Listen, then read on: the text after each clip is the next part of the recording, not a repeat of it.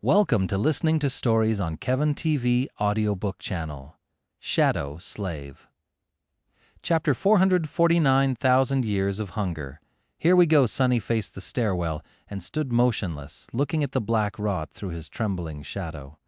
Sensing something, Saint turned around too. The tip of her sword hesitantly rose into the air.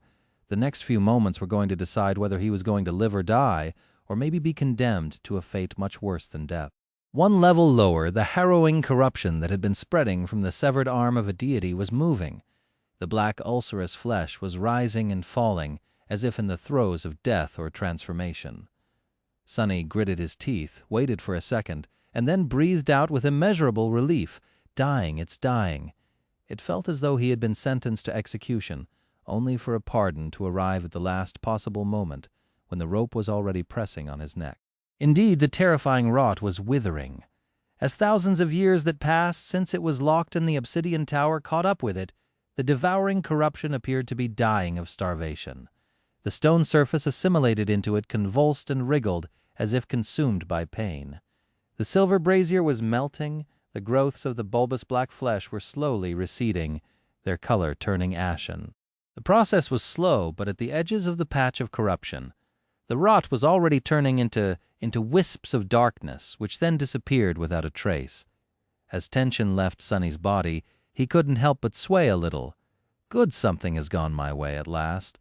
Before he had been considering his options and finding no possible way to escape from the rot if it was to start spreading.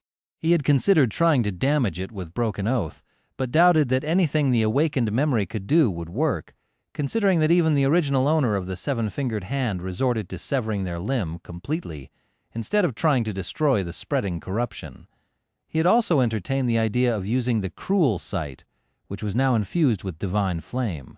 But something told Sonny that the massive brazier where the rot had taken root had once been full of it, too. That was apparent from how charred the severed arm of the transient deity was.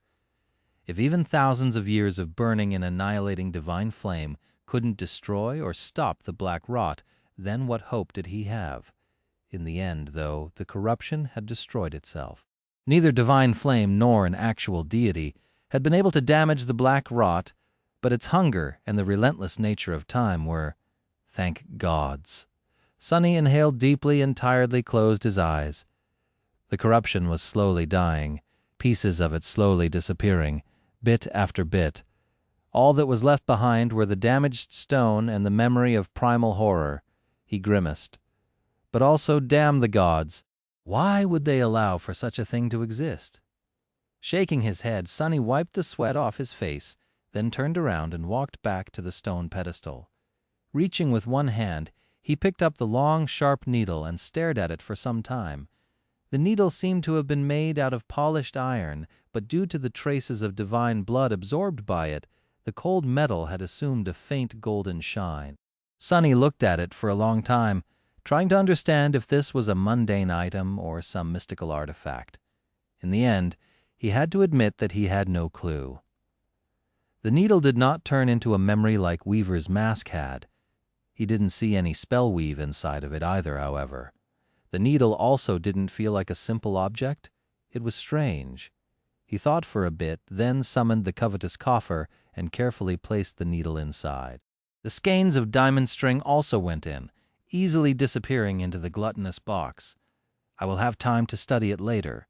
With that, Sonny hesitated for a bit, then reluctantly headed back toward the second level of the great pagoda. He was going to watch the harrowing rot die, and then try to approach the severed hand of the mysterious deity. Sometime later, Sonny was sitting on the lowest step of the stairs leading to the great hall, staring at the massive brazier in its center. What was left of it, to be precise? The devouring corruption took its sweet time dying. Even the hunger of thousands of years could not destroy it so easily, it seemed. The black flesh writhed and pulsated, disappearing little by little. Several times, veins of rot tried to spread outward, clearly sensing the presence of a living being nearby and lusting to absorb at him. But the profane infestation was too weak to overcome the entropic power of starvation. The silver brazier, which had long ago become a part of the horrid corruption, melted and fell apart, then disappeared into wisps of pure darkness.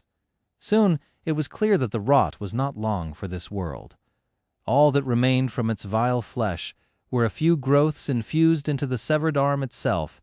Staring at the disintegrating rot, Sonny felt both deep, primal terror and a strange compulsion to try and damage it a little in hopes of being credited for the kill by the spell. Who knew what reward he would receive? But in the end, Sonny remained still, firstly, because he wasn't even sure that the corruption would be acknowledged by the spell as a creature. He didn't really know if that thing was alive, for the lack of a better word, if it was an entity, a process, or a manifestation of some profane law that he didn't know of. Secondly, because he was absolutely unwilling to approach the rot, even now that it was dying. He wasn't even willing to let his memories get anywhere near it. The memories were connected to his soul, after all. Who knew if that thing was capable of spreading to a memory and then to his very soul through the invisible link? So Sonny simply sat silently and waited. After a while, the corruption finally died. The charred flesh of the severed arm became ashen, crumbled into dust, and finally disappeared in wisps of deep, impenetrable darkness. All that remained was the empty hall, the patch of mangled obsidian in its center, a single piece of pristine alabaster bone shining with blinding gold radiance, a sole phalanx of a finger. Sonny waited for a few minutes, gathering his courage, then sighed and stood up. He glanced at the small bone, scowled, and walked toward it. It was time to see what fate had in store for him. Chapter 450, Alabaster Phalanx. Chapter 450, Alabaster Phalanx. Sonny stepped into the patch of mangled obsidian and slowly approached the alabaster phalanx, then kneeled beside it and lingered, studying its golden shine. He was trying to determine if any sign of the harrowing rot remained, but also felt pulled toward the radiant bone and found it hard to look away. All of this insanity just for that little piece of bone. What secrets does it hold? He hesitated for a moment, then reached down and picked up the phalanx. Sonny had instinctively expected it to crumble into a torrent of white sparks, and hear the spell proclaim that he had acquired a new memory, just like what had happened with Weaver's mask, that memory being perhaps another drop of ichor, but nothing of the sort happened. The bone felt cold and smooth to the touch. There was still marrow inside, wet and infused with bright golden radiance. Sonny tilted his head, stumped. What was he supposed to do now? In hindsight, the fact that the phalanx was not going to turn into a memory was rather sensible obvious, even. After all, memories were simply copies of real items recreated by the spell, just like echoes were copies of actual creatures or items conjured by it from scratch following some unknown principle. This, however, this was the real deal. The alabaster bone had nothing to do with the spell. It wasn't a recreation. It was the original. Sonny frowned, feeling unsure about how he was supposed to proceed. Then, a certain scene suddenly appeared in his mind. Back in the ruined cathedral of the Dark City, Saint stood above the rusted remains of the Black Knight, holding a black gem in her hand. With a hint of some dark emotion burning in her ruby eyes, she raised the gem to her mouth and bit into it. Before he could fully process the implications of this image, Sonny followed a strange instinct. Without allowing himself time to think about it, he opened his mouth, put the phalanx inside, and swallowed it. What? He blinked a couple of times. What did I just do? Sonny stared at his empty hand, in which a divine bone had been just a few seconds ago, with wide eyes, and then it was as though a furious fire ignited in his chest. Crap! Sonny tumbled to the floor, feeling a harrowing pain permeate his entire being. It was the unbearable agony he knew and remembered all too well, the feeling of his very nature being forcibly changed into something that it was never meant to be, that nothing was ever meant to be, or maybe simply not allowed to. It was the opposite of the euphoric sense of rebirth the awakened experienced after completing the first nightmare or returning from the dream realm for the first time, the feeling of your whole body being torn apart and reassembled, only to be torn apart once more. Arg! Here we go again! The torturous suffering he was experiencing was very similar to what he had gone through after consuming the drop of Weaver's blood. Back then, it had felt as though every muscle, every fiber, every molecule in his body were destroyed and recreated over and over again, becoming slightly different with each time. The agony had been especially excruciating when it came to his eyes, which had felt as though two white-hot rods were inserted into them. This time was different. The pain was concentrated in his spine, in his bones, in the marrow, permeating them. His fingers in particular felt as though there was molten, incandescent, liquid metal flowing through them. Sonny shrieked, "Damn it! God damn it! Damn it all, it hurts so much!" However, the torture did not last as long as it had back in the branches of the soul-devouring tree. After a few more minutes of it, Sonny felt the blood weave suddenly come alive and rush through his veins, absorbing the harrowing heat and then carrying it to every cell of his body. Slowly but surely the pain lessened, but the process of transformation continued. Sonny sprawled on the floor, covered in sweat and breathing heavily. He could feel himself changing. It was a strange and extremely unpleasant sensation, one suffused with a feeling of profound wrongness, but not as devastatingly excruciating as it had been just a few seconds ago. Hell, that was rough. His voice was hoarse and creaky. Sonny glanced to the side and noticed Saint, who was standing silently above him and looking away with cold indifference. Such heartlessness. No sympathy at all. At least the happy shadow seemed very concerned about him or itself. It was pacing nervously, turning to Sonny from time to time, and timidly offering its encouragement. The gloomy shadow was currently wrapped around his body, so it couldn't offer any feedback. He had no doubt that it would have just mocked him anyway. "That jolly guy is really irritating! I would rather be mocked, curse it all!" Gritting his teeth, Sonny closed his eyes and endured the unpleasant feeling of his body being demolished and reconstructed as best as he could. After a long while, which felt like an eternity, it was all finally over. A deep feeling of relief spread through Sonny's body. It felt more solid somehow. Strong, firm, resilient. Just what have I? The voice of the spell suddenly thundered in the solemn dark hall, interrupting his thoughts. Was he imagining it? Or had there been a note of dark excitement in it? It said, "One of your attributes has evolved. You have acquired a new attribute?" "You don't say!" Sonny struggled to sit up and then hurriedly summoned the runes. What have I done to myself this time?" The runes shimmered in the air in front of him, and Sonny quickly looked at the cluster describing his attributes. Attributes, fated, ember of divinity. Wait, ember, this was new. He concentrated on the ember of divinity and studied the string of runes. Attribute description, deep within your soul, an ember of divinity shines, almost ready to erupt into a radiant flame. So I have an even higher affinity to divinity now. Makes sense. He had just swallowed a phalanx of an actual deity after all. Impatient, Sonny turned back to the list of attributes where 3 more remained. The first 2 he knew all too well. Child of shadows, blood weave. But the third one was new. At the very end of the list, several new runes appeared. Sonny held his breath and read, Attribute, bone weave. Chapter 451, Bone Weave. Chapter 451, Bone Weave, Bone Weave. Sonny let the sound of it echo in his mind, overwhelmed by a feeling of savage joy. He didn't know what that attribute gifted him yet, but was certain that it would be something special. The blood weave had saved his life so many times after all, and after his encounter with the mordant mimic, he learned that having strong bones was as important as having tenacious blood. Shifting his gaze away from the runes, he stared at one of his hands, then made a fist. This was the arm that had been shattered by the vile creature, and then slowly healed while he was falling into the sky below.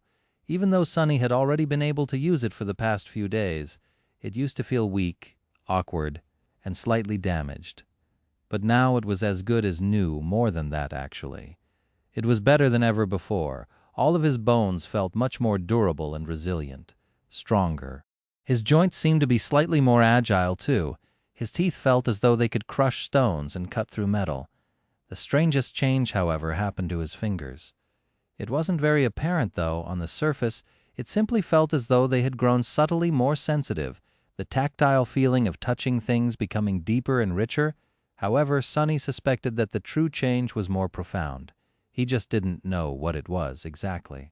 Blood weave had altered his eyes in a very fundamental way, so bone weave had to have a lot of promise. He ran his fingers across the soft surface of the puppeteer's shroud. vividly feeling the silken fabric slide against his skin. Neat. Then Sonny stretched his limbs, sensing their newfound agility. He was already weirdly limber due to practicing shadow dance, which demanded the utmost level of pliability from the practitioner's body.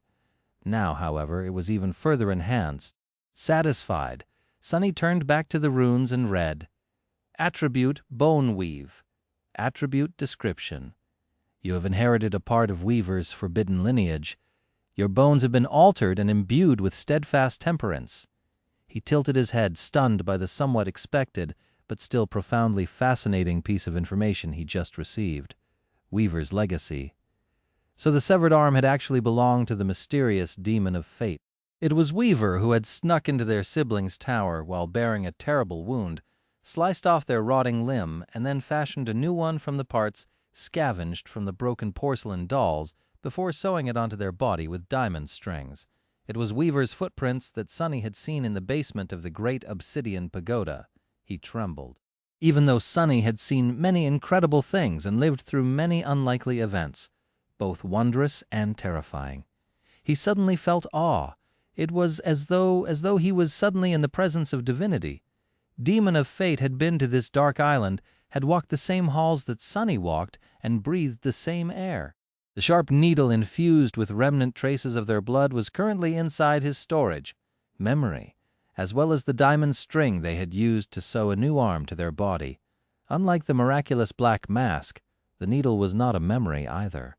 It was the actual thing, but most of all, Sonny had swallowed a phalanx bone of the divine being in question. Crazy. This is crazy. He blinked a few times, then suddenly thought, Was this how Neff felt when she first met Kai, I wonder? What a random and ridiculous thought, then. A slight frown appeared on his face. Why would Weaver secretly come to their younger brother's abandoned workshop? What was the harrowing rot that had been spreading from their wound, and what manner of creature could have wounded them so terribly? What could even damage a deity?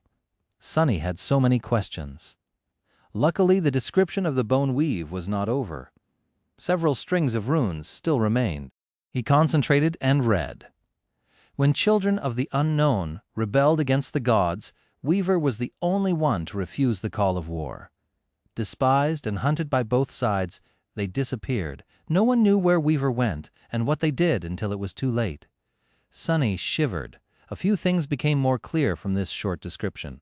Firstly, it cemented his suspicion that, at some point in time, the 7 daemons, children of the mysterious unknown, who were also strangely described as having created themselves, had waged war against the gods, or rather 6 of them, since Weaver apparently decided to not join either side in this conflict.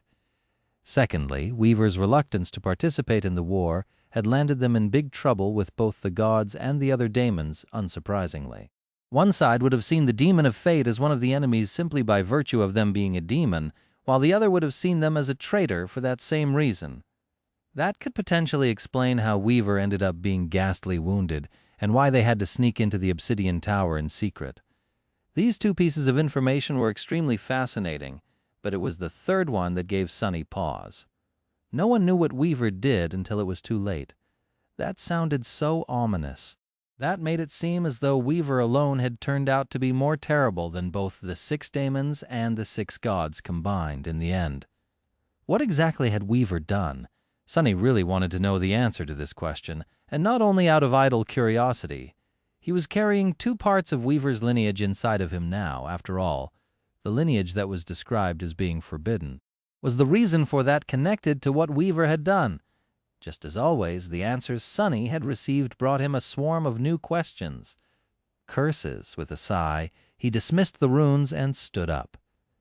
There was no sense in pondering about that now, not without finding more information, both about the daemons and the gods. After all that had transpired, he was incredibly tired and hungry, but mostly hungry. With a resentful sigh, Sonny gave Saint a sign to follow and headed back toward the first level. Chapter 452, Above and Beyond. Chapter 452, Above and Beyond. Several days later, Sonny was sitting on a piece of broken furniture in the central hall of the first level of the obsidian tower. The covetous coffer stood near him, its lid open and its sharp teeth revealed. He was holding the cruel sight in his hand.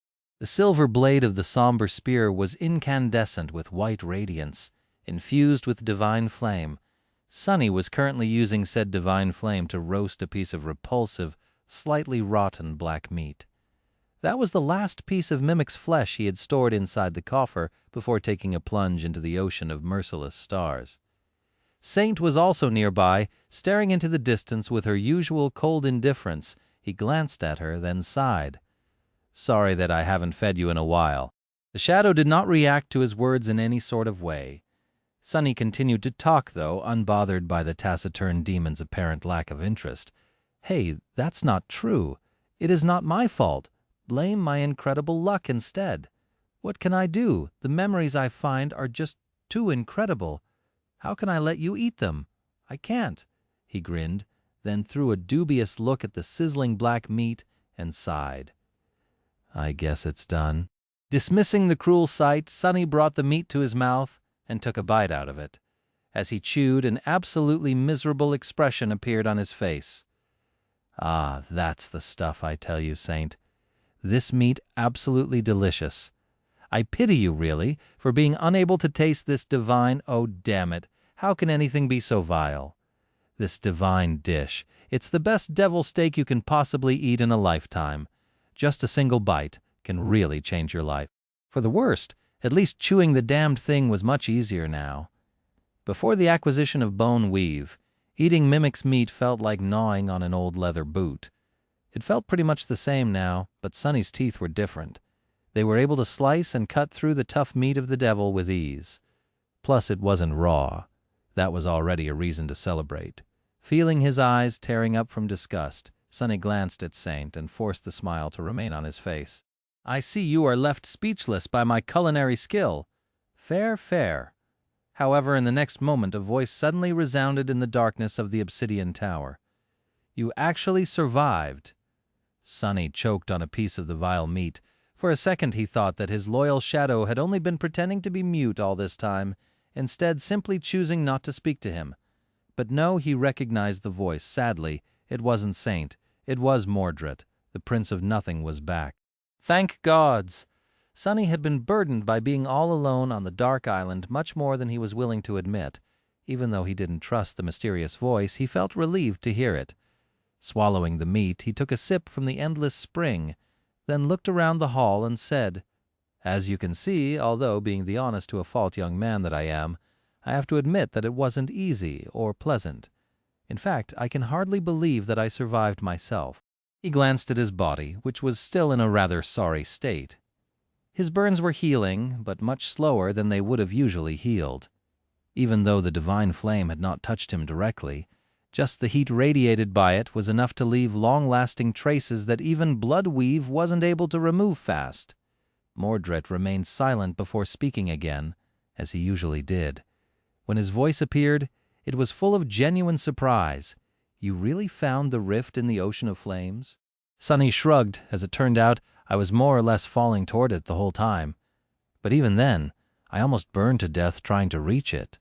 My most powerful memories were heavily damaged, and I only survived thanks to a bit of luck, which was technically true, although not nearly all of the truth. The mysterious prince hesitated, then asked, "Where are you now?" Sunny tilted his head. How much of my surroundings can he perceive, I wonder? The first thing that Mordred had ever said to him was ask why it was so dark, so he probably could see something, at least. "Can't you see where I am?" The voice answered, most likely honestly, "I can see a big hall filled with ancient, broken things. That doesn't tell me a lot, though. Makes sense." Sunny nodded, feeling the pressure of the flaw building up in his soul, demanding for him to deliver an answer. He gestured at the interior of the obsidian tower. "Well, beyond the false stars. The void continues for who knows how much further down. But some distance from the flames, there is actually a single island floating in the emptiness. There is a magnificent black pagoda on that island, which looks like the exact copy of the ivory tower. That is where I am right now, inside that pagoda." Then Sunny scratched the back of his head and added, "But anyway, how come I can still hear you?" Haven't you told me that your voice would not reach beyond the stars? Mordred sighed. That was what I thought. Luckily, I seem to have been wrong after a short pause, he said in a strange tone. The Ebony Tower? So it does exist. Sunny blinked. I guess it's one way to call it. Then, however, a complicated expression appeared on his face. Wait, you knew about it? The mysterious prince remained silent for a bit, then answered, That is what I had been trying to find before I couldn't search anymore. There were some hints that a duplicate of the ivory tower exists somewhere in the sky below. I hope to reach it. Sunny chose his next words cautiously. Oh, really? What else do you know about that place? Mordred thought for a few moments, then answered wistfully, It is said that a very powerful being came to this shattered land after it had been destroyed by the Lord of Light. Back then, the sky below was not as boundless, and there were much more fragments of divine flame still burning in its empty darkness. That being wanted to harvest those flames. Suddenly, a lot of small details about the dark island and the obsidian tower became much clearer. Sunny already had suspicions about the true purpose of this place, but now they were confirmed. The ruined machines outside the pagoda, the blackened work table, the massive glass vessels covered with soot from the inside, the silver brazier. The prince of the underworld had not truly lived in the magnificent pagoda. It was not his home, just a station he had built in the ocean of flame, which had been much larger back then to harvest some of the divine fire. Why he had need of it, Sunny did not know. And at some point during that time, another child of the unknown had come here for a short while, although their purpose was very different. This revelation came and went. There was a question burning in his mind that had nothing to do with such distant past instead. It was much more pressing. Sunny swallowed another piece of meat and asked casually, Harvest divine flames? Very interesting. Was that why you wanted to come here too? Or had Mordred been after something else? Was after something else? The lost prince laughed. No, not really. In fact, I wasn't that interested in the obsidian tower itself, to begin with. Sunny frowned. Why did you want to find it if you weren't interested in it? Mordred sighed. After a long pause, he answered, his voice dark and full of suppressed emotion. What I was interested in was not the copy, but the original, the ivory tower. The two are supposed to be connected somehow. If one finds that connection, they might just be able to reach past the crushing and step foot on the heavenly isle. Chapter 453, Shrine of Stars. Chapter 453, Shrine of Stars. Sunny remained silent for a while, thinking feverishly. A bridge between the two towers. That was his chance to escape this dismal place and return to the real world. The problem was he had no clue what this connection Mordred had told him about was. However, he had an idea. In the past several days, Sunny had explored the rest of the obsidian, of the ebony tower. He had made a couple of fascinating discoveries, but most of it was now full of nothing except dust and rubble. Pretty much everything inside the pagoda disintegrated due to the onslaught of time after he had opened its gates. The most promising and mysterious of his finds, though, was situated on the last level of the tower, in a small circular hall that housed nothing except for a graceful stone arch, which stood lonesomely in its center and looked like a misplaced empty doorframe. The most intriguing part about the arch was that it was surrounded by a circle of runes, almost like the gateway in the Crimson Spire had been. In fact, that was what Sunny assumed it to be, an inactive gateway. For that reason, he had spent these days trying to find a way to activate it. He had poured shadow essence into the arch itself, as well as every corner of the hall. He had studied the unfamiliar runes, hoping to either find a way to translate them or maybe discover a place where they had been damaged, thus rendering the arch useless. But nothing had worked, yet the information provided by Mordred instantly changed his perception of the arch, though. If what the lost prince had told him was true, then maybe it wasn't a gateway to the real world. Maybe it was an entrance to the magical bridge connecting the ebony tower to its ivory counterpart. Still, how was he supposed to make the damn thing work? With a deep scowl appeared on his face, Sunny asked, if this place is really connected to the ivory tower, then how would one go about using that connection? Do you have any ideas? There is something that looks like a portal here, but it doesn't work. I tried to open it 100 times to no avail. Mordred thought for a bit, then said uncertainly, "Have you tried saturating it with essence?" Sonny grimaced. "Of course! What am I, a fool? That was the first thing I attempted." He hesitated for a few moments, then voiced something that had been keeping him worried for a while. Maybe it requires some sort of a key to be opened? The voice remained silent for a long time. Then Mordred said, "No, I don't think so." Sonny raised an eyebrow. "Really? Why?" The lost prince answered casually, "Because only doors that can be kicked open require locks and keys. The master of this place wasn't someone who needed such things to keep uninvited guests away." Huh. Makes sense, I guess. He seems to know a lot about the prince of the underworld, though. I thought knowledge of daemons was really scarce. Sonny sighed. "So how do I activate the connection, then?" Mordred considered the question for a second or two, then said with a hint of doubt in his voice, "The creator of the Ebony Tower was a builder of things, a genius artifacts, but also of practical sort. From what little knowledge of him remains, he would have probably used whatever was at hand, and went for the simplest solution. Builders don't like overcomplicated things, after all." Sonny considered his words. The simplest solution.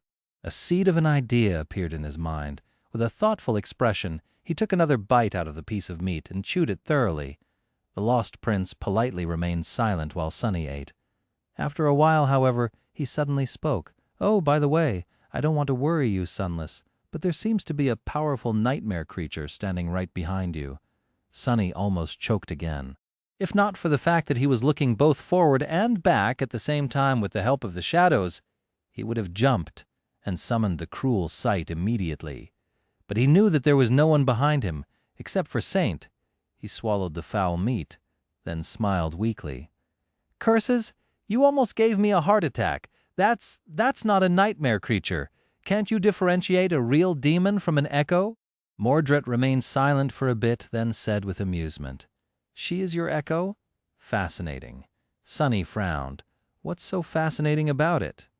However, there was no answer. The mysterious prince was gone once again, disappearing as suddenly as he had appeared. Usually, Sonny was irritated by this annoying habit of his, but this time he was glad. Sonny couldn't wait to go back to the 6th level, but didn't want Mordred to see what he had found on the level before. He still didn't trust the lost prince, even though Mordred had been nothing but helpful up until now. Extremely so, in fact. Sonny didn't know if he would have even been alive without his guidance. Later, if I manage to return to the sanctuary in one piece, I'll start trusting him then. A little, maybe. Finishing up his meal, the last he was going to have in a while, Sonny stood up, stretched, and headed toward the stairs. After he had received the bone weave and rested, Sonny explored the rest of the 3rd level of the Ebony Tower. However, he had not found anything of note there. He also had not discovered any more traces left behind by Weaver, which disappointed him a great deal. The 4th level, however, was much more interesting. The central hall of it was fashioned into a vast, somber shrine. At the center of it stood an altar cut from a single slab of black onyx, and behind it was an incredibly beautiful statue of a young woman dressed in a flowing tunic, her face obscured by a veil. The young woman was holding a star in one hand and a bolt of lightning in the other. Sonny was pretty sure that she was none other than Storm God, also known as the Goddess of Black Skies, deity of the oceans, of the depths, darkness, stars, travel, guidance, and disaster, which was really interesting. Why would the prince of the underworld build a shrine to his sworn enemy at the very heart of the Ebony Tower? Their relationship, it seemed, was not as simple as Sonny had thought. He had been much more interested in the altar itself, though. After finding the shrine, Sonny had tried to place magical coins on the onyx surface, and even spilled a bit of his blood on it. But this time, the gods had not answered. The coins, too, simply remained laying on the altar instead of turning into shadow essence. It seemed that the altar was not mystical at all. In fact, as far as altars went, this one appeared to be quite mundane. Sonny had quickly lost interest and continued exploring the Great Pagoda, and he had not been disappointed by that decision, because there was something very, very important on the 5th level of the Ebony Tower. Chapter 454, Hope. Chapter 454, Hope. The fifth level of the Ebony Tower had almost killed Sunny. It was completely empty, its black walls drowning in darkness and unadorned. There was no dust, no ruined pieces of furniture, tools, or strange metal devices, not even lanterns. There were, however, countless runes carved into the walls themselves, and almost all of those runes were of the kind that radiated a sickening, dire sensation that made one feel as though their mind was breaking apart. The same mysterious runes that the spell used to describe the unknown, and that Sunny had seen written on the floor by the prisoner of the small cell that was hidden under the ruined cathedral in the Dark City. Back then, looking at them dealt a heavy blow to Sunny, but he persisted and was eventually able to read a single phrase that the prisoner had written, unlike everything else, in a familiar script. Hail, Weaver, demon of fate, firstborn of the unknown. On the second-to-last level of the Ebony Tower, however, there were much more of the terrible runes, and most of this seemed far more intense, far more powerful. When Sunny had first set foot into the dark hall, he yelped and jumped back, then rolled down the spiraling stairs all the way back to the shrine of the storm god. Good thing his bones were now much more hardy. Eventually, however, he had returned to the Hall of Runes. Sunny knew that looking at the vile writings could destroy his sanity, maybe even outright kill him, so he had done so with his eyes closed and while leaving the shadows behind so that they, too, could not see the ancient walls. Even then he felt a terrible pressure constantly assaulting his mind. He was not going to leave without learning at least something from this chamber of secrets.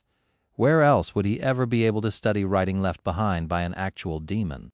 So he tried to limit the scope of what he saw and glance at the obsidian walls, one little section at a time.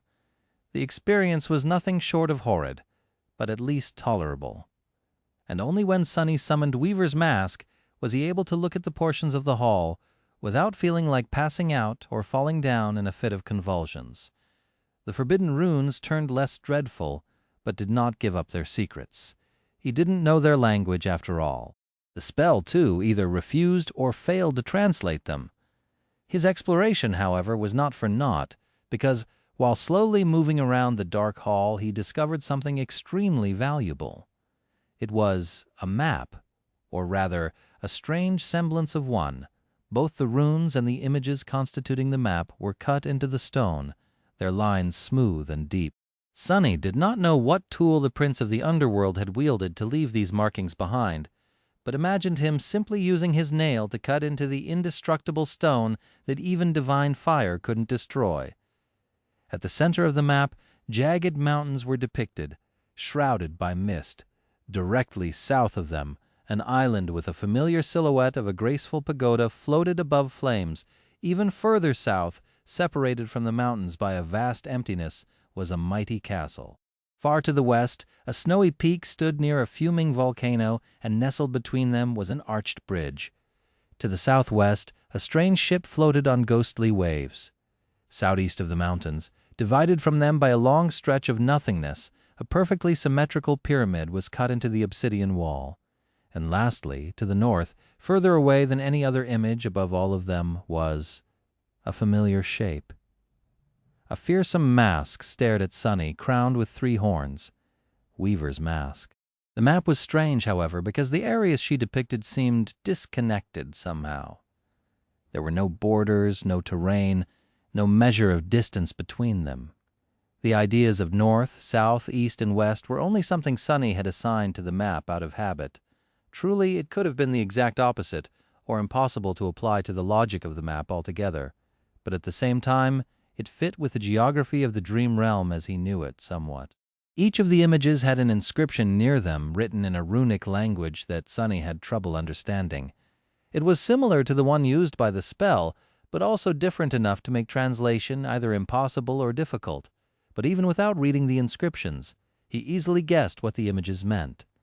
The mountains depicted in the center of the map were, of course, the Hollow Mountains. Even if the image itself was only familiar, their closeness to the ivory tower cemented that conclusion. The ivory tower, of course, represented the chained isles. The castle to the south had to be Bastion. although Sonny had never seen it with his own two eyes. He knew its silhouette and appearance from childhood, just like any other human in the real world. Its likeness was the stage for countless dramas, movies, and webtoons, after all. Similarly, he recognized the great stone bridge nestled between a snowy peak and a raging volcano. It was the road to Ravenheart, the great citadel ruled by Clan Song. Knowing the position of Bastion and Ravenheart, it wasn't hard to surmise that the ship sailing on the ghostly waves represented the Storm Sea, where the citadel of the third great clan, House of Night, was located. Sonny had no idea what the pyramid to the east represented. The seventh image, however, was rather clear. It meant Weaver. By knowing who it described, he was also able to translate the inscription near the depiction of the mask. It read, Fate. There was another symbol near it, though, which meant something akin to a question mark, an inquiry. So actually it was Fate. Basically, even the prince of the underworld had no idea where his eldest sibling lived, and this was what the images were in Sonny's mind. They represented the seven daemons, or rather their domains, which was nothing short of tantalizing in and of itself, but also meant several things. Firstly, that the three great clans had inherited their citadels from three daemons, or at least built their strongholds in the regions of the dream realm where daemons had once dwelt. Secondly, that the underworld most likely was situated beneath the Hollow Mountains. This death zone was the very dark and cavernous domain to which the prince of the underworld had retreated after his conflict with the goddess of the black skies. And lastly, that the ruler of the beautiful and prosperous land that had invoked the wrath of Sun God and doomed their kingdom to destruction and eventual transformation into the Chained Isles was a daemon as well. Coincidentally, the inscription cut into the stone near the image of the ivory tower was the only one after that of Weaver's that Sonny was able to translate, since the runes closely resembled those usually used by the spell. It was desire. The other meaning of the runes, however, was hope. The ivory tower had once belonged to the demon of hope. That revelation had given Sonny a lot to think about. The demon of hope or desire. A daemon whose power was most likely tied to souls and mind. What act could such a being have committed to cause Sun God to destroy their whole domain? And what had happened to that being after? Just as usual, there were no answers. Sonny was slowly learning more and more, though, for now the pieces of information he had earned were scattered and disconnected. But if he continued to slowly accumulate knowledge, one day they were going to start clicking together, and then, what terrible and wondrous truths would he uncover? Enough to make up for a lifetime of lies, perhaps. Apart from inscriptions dedicated to Weaver and the ivory tower, Sonny failed to translate anything else. He had, however, memorized every little detail of the unfamiliar runes describing the Hollow Mountains, Bastion, Ravenheart, a ship sailing on the Storm Sea, and the mysterious pyramid to the east. I'll have to visit Teacher Julius when I'm back in the real world. He has to know something about this script, right?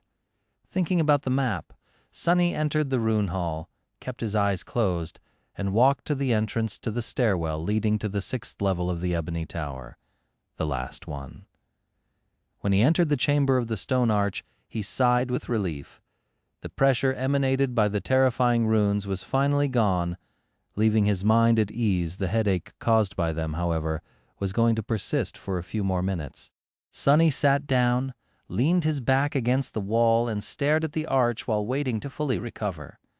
The highest level of the Great Pagoda was not very large in comparison to the 6 others. It was just one big hall, circular in shape and almost completely empty. The only thing inside of it was the arch itself. It was tall and composed of the same material as the rest of the Ebony Tower. In fact, the arch didn't seem to have been built instead. It was almost as if it had simply grown out of the floor without any seams separating it from the black stone. It looked like a doorway that someone had put in the middle of the chamber for some reason and then forgot to attach a door to it. This was Sonny's only hope of escape. He stared at it for a long time, thinking about how to make the portal work. In the past, he had tried a lot of things to activate the arch, as well as studying the circle of runes surrounding it. But nothing he had done accomplished anything. His recent conversation with Mordred, however, had given Sonny an idea. What had Mordred said? That the prince of the underworld was somewhat of a divine smith, a builder of things, but also of the practical sort, that he would have used whatever was at hand, going for the simplest solution. That more or less confirmed what Sunny knew of the prideful daemon already. After all, Saint and her kin had been created by the prince of the underworld. In retrospect, Sunny had completely failed to understand the magnitude of that accomplishment. To create a living being from nothing, a whole race of them, really. That did sound like something that only a god would be able to do, didn't it? The prince of the underworld, however, was not a god. He was a daemon, a lesser deity. Was the creation of Saint and her people his way of showing the true divinities that he was in no way inferior to them, or was he guided by some different ambition? I wonder how the gods reacted. Teacher Julius had described daemons as terrible beings that inspired fear because of their unknown origins and strange powers. What happened after one of them had accomplished something that was supposed to be in the purview of only the gods? Saint's description, back when, was an echo, said that she and her kin were designed to bring peace, but were born into an endless war instead. But regardless, that was not the point. The point was that Saint was made out of stone. Sunny had always thought that it was an integral part of her design, a fundamental aspect of the vision her creator had for the living statues, to make them stronger perhaps, or harder to destroy. But after witnessing the porcelain dolls and speaking with Mordred, Sunny was not so sure anymore. The broken dolls showed that the material from which to make his creations had not mattered to the prince of the underworld too much. What was at hand the simplest solution? Was Saint made out of stone simply because there was a lot of stone in the hollow mountains for its prince to use in his experiments? There was nothing but stone there, really. That can't be right, can it? But somehow, Sunny felt that it was indeed right. He glanced at Saint and blinked a couple of times. Lazy bastard. Sunny shivered, half expecting to be struck down for thinking about the mighty daemon in such unflattering terms. When nothing happened, he shook his head and returned to his thoughts. There was plenty of stone in the hollow mountains, but there was literally nothing around the ebony tower. But what about in the past? What had there been a lot of around it back at the time the prince of the underworld resided in the sky below? What would he have used to power his magical engines? This pagoda had been built to harvest divine flames. After all, feeling the headache finally retreat, Sunny stood up and walked over to the arch.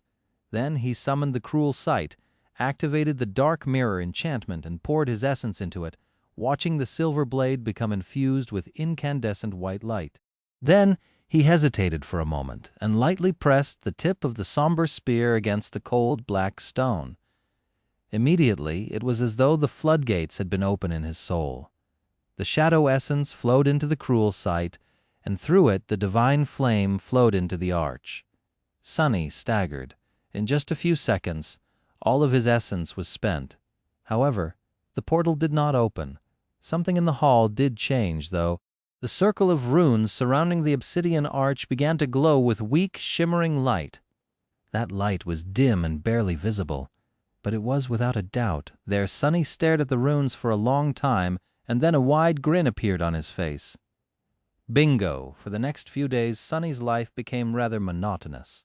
He would meditate while circulating the shadow essence through the coils of the soul serpent to enhance the speed of its recovery, pour it into the obsidian arch, and repeat the process. With each cycle, the runes surrounding the portal became brighter and brighter. The portal was slowly coming to life, filling Sunny with hope so intense that he struggled to contain it. He had no doubt that he would be able to activate the arch. And then he would go to the ivory tower, find a way to descend back to the chained aisles somehow, and return to the real world, and buy a new refrigerator, and stock it with all kinds of food. Sitting on the stone floor of the highest level of the ebony tower, Sunny looked at the covetous coffer which stood nearby with a resentful expression.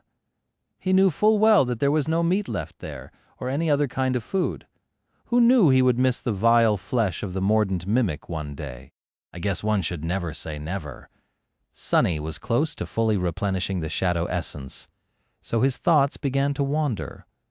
Out of boredom, he dove into the soul sea, stared at the shadows for some time, then paced around, then summoned some of his memories and read their descriptions for the 100th time, then stared at the looming black suns of his shadow cores, then paced some more, then summoned a few other memories.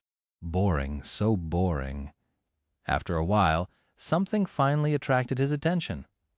The runes of Weaver's mask had apparently changed a little. Before, there was a in place of the name of its third enchantment.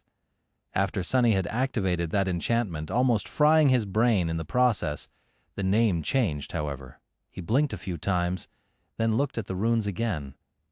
Did I read it right? But no, there was no mistake. The first two enchantments were just as before, Mantle of Lies and Simple Trick. The third one, however, now had new runes describing it. Memory enchantment. Where is my eye? Where is my eye? Enchantment description. Helps the wielder peer into the tapestry of fate. Sonny looked at the runes with a deadpan expression for a few moments, and then laughed so hard that it threw him out of the soul sea. Oh gods, where is my eye? Priceless. By the time he was done laughing at Weaver's strange naming sensibility, the cycle of restoring the shadow essence was complete. Sonny shook his head, smiled, then stood up and summoned the cruel sight. By now the circle of runes was burning with a furious white radiance, turning the somber black hall into a stark tapestry of darkness and light. It seemed as if the air inside the arch was rippling slightly, hazy from heat. He walked toward the obsidian arch, and without wasting any time, touched it with the tip of the silver spear. Once again, his soul essence was devoured at terrible speed. This time, however, only half of it was consumed.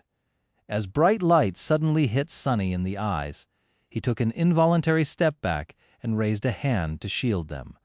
A cool breeze caressed his face, and he could suddenly smell bark, grass, soil, life.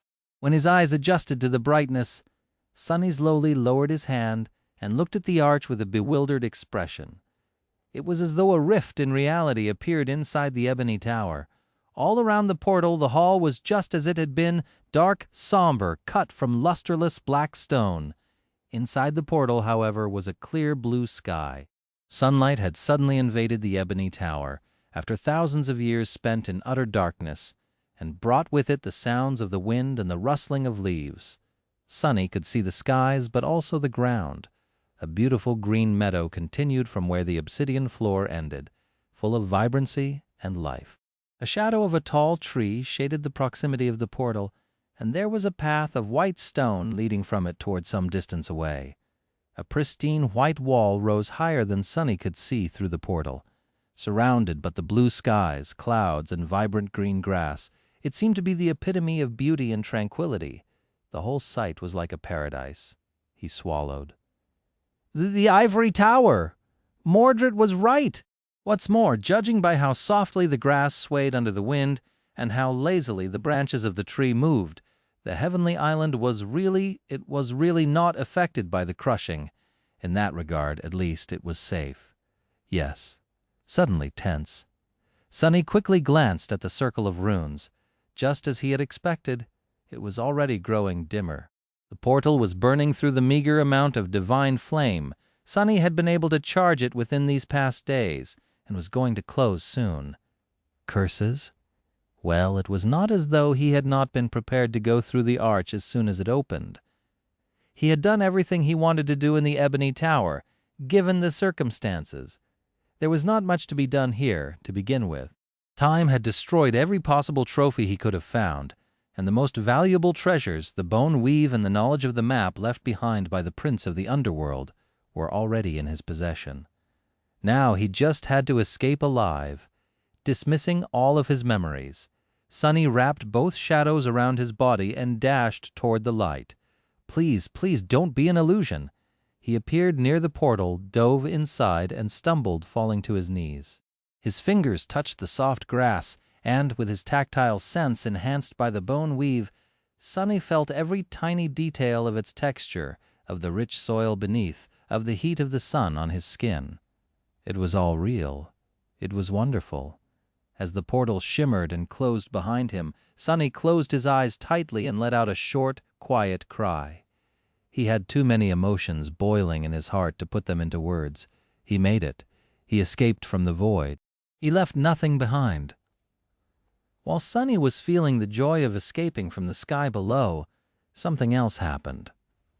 Somewhere far away, or maybe close by, There was a room built of cold stone, full of deafening silence.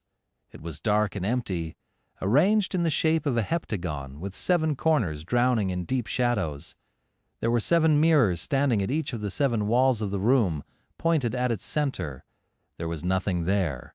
However, in each of the 7 mirrors, a figure of a young man reflected, sitting on the stone floor with his hands chained behind his back.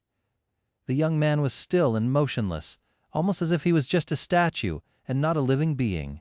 But then something changed. A few moments after Sunny crossed the portal and appeared on the aisle of the ivory tower.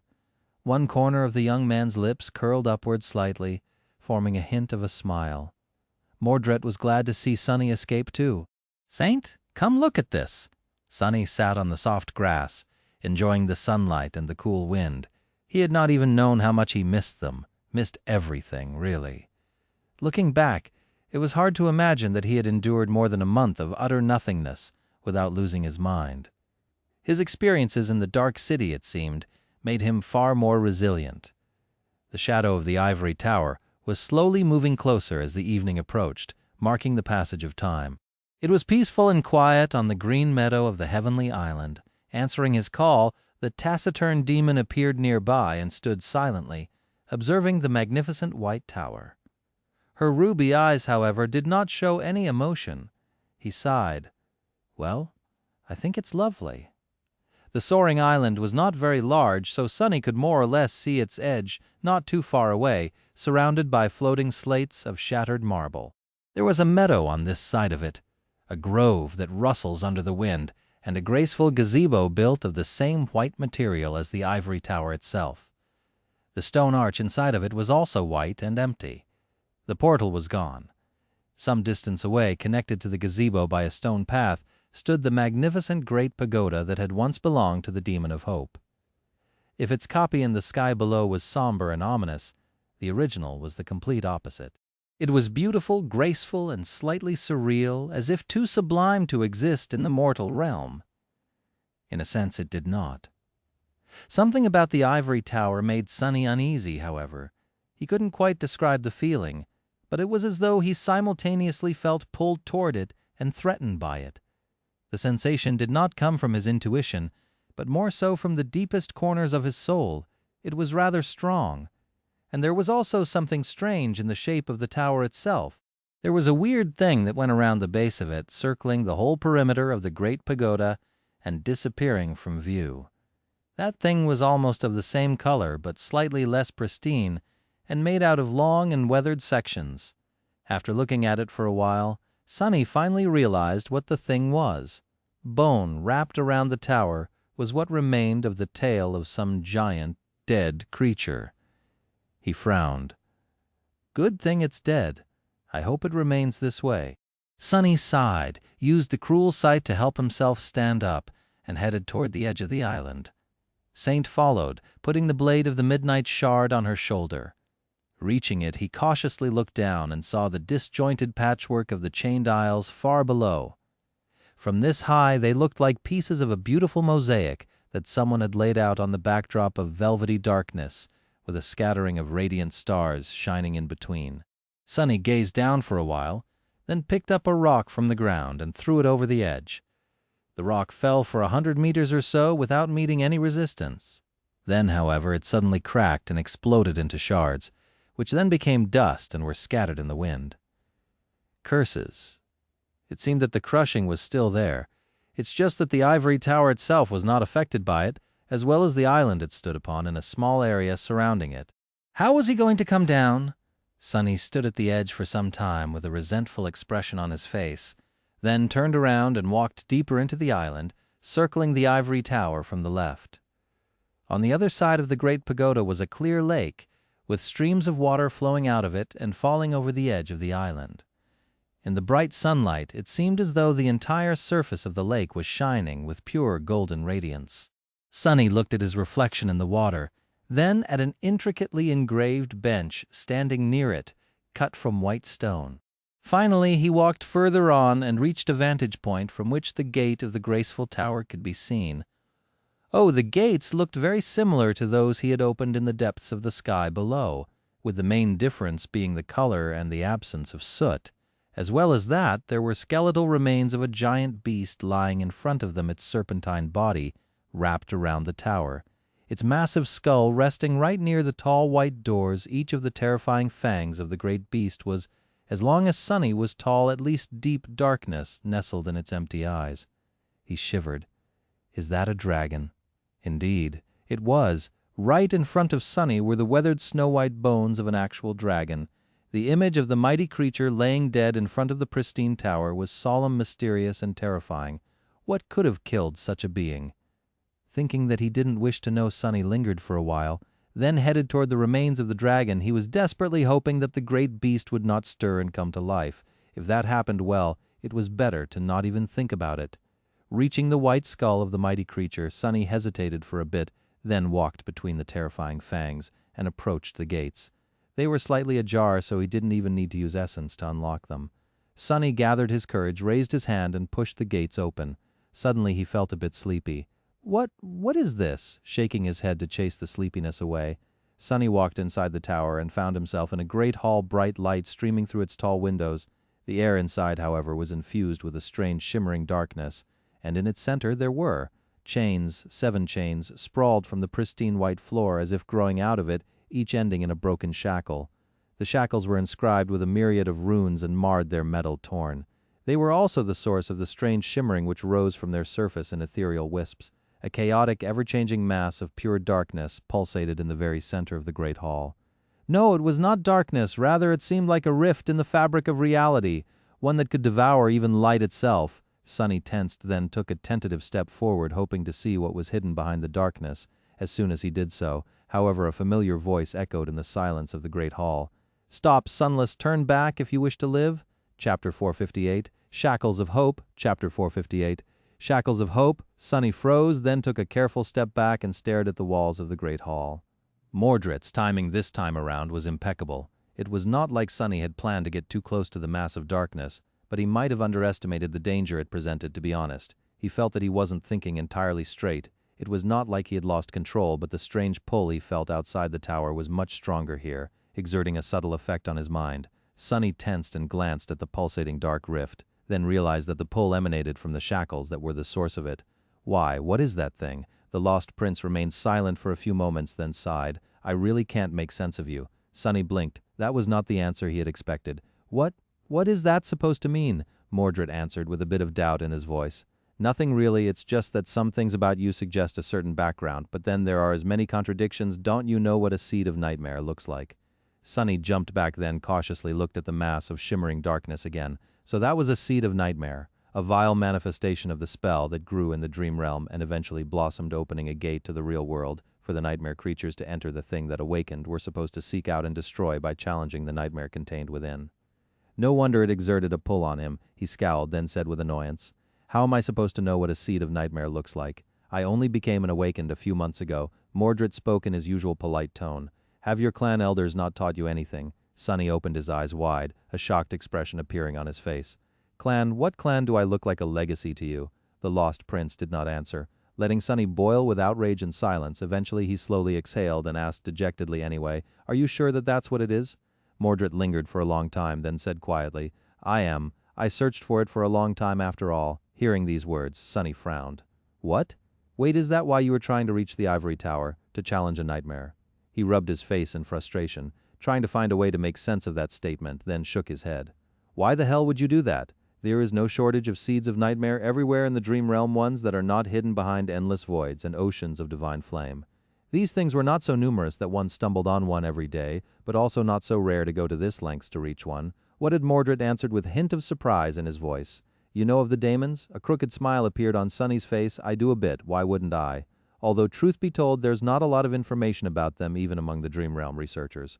"So the ruler that you had told me about was one of the daemons, a lesser deity?" Mordred kept silent for a bit, then said dejectedly, "Yes, I'm not sure that those two words really go together, though I also don't know what Hope had done to earn the wrath of the Lord of Light. However, I do know that these 7 chains are what holding is the chained isles from falling into the sky below." Sonny raised his eyebrows.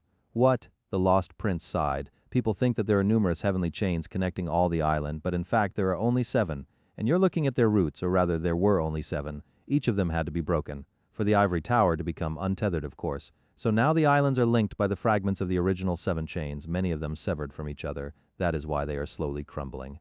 One after another, Sonny thought for a bit, trying to correct the way he used to think about the chained isles. The new information was interesting, but not very useful. Shaking his head, he turned back to the seed of nightmare. So what is the category of that thing? I guess it contains a second nightmare since you wanted to challenge it. Mordred answered succinctly, correct. That's one way I can get out of the dream realm then, but am I suicidal enough to go into the second nightmare alone? Whole cohorts of experienced awakened routinely perish in their attempts to become masters. What would my chances of survival be with no one to cover my back? Just as Master Jet had said no one survived in the dream realm alone, she probably knew from experience. He scowled. Wait, will this seed create a gate in the real world if it's not destroyed? When Mordred answered, his voice was almost indifferent. Indeed, but not for a long time. Maybe in a few years or a decade. It has not matured enough to be able to bloom yet. Sonny hesitated. But it can be challenged, right? The Lost Prince did not answer for a while, but then finally said, yes, a seed can be challenged before it blooms as well as after. If the seed is not found in time and a gate opens, challengers can fight their way through and enter the nightmare directly. The gate also disrupts the anchors of those near it, so masters and saints that enter the dream realm will appear in the vicinity of the blooming seed. After that they can lead awakened to it. He paused, then added, in fact most of the seeds are not found in time because the dream realm is vast and only partially explored. That's why the nightmare creatures are entering our world, so often challenging a seed before it blooms is much better in this case. However, I would advise against it. Luckily, now that it had been dislodged, the process became easier. Together, they slowly moved the massive vertebra past the gazebo containing the inactive portal, then past the grove of ancient trees, and finally to the very edge of the island. There, Sonny stopped for a moment and tried to catch his breath. Then he cautiously looked down. That was a mistake. If before the colorful mosaic of the flying islands far below was simply a breathtaking sight, now that he had to actually jump down, it made Sonny dizzy and frightened out of his wits. But it was too late to change his mind, wasn't it? Gritting his teeth, Sonny tried not to think about the inconceivable height and climbed inside the vertebra, which of course was hollow at the center. There was just enough space there to fit his body, and that was the reason why he had chosen this particular one in the first place. He lingered for a long time, trying to gather his courage. Maybe it's not too late. Maybe I should just enter the seed. What's the big deal anyway? It's just a second nightmare. But no, there was no way back. He simply had to do it. Inhaling deeply, Sonny held his breath for a moment, and then screamed in a small voice, "Saint, push it over!" Outside the massive vertebra, the taciturn demon stared at the surface of the ancient bone for a moment, and then gave it a devastating kick. As the tailbone of the dragon plunged off the edge of the ivory island, giving Sonny a serious rattle, he yelped, dismissed Saint, and dissolved into the shadow that dwelt in the hollow space inside the vertebra. Of course, he wasn't going to try and survive the crushing in his physical form. He just needed a large enough shadow to hide in. As long as the dragon bone endured, the shadow would too, and he would be safe, if it endured. For a couple of seconds, everything seemed fine, but then the vertebra left the bubble of safety surrounding the heavenly island, and suddenly an inconceivable pressure struck it from all sides like a hammer of a wrathful god, making the porcelain bone produce terrifying cracking noises. Once again, Sonny was plummeting with terrible speed through the sky. Only this time, the vehicle he had chosen to transport him was even stranger, as well as spinning like crazy with the wind roaring deafeningly all around. Luckily, he couldn't get sick as a shadow, otherwise his already empty stomach would have become emptier. "Curses, don't break, you damn bone!" The vertebra of the dead dragon was cracking and slowly breaking apart, but miraculously still holding together. At this height, the crushing was deadly enough to pulverize the flesh of a saint, a bona fide demigod, into a bloody paste, maybe even a big red cloud. But the adamantine dragon bone was only now beginning to slowly crumble apart. Once the process started, though, it became unstoppable. Sonny panicked as he watched Wide's crack appear on the white surface all around him. Then a piece of the bone flew away, letting in a chaotic flood of light. Cursing, he shifted away from the breach, but seconds later another appeared, and then another. The size of the shadow he could hide in was growing smaller and smaller. Crap! Soon there were more holes and cracks in the bone than he could count, and then it crumbled completely. At the last second, Sunny slid onto the biggest remaining slab of the ancient vertebra, and then went into a crazy dance, shifting from one side of it to another as the fragments spun and exposed different parts of it to the sunlight. Small pieces broke off from it, and then the fragment itself cracked too. Arg! Finally, the piece of the adamantine vertebrae disintegrated into a rain of splinters that were too small to fit Sunny into their shadows. With nowhere else to hide, he was thrown out into the physical world, his body instantly becoming the victim of the bone-breaking force of the crushing. Luckily, his bones were now much more robust than before, and the crushing was already not as irrevocably obliterating as it had been higher up. As a loud scream escaped from Sunny's mouth, he continued to fall, feeling his body go through a cruel meat grinder. But with the help of 2 shadows and a generous outpour of shadow essence, it wasn't enough to kill him, or even seriously wound him. It was simply painful, damaging, and unpleasant. The tailbone of the dead dragon had carried him down for long enough to go through the worst layers of the crushing. Now all he had to do was stick the landing. With a suppressed groan, Sunny struggled to control his fall and finally managed to stabilize his body, preventing it from spinning madly. The chained aisles were now much, much closer than they had been before. In fact, he could even recognize a few nearest ones. Don't you dare miss, you pale bastard. He really didn't want to repeat the whole damned process again. Summoning the dark wing, Sunny waited for a second for the dragonfly cloak to activate its enchantment, and then slowly started to turn his fall into a glide. A single thought rang in his mind. I made it. I actually made it. Crap. I really did. Some time later, a figure of a young man fell from the skies and nimbly landed on the index finger of the giant iron hand that lay in the center of a peaceful, quiet island. The young man looked a bit strange. He was naked above the waist, with several half-healed burns covering his pale skin, and a menacing, intricate tattoo of a coiling black serpent covering his arms, as well as a large part of his torso. His black hair was wild and disheveled, and his dark eyes seemed a little crazy. Sunny swayed a little, caught his balance, and turned to a group of awakened who were sitting around a dancing campfire, staring at him with their mouths wide open.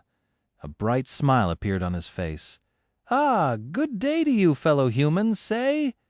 As mad intensity appeared in his eyes, Sunny licked his lips and asked hoarsely, "Is that food I see roasting over your fire?" Chapter 461, Welcome Home. Chapter 461, Welcome Home. The heavy lid of the metal sarcophagus opened, letting out bluish light and wisps of cold mist. Soon, a pale hand emerged from inside. Jumping out of the sleeping pod, Sunny landed on the floor, felt the ceramic texture of the armored plates beneath his bare feet, and let out a low, satisfied sigh. I'm back, finally. It was so nice to return to the real world. After meeting the cohort of the sanctuary awakened on the Iron Hand Island, he traveled back to the Citadel with them. Some were curious about where he had been for more than a month, but most weren't even aware that Sunny had gone missing. He used the full scope of his formidable ability to bend the truth ever which way, and left them with the impression that his recent expedition had been long, but not very exciting. They did continue to give him strange looks the whole way back, though, for some reason. But Sunny wasn't too bothered by that. After entering the sanctuary, he went straight for the altar. Since it was the middle of the day and the moon was hidden behind the horizon, he couldn't use the coins immediately. So instead, he simply touched the altar and left the dream realm. Home. I'm finally home. Even though Sunny had not spent a lot of time in his new house, the feeling of safety both its walls and the real world gave him was extremely comforting. Miraculously, even though he had been gone for many weeks, his body felt completely fine. It was as though he had only slept for a night. That's the magic of technology. Glancing at the extravagantly expensive sleeping pod, Sunny decided that he had spent his money well and headed for the exit out of the basement while whistling a cheerful tune. Then, however, he froze. What the hell? Something was not right. First of all, he had never used the lighting in the underground dojo. But now, it was turned on, drowning everything with bright light. Secondly, the armored doors of the lift leading up were violently torn open. It was as though a massive nightmare creature had broken through the defense systems of the house and ripped them apart, bending the adamantine alloy like it was wax. Crap! Sonny jumped back and summoned the cruel sight. What could have come here? Did a gate open nearby? Full of tension and grim determination, he used the stairwell to climb to the ground floor and cautiously entered his living room. The first thing he saw there were dirty dishes. Lots and lots of dirty dishes. The second thing he saw were two hazel eyes staring at him with scathing accusation. Have I gone really, really crazy? Somehow, Effie was in his living room, sitting in her wheelchair with a bowl of steaming cup noodles in one hand and chopsticks in the other. There was a very disgruntled expression on her face. What the hell is she doing here? What's going on? Staring at Sonny, Effie swallowed a mouthful of noodles and then said in a dark tone, "You're back. Way to make your friends worry, asshole." As it turned, back when Sonny had been falling into the sky below and thinking about how no one would miss him, he was very, very wrong. In fact, the opposite had happened. About 2 weeks after he stopped answering their messages, both Effie and Kai got worried. Effie went to the academy to check on him, and that was when they learned that Sonny moved out of the dormitory. "Bastard! You could have told us that you bought yourself a house, you know? You owe me a housewarming party." Sonny blinked. "A what party? Is there really such a thing, or is she pulling my finger?" Not knowing where to find him, Kai used his connections to learn Sonny's new address. Since he was limited in where he could go without drawing the attention of the press, Effie went instead. And when she found the basement locked, "Well, my armored doors, it was you broke them," she sneered. "What are you crying about? Those armored doors of yours were pathetically easy to break anyway. Buy yourself better ones, anyway. I thought that I was going to find your corpse in the sleeping pod. Do you even know how that made me feel?" A heavy expression appeared on her face. "That would have been a real tragedy," Sonny sighed. "Well, at least she cares. I mean, just think about it, all those amazing memories you hoard, gone just like that. If you're going to die, at least give them to me before you do." Spoke too soon. After making sure that his life signs were stable inside the sleeping pod, Effie stayed to keep a watch on him, while both she and Kai tried to find out where Sonny was. Apparently they went as far as contacting the representatives of the White Feather clan. "You didn't." Sonny grabbed his head, realizing that he had a lot of explaining to do once he was back in the sanctuary. A cohort of random awakened was one thing, but if St. Tyrus herself was aware of his disappearance, things were going to get much harder for him. Effie snorted. "Of course we did. We also contacted Cassie and her firekeepers, since they have a cohort in that remote hellhole you are anchored at. But even she didn't know where the hell you have disappeared to." "Curses!" They even brought Cassie into it. Sonny groaned. "But why? Why would you do all this?" Effie gave him a long look, then shook her head dejectedly. "Doofus, can you stop being such a doofus?" He stared at her in bewilderment. "What is that supposed to mean?" She shook her head again and activated her communicator. "Ponder on it. And while you're at it, be quiet for a few minutes. I need to call Kai and tell him that you have turned up. Poor guy must have flown halfway to the Chained Isles by now." Sunny eyes grew wide. Flown what?" Effie gave him a pitying look. Then she said, "What part of be quiet did you not understand?" Chapter 462, An Epic Quest. Chapter 462, An Epic Quest. After Effie gave Kai a call and let him know that Sonny was alive and back in the real world, they spent a minute in awkward silence. Sonny looked around, taking in the sight of his once pristine and orderly living room.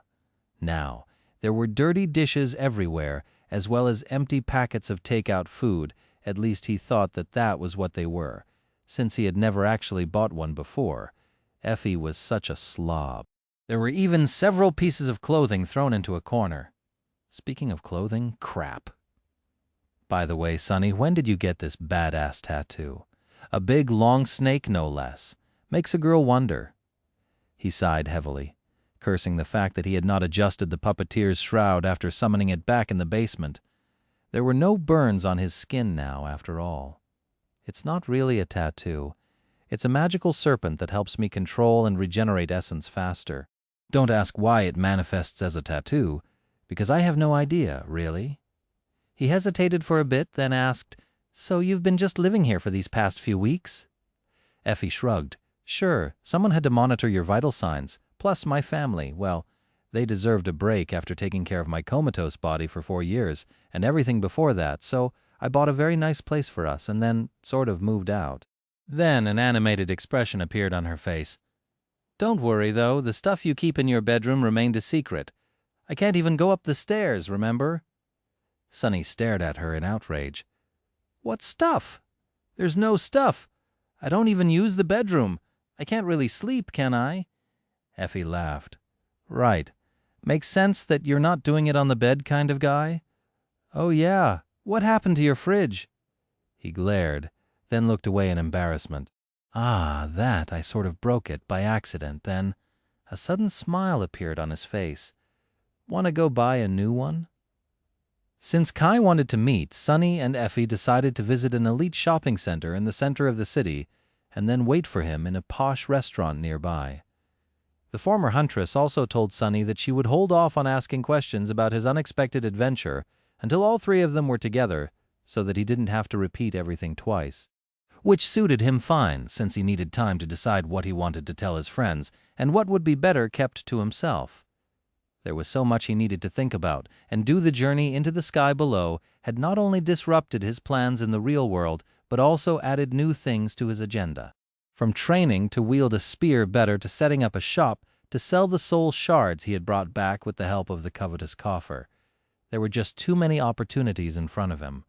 He also had to decide what to do about rain, and continue practicing shadow dance in the dreamscape. Everyone had forgotten about Mongrel by now, surely, no doubt about it. Adult life is hard. They reached the shopping center with the help of a passenger PTV, which seemed a bit too luxurious to Sunny, but was a necessity considering that it would have been hard for Effie to move around in public transport. Not only because of her disability, but also because she was somewhat of a celebrity. He had noticed at least 3 propaganda posters depicting her the way she looked in the dream realm, to be exact on buildings, as the PTV drove toward the heart of the city. Even he had to agree that Effie looked impressive, like a beautiful goddess of war that knew no fear or would never surrender to anything, not even the hopeless darkness of the forgotten shore. Triumph and perseverance, that was what people needed to see, considering how hard and dire life in the real world could seem sometimes. Even if it was just a sweet, benevolent lie, it gave them hope. At least, a hope gave them strength. Noticing his gaze, Effie grinned. Looking good, am I? He had no choice but to tell the truth. Yeah. She giggled. Do you remember how Scar and Park came up with a story to make me seem like some kind of a folk hero in the outer settlement, back when Gunlogs people were searching for me? Well, the government ran wild with it, as you can see. Plus the fact that I was in charge of the first line during the siege, they made me into a poster girl for the young generation of the awakened. Right after Nephis, of course. Her face suddenly grew dark and solemn. After a long pause, Effie added, It's a shame that neither of them lived long enough to see their stupid story become a worldwide hit. Park would have been so full of himself now if he did. I can just about hear him boast. And that was the bitter truth that people didn't get to see. The terrible price of the triumph they celebrated was known only to those who had gone through it and somehow emerged alive on the other side. The two of them spent some relaxing time in the shopping center, Effie resting in her wheelchair, Sunny pushing it from behind. From time to time, someone recognized her as the famous Raised by Wolves and politely expressed their respect and admiration. He, on the other hand, seemed almost invisible. Sunny didn't mind. It was better that way, really. Being invisible suited a shadow very well. More importantly, the act of buying a stupid refrigerator filled him with pure delight. He had been fantasizing about it for so long in the sky below, after all. In a sense, this whole thing had just been a giant obstacle on his epic quest to buy a fridge. And now, after overcoming countless dangers and hardships, that deadly quest was over. Sunny worked out the details about the delivery, and soon it was time to meet up with Kai. He had never been to a posh restaurant before, but it seemed as though his outer appearance was decent enough to not look out of place. The mundane clothes he wore had been chosen with the help of the charming fashion icon himself, after all. Or maybe it was Effie's presence that made everyone there extra polite and a little bit reverent. They entered a tastefully decorated space and saw a tall individual in a black cap and an ordinary face mask standing nearby. The weirdo was wearing sunglasses inside. Before Sunny could understand what was happening, the masked individual quickly approached and gave him a big hug. Does he really think that his disguise is fooling anyone? And why is he always trying to hug me? Of course, it was Kai. No amount of masks and sunglasses could hide the glamorous aura of the enchanting nightingale. It only made him stand out even more. Sunny sighed. That dashing bastard. Chapter 463. Chapter 463. The three of them sat down and were presented with old-fashioned paper menus to make their choice from. Sunny stared at the word steak for a bit, then shuddered and shifted his gaze to the salad section. A few minutes later, a waiter approached to take their order. Effie spoke. I guess 3 portions of bibimbap, 3 portions of samgyeopsal, 3 bowls of jjangmyeon on the water he was drinking from a beautiful crystal glass. The waiter, though, somehow managed to keep a straight face. What a professional. Since they were seated in a private booth, Kai finally took off his cap and sunglasses, then smiled brilliantly. His voice sounded so sincere that it irked Sunny a little. It's so nice to see you, Sunny. Effie and I were really worried. Sunny cleared his throat. That's, thanks, I guess. I sort of assumed that you wouldn't notice that I was gone. Effie sighed. I'm starting to wish that I didn't, you idiot. Anyway, what the hell happened? Why were you gone for an entire month? He hesitated, then said, Do you want to hear the long version or the short version? Kai gave him a curious look. Let's start with the short version, I think. Sunny scratched the back of his head. All right. Well, in that case, it basically just wanted to find clues about a hidden treasure, but ended up almost being eaten by a treasure chest, falling into a bottomless abyss on top of a devil's corpse, and being burned by divine flames. Luckily, there is this voice I can hear in my head sometimes, and it helped me to only get burned a little. Effie tilted her head and gave him a strange look. Kai's smile paled a little. Sunny took a sip of water and continued in a carefree tone. Anyway, deep in the void, I found a black tower. There were some broken dolls and a rotting severed arm inside, which I, ate, sort of. From the black tower in the abyss, I went to a white tower in the skies and then rode back to the ground on a dragon's tail. That's basically it. Oh, and before all that, I kind of killed myself, I guess. Got a very nice memory out of it, too. The two of them stared at him for a few moments, and then sighed almost simultaneously. Kai shook his head. I take it back. Let's hear the long version, Sunny explained, the sequence of events that led to him being gone for more than a month, keeping a few things to himself, like the true number of the miraculous coins he had collected, everything having to do with Weaver, and the real reason for why he was so desperate to grow stronger as fast as possible. When he was done, Effie giggled. Well, that fated attribute of yours has really been in overdrive lately, hasn't it? A sour expression appeared on Sunny's face. I guess I had solid 3 months of nothing too bad or too good happening before that, though. But that's the thing. When it does finally happen, one thing usually leads to another. It's not all terrible, though. I had to work really hard to survive, but other than that, this expedition was a windfall for me. Kai took a sip of tea and then said thoughtfully, And what about this voice, Mordred? Do you trust him? Sunny hesitated, then shrugged.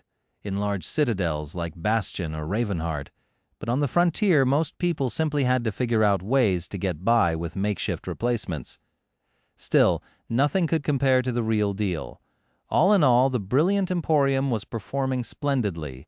Of course, Sunny did not charge too much for the small necessities he sold, but it added up.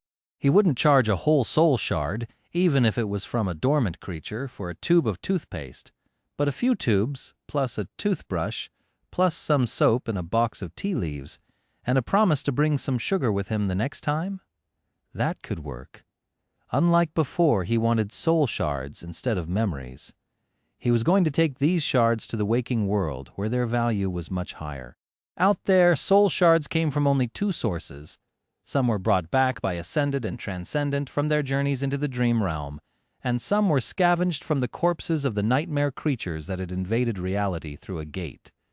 They were always in short supply because anyone in possession of a shard was more likely to use it themselves than to sell it for credits. Saturating their soul core meant much more to an awakened than worldly currency after all. Dead men could not spend their riches. The demand, on the other hand, was extremely high, not only because all awakened strive to become stronger, but also because young sleepers especially were able to use these shards to increase their chances of returning from their first venture into the dream realm alive. That was the reason why even Castor, a scion of a prestigious legacy clan, had not entered the Forgotten Shore with his core already fully saturated. And that was the reason why Sonny was going to profit a lot from being in possession of his new favorite memory, the magnificent covetous coffer. After all, he, for better or worse, had no use for the soul shards whatsoever. He could not consume them, so there was no choice to be made between growing stronger himself or earning credits from others. He was going to sell the shards, buy memories, and feed them to Saint. This simple system was almost unfairly lucrative for Sonny, because memories, unlike shards, had no additional value in the real world. Every sleeper and every awakened could bring back memories from the dream realm and freely exchange them there, which did not mean that memories were cheap. In fact, they were extremely expensive, but the correlation between the number of soul shards he would have to sell and the number of memories he would be able to buy was very much in his favor. And of course, Sonny also didn't even need good memories. The worse, the better. The usefulness of a memory dictated its price, but did not affect the amount of shadow fragments Saint received from consuming them at all. His smile was growing wider and wider. 2 months, 3, max. That's how long it's going to take me to bring Saint to 200. 200 thee. And what happens next? Oh my, I can hardly wait to find out. His pleasant thoughts, however, were eventually interrupted by a shadow falling over him. Another customer? Sonny looked up and tensed a little, recognizing the person in front of him. It was a young woman wearing a simple white garment, the same one that had escorted him to meet Master Roan before his journey to the shipwreck island.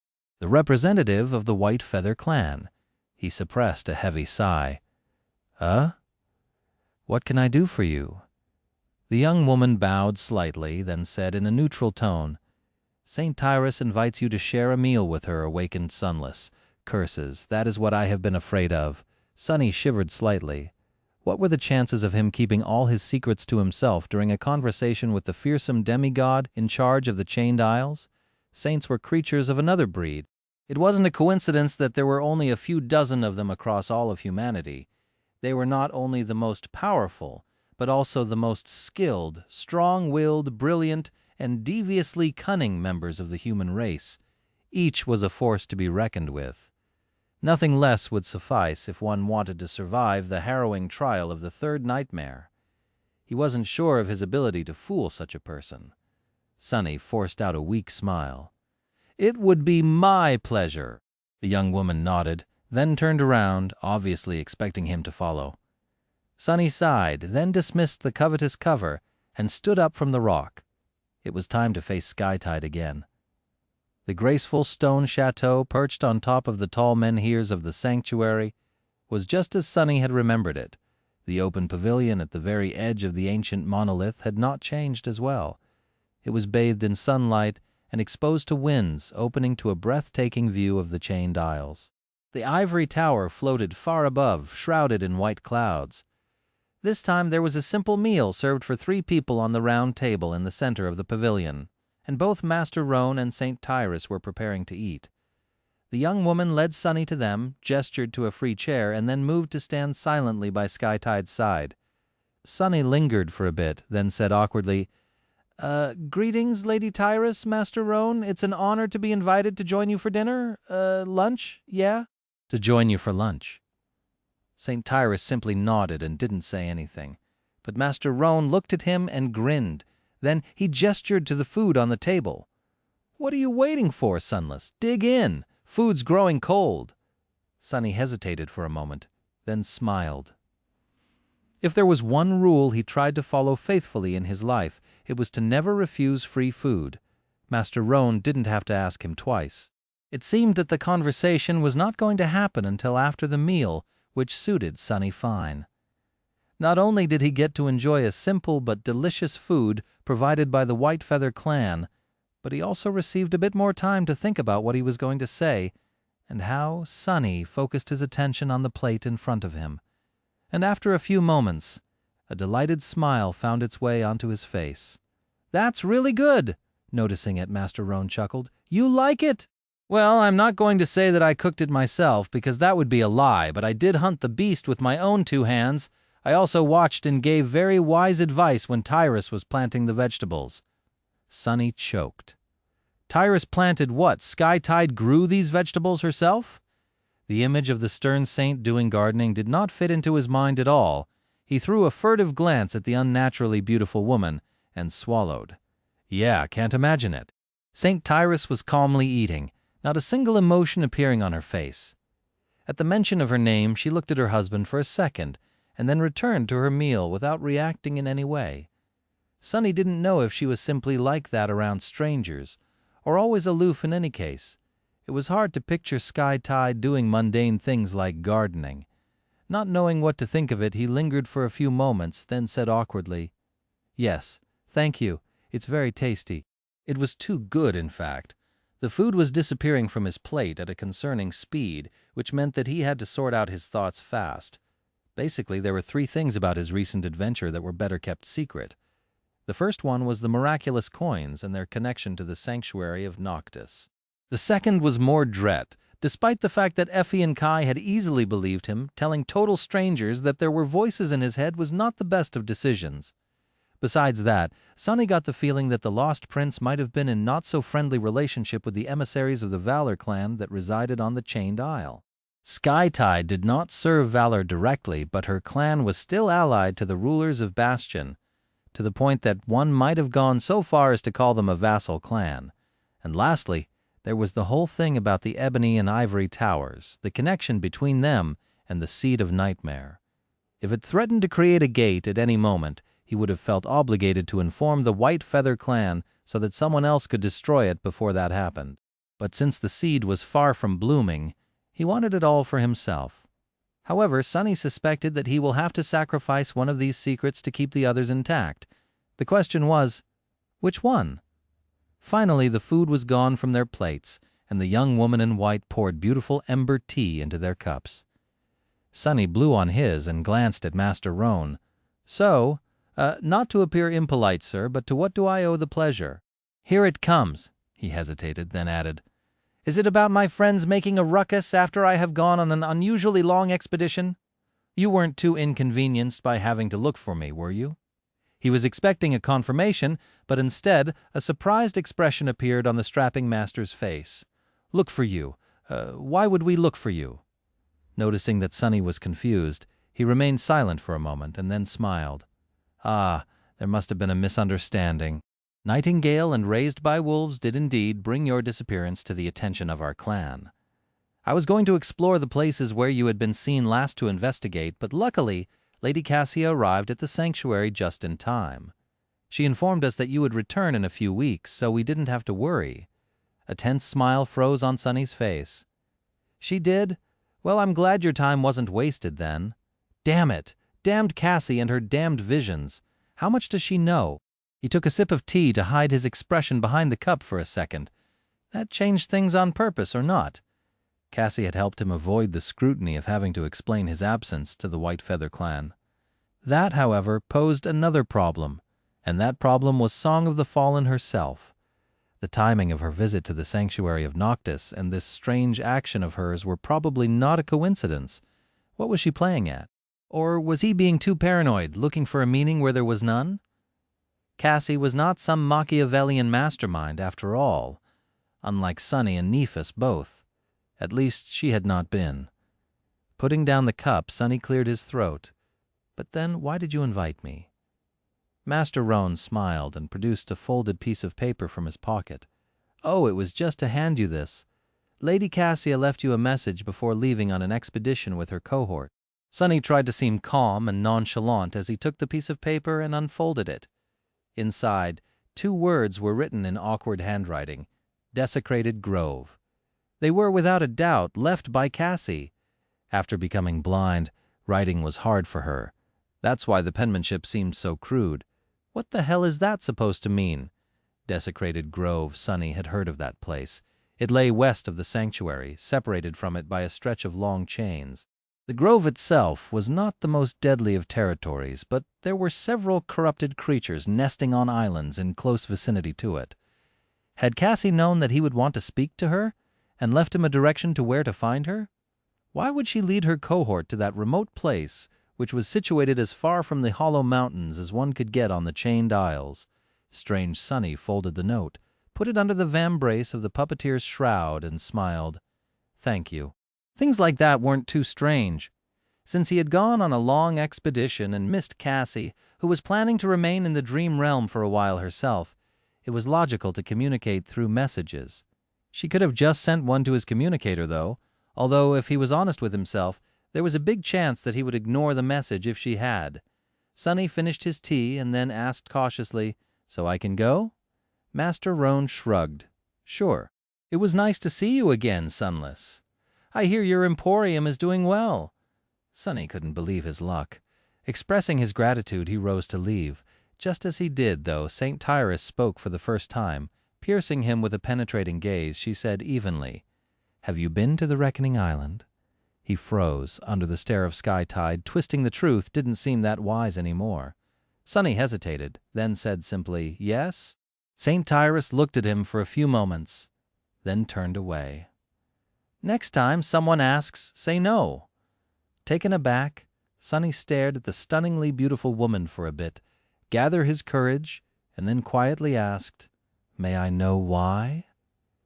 Sky Tide kept her gaze at the breathtaking vista of the Chained Isles below them.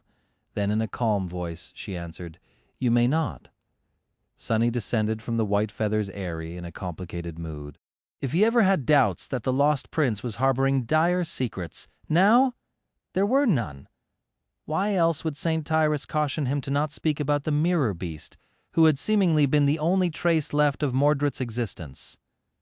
Mordred had conquered the first nightmare when he was only 12, such an individual. Surely would have been as famous as Nephis back in the real world, and yet Sonny had never heard of him, or of anyone who had accomplished the same feat. It was almost as if someone very powerful had purposefully erased any mention of the mysterious prince from history. How had he lost his physical body to begin with? And where was his spirit body in the dream realm? Did he even have one? He must have had it once, at least. The pack Sonny had found on the Reckoning contained a detailed map of the Chained Isles, with the word Hope written on it next to a question mark. Back then he thought that the owner of the pack had been killed by the mirror beast. Now, however, he suspected that it had belonged to Mordred himself, so the lost prince had at least visited the Chained Isles before disappearing. Was the great clan Valor complicit in his disappearance? Sonny had no real reason to come to that conclusion, other than the fact that the Chained Isles were in their sphere of influence, and that St. Tyrus hinted at her knowledge of the nature of the mirror beast. But why hadn't she killed it herself? I'm going to have to ask Mordred a lot of questions when he appears, which wasn't going to happen for many days, sadly. Until then, Sonny had other matters to attend to. He glanced at the sun and judged that it had barely reached its zenith. The moon wasn't going to appear for a while, so even though the desire to place his precious coins on the altar gnawed on him, he decided to address the most pressing problem first. Cassie. No matter how reluctant Sonny was to face his former friend, he had to speak to her. He couldn't make plans for the future without knowing who would be by his side as he challenged the second nightmare, and he absolutely needed to challenge it. Collecting essence was fine, but becoming a master would change the power dynamic between him and Nephis much more, and even though creating future cores would be harder after he achieved a higher rank, being an ascended also meant that there would be much fewer things out there that could squash him like a bug. Not only among the nightmare creatures, but also among the humans. The more crumbs of information about the sovereign Sonny learned, the more disturbed he became. He was distrustful by nature, so he didn't believe that these hidden overlords would not try to exert their influence on him or try to destroy him one day, simply by virtue of being able to do so. And even without this threat, there were hundreds of master in the world, which meant that there were hundreds of people who could kill him without breaking a sweat. But if he became a master himself, well, then there would only be a few dozen individuals he would have to be really wary of, like St. Tyrus. Not to mention that, as an ascended, he would be free to come and go from the dream realm as he wished. He would even be able to abandon it forever and never come back. Wouldn't that be a nice choice to have? So the desecrated grove it is. Sonny frowned, then returned to his room, took out his map from the covetous coffer, and spent some time adding all the details he remembered from Mordred's map onto it. Soon he was in possession of an intricately detailed depiction of most of the chained isles on his hands, complete with descriptions of what dangers he was likely to meet and where. With its help, traveling to his destinations was going to be much safer. Sonny studied the route to the desecrated grove and sighed. Shouldn't be too hard. I can probably reach it by morning and return to the sanctuary the next day at night, when the moon is high in the sky, and finally get to use the coins he had bled so much to earn. He dismissed the covetous coffer, stretches his limbs, and headed toward the exit from the sanctuary. The journey to the remote island that Cassie named in her note indeed turned out to be uneventful. Sonny rode the heavenly chains in the form of the shadow and traversed the islands on foot, avoiding any nightmare creature that crossed his path. The southern part of the chained isles was relatively safe, or at least safer than the northern part. Well, no surprise, it was bordering regions of the dream realm that had been tamed by humans more than a decade ago, while to the north there was nothing except for the dreadful hollow mountains. The desecrated grove itself was somewhat near the main route from one of the great chains, which connected all of the chained isles to the rest of the dream realm, to the sanctuary of Noctis. People who were either coming to or leaving the region used that route to travel between the Great Chain and the Citadel, so it was often patrolled by the White Feather forces. Sonny traveled along the established route, then left it to go deeper into the dangerous wilderness of the Flying Islands. He carefully avoided all the places where corrupted nightmare creatures were known to dwell, and kept his eyes open for any sign of danger. However, nothing that couldn't be avoided happened. None of the islands Sonny wanted to cross were rising, so he even managed to escape having to endure the crushing. The sun rolled down over the horizon and disappeared, and the moon followed its example. As the first light of dawn ignited in the east, Sonny flew through the shadows and then soared high into the air, cresting the edge of a large island and softly landing on its soil.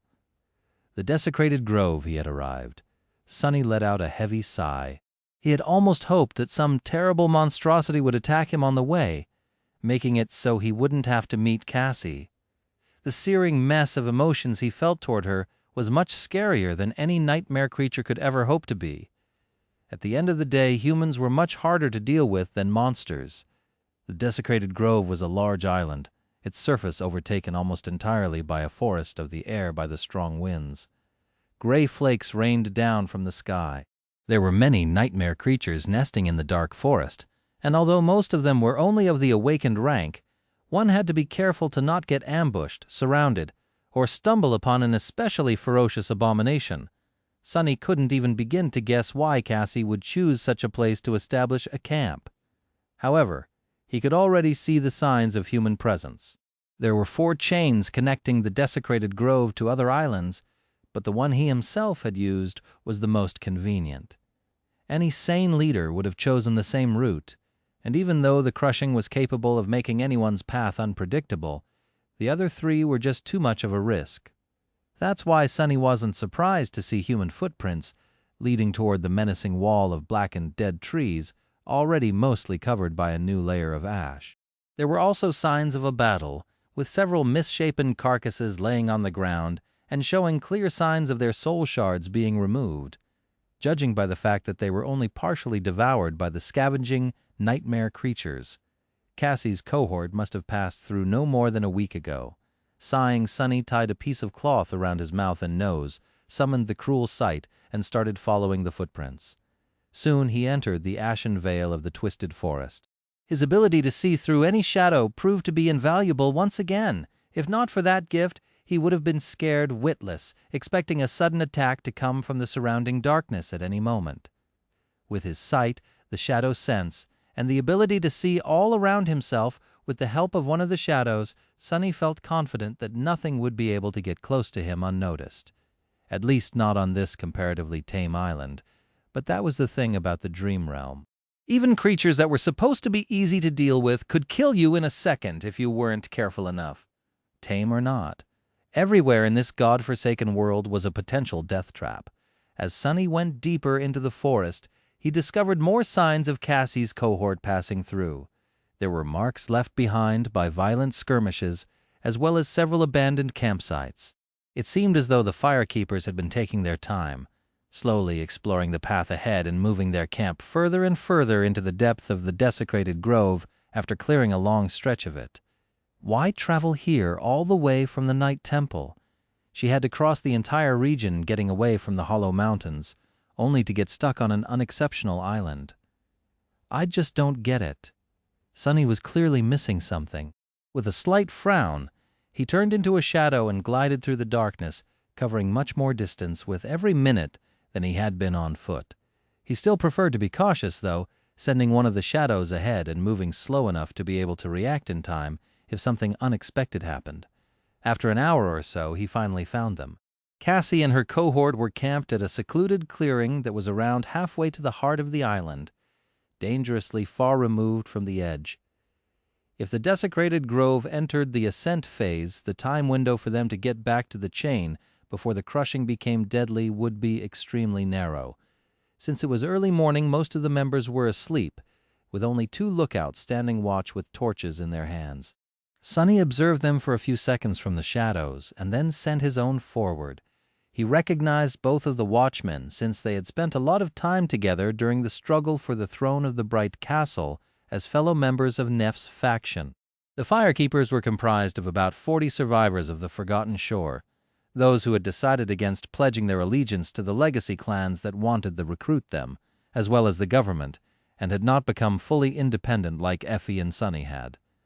Although Cassie was their nominal leader, she didn't command the whole host herself.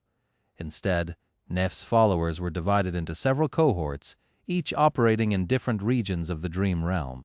Firekeepers were not a formal organization, but more of a loose alliance of people who shared similar beliefs and principles, the main being the hope that Changing Star was going to return alive one day. Sunny's shadow entered the circle of light created by one of the torches, glared at the lookout, and then waved at him. The young man stared at it with wide eyes. "What the hell?" The other swiftly turned, summoning her weapon. "What is it?" The first one remained silent for a moment, then sighed. "Ah, crap." He massaged his temple as if experiencing a headache. "I think it's Sunny. There were 8 people in Cassie's cohort, every one of them a familiar face. Well, Sunny more or less knew all of the survivors of the Forgotten Shore, had fought with them back to back, so that wasn't surprising. What did surprise him, though, was how warm they welcomed him. Even if some were clearly displeased with having to wake up a bit early and wary of his entrepreneurial ambitions, which they had been amply subjected to during the war for the Bright Castle, they were still clearly happy to see Sunny. Soon his shoulder began to hurt a little from all the friendly slaps it received. "Would you look at that? 4 months on these damned islands, and this is the first time we actually cross paths. How have you been, Sunny?" "Oh, I was so sad that we missed you in the sanctuary. Glad you decided to visit." Sunny smiled weakly and responded to their greetings, feeling both strangely warm inside and extremely uncomfortable with all the attention. Truth be told, he was glad to meet them again, too. He still couldn't quite believe that anyone had escaped the Forgotten Shore, let alone a whole 100 of young men and women, some of whom were in front of him right now. After the greetings were done, he looked around and raised an eyebrow. Sure guys, likewise. But where's Cassie?" The firekeepers glanced at each other, then one of them smiled. "Oh, right. You must be dying to see her." "Not exactly." The girl who spoke shook her head and turned toward a path leading somewhere away from the camp. "Let's go, it'll take you." Not too far from the camp, a deep hole was dug near the roots of one of the dead trees. Beside it, with her back to him, stood a delicate girl with pale blonde hair and an elegant rapier hanging in a scabbard on her belt. Hearing their footsteps, Cassie turned around. A small smile appeared on her face. "Sunny, you've made it." Cassie had changed since the last time they met. Her hair was longer, and there was a strange silver half-mask covering her eyes, its surface blind and intricately engraved. It matched the polished steel of the armor she was wearing on top of a midnight blue coat, comprised of a short cuirass, vambraces, greaves, and a segmented pauldron. The quiet dancer hung on her belt, but there was also a long dagger opposite it, its guard twisting upward. What changed most of all, however, was her demeanor. The blind girl seemed much older somehow, firmer, poised, but also weary, as if pressed down upon by the weight of years. What years? She's younger than me? Sonny struggled a little, then pretended to smile too for the benefit of the young firekeeper, who no doubt expected a warm reunion. No one knew what had happened between them after all. Yeah, I received your note, cryptic as it was, and here I am, in the flesh. The girl who had led him to Cassie glanced at them, then made an excuse and went back to the camp, tactfully deciding to remove herself from what she thought was going to be an emotional meeting of two old friends. Former friends, really. Sonny hesitated a little, then asked, "So, how have you been?" Cassie sighed, then turned back to the excavated roots of the charred tree. After a while, she spoke. "Not so good, actually." Her voice sounded distant. We have tried to venture into the Hollow Mountains, as you must know, but it was hopeless. That place is pure death for anyone who dares set foot into the mist. We hoped to find a way back to the forgotten shore. In the end, however, we were lucky to simply escape alive. Cassie remained silent for a bit, then asked, "What about you?" Sonny grinned. "Me? Oh, I've never been better." With that, he summoned the covetous coffer, fished out some fresh, fragrant fruit from it, and sat down on a nearby stump. Taking a big bite out of a juicy peach, he chewed it with gusto, and then glanced at the blind girl. "Oh, sorry, I only brought enough for one." Yes, Sonny knew that he was being ridiculously petty. But so what? Pettiness was his middle name, figuratively speaking. "So you failed to return to the forgotten shore, and now? What are you doing exactly? Why are you digging up trees in this vile forest?" Cassie smiled a little, then answered evenly, "I am looking for something." Then she turned away from the hole and faced him. "Yes, I told the White Feather clan that you will return alive. No, I did not see a vision of where you were and what you did in the past month." Sonny stared at her with a dark expression. What is this? She can read minds now, and no, I can't read minds. If you must know, my second ability allows me to sense what will happen in the next few seconds. That's why I can walk around without a cane and knew what you were going to say. He grimaced. That's going to be very annoying, I think. Sonny looked at Cassie, re-evaluating her armor and weapons. With an ability like that, she might have become a very formidable fighter, or not. He didn't really understand how it worked, to tell the truth. "So," he asked curiously, "does that mean that you can see now?" Cassie shook her head. "No, not exactly, but if I want to take a step forward and sense falling into a ravine, I can walk around it instead. If I sense being pierced by a sword, I can try to deflect it. And if I sense being asked a question, I can answer it." He thought for a bit, then said, "So, what is my next question?" The blind girl simply shook her head. "I don't need to waste soul essence to guess. You want to know how I knew that you will come back to the sanctuary in one piece?" Sonny finished his fruit, threw the pit into the hole, then smiled. "Indeed, if you did not spy on my recent adventures, then how did you know that I wasn't going to die?"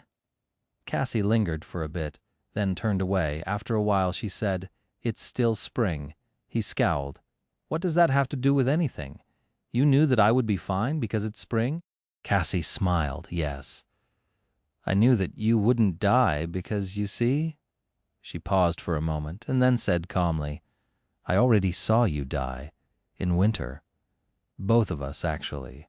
After Cassie dropped that bomb, Sonny simply stared at her for a whole minute, his eyes wide and the words refusing to come out of his mouth. Finally, he gritted his teeth and hissed, "What the hell, you saw us die?" Cassie sighed, then gave him a simple nod. "Yes." Sonny growled, "Elaborate." The blind girl hesitated for a little while, then asked evenly, "Are you sure you want to know? You've seen what happened the last time I shared my vision with someone and tried to challenge fate?" A dark, resentful expression appeared on Sonny's face. With his voice full of anger, he spat. "Who cares? Tell me what you saw this instant." Cassie sighed and turned to face him. "All right, but remember what happened to the three of us before? How we tried to deceive fate, but were played by fate instead. She grew quiet for a moment, and then said, "This is what I saw. There was a crumbling island falling into the sky below, and the two of us, bloodied, mangled, and weak, falling down with it. It was snowing. Above us a giant bird flew, wreathed in thunderclouds. It was fighting a terrifying black wyvern, their blood falling down like rain. Then the darkness swallowed us, and we were gone." Cassie looked down, then added solemnly, "That was how we died." When Cassie was done speaking, Sonny remained silent for a bit. Then he said, "Anything else? More details?" The blind girl shook her head. Because of the blizzard, it was hard to see what surrounded the crumbling island, and it was already too damaged to recognize it. So, no more details. You were wearing a metal armor, I think?"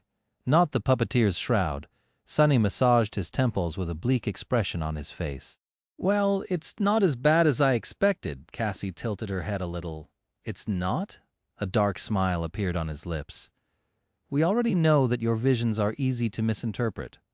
You haven't seen us die, really, right? The light go out of our eyes, our bodies being torn apart, and so on. You just saw us badly injured and falling into the darkness. So what? I have already fallen into the sky below once, and here I am, good as new." The blind girl hesitated. "You fell into the sky below?" Sonny waved a hand dismissively. "Yes, but that doesn't matter." "Wait, no, actually it does matter. It's the reason I came to see you. I have almost forgotten because of this charming revelation of yours." After that, he grew silent, thinking about Cassie's vision of their death. Despite Sonny's bravado inside, he wasn't as nonchalant about it as he wanted to appear. Yes, her visions had been misleading in the past, but not all of them. Some were as straightforward as possible. And yes, although he had already gone through the endless void below the chained aisles once, there was no guarantee that he would survive it second time. Not unless he had chosen to do so himself. After the twisted rock was destroyed by the crushing, Sonny managed to survive due to 3 reasons. One of them was more dread.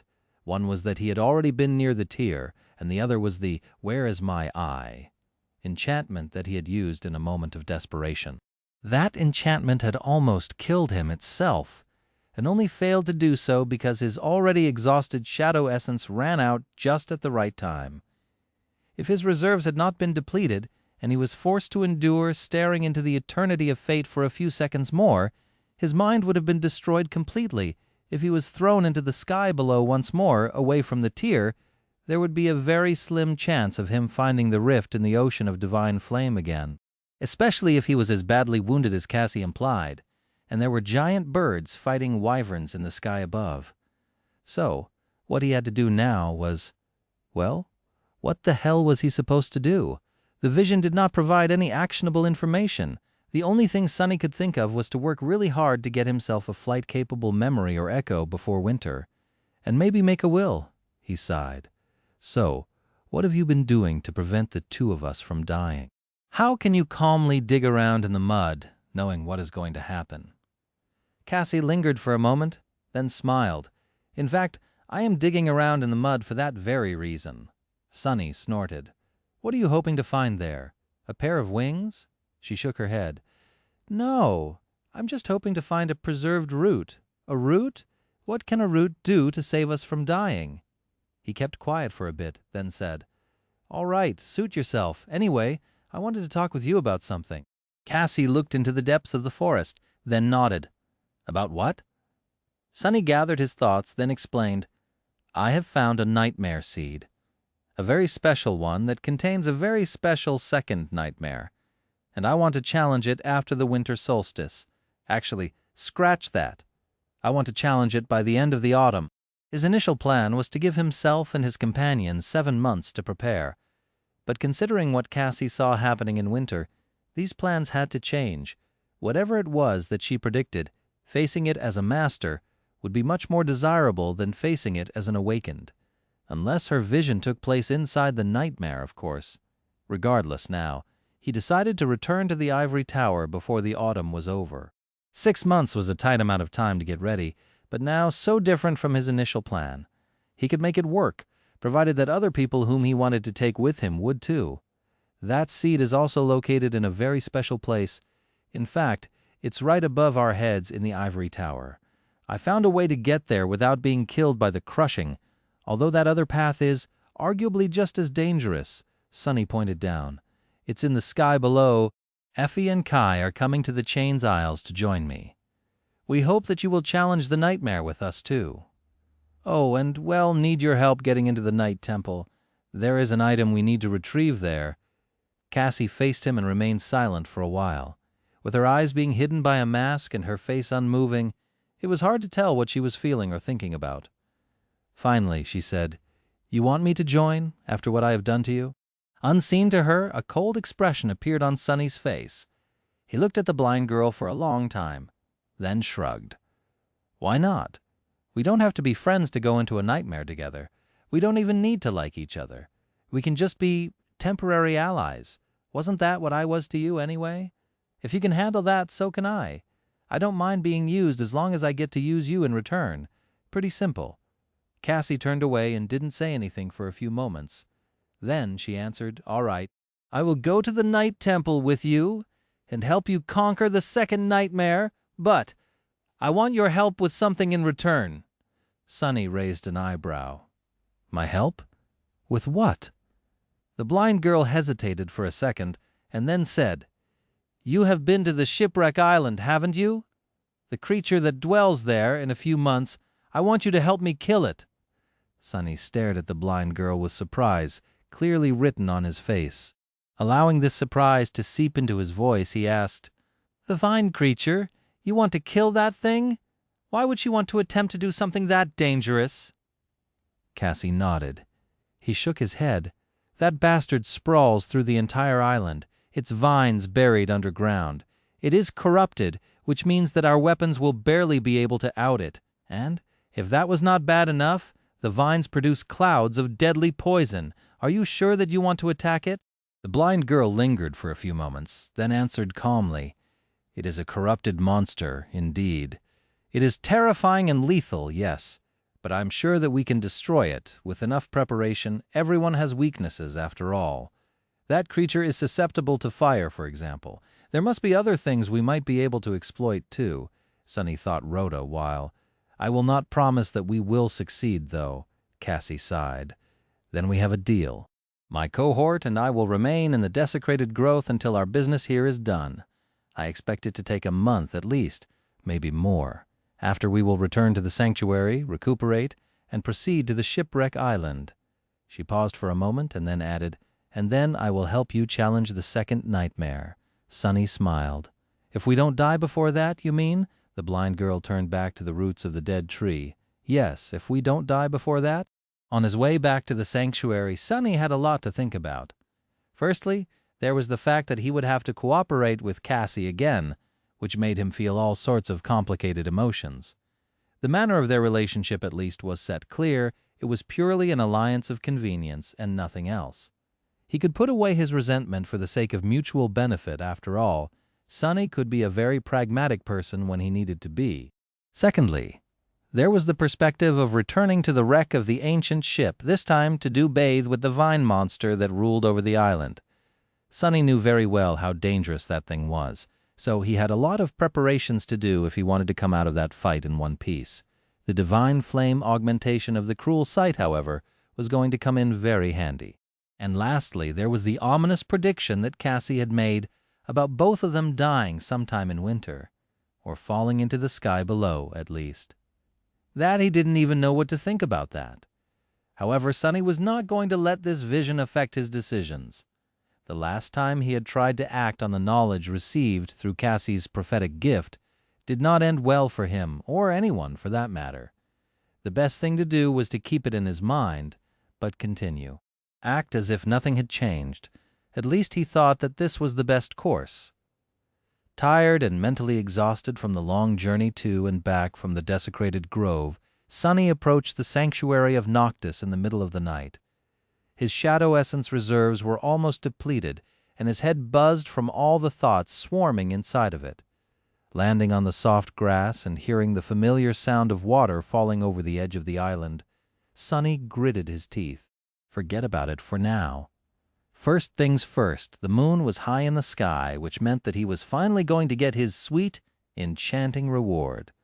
His desire to find the source of the miraculous coins the dead chain worm had brought with it to the Iron Hand Island staled this whole ordeal, and now the coins would be its end.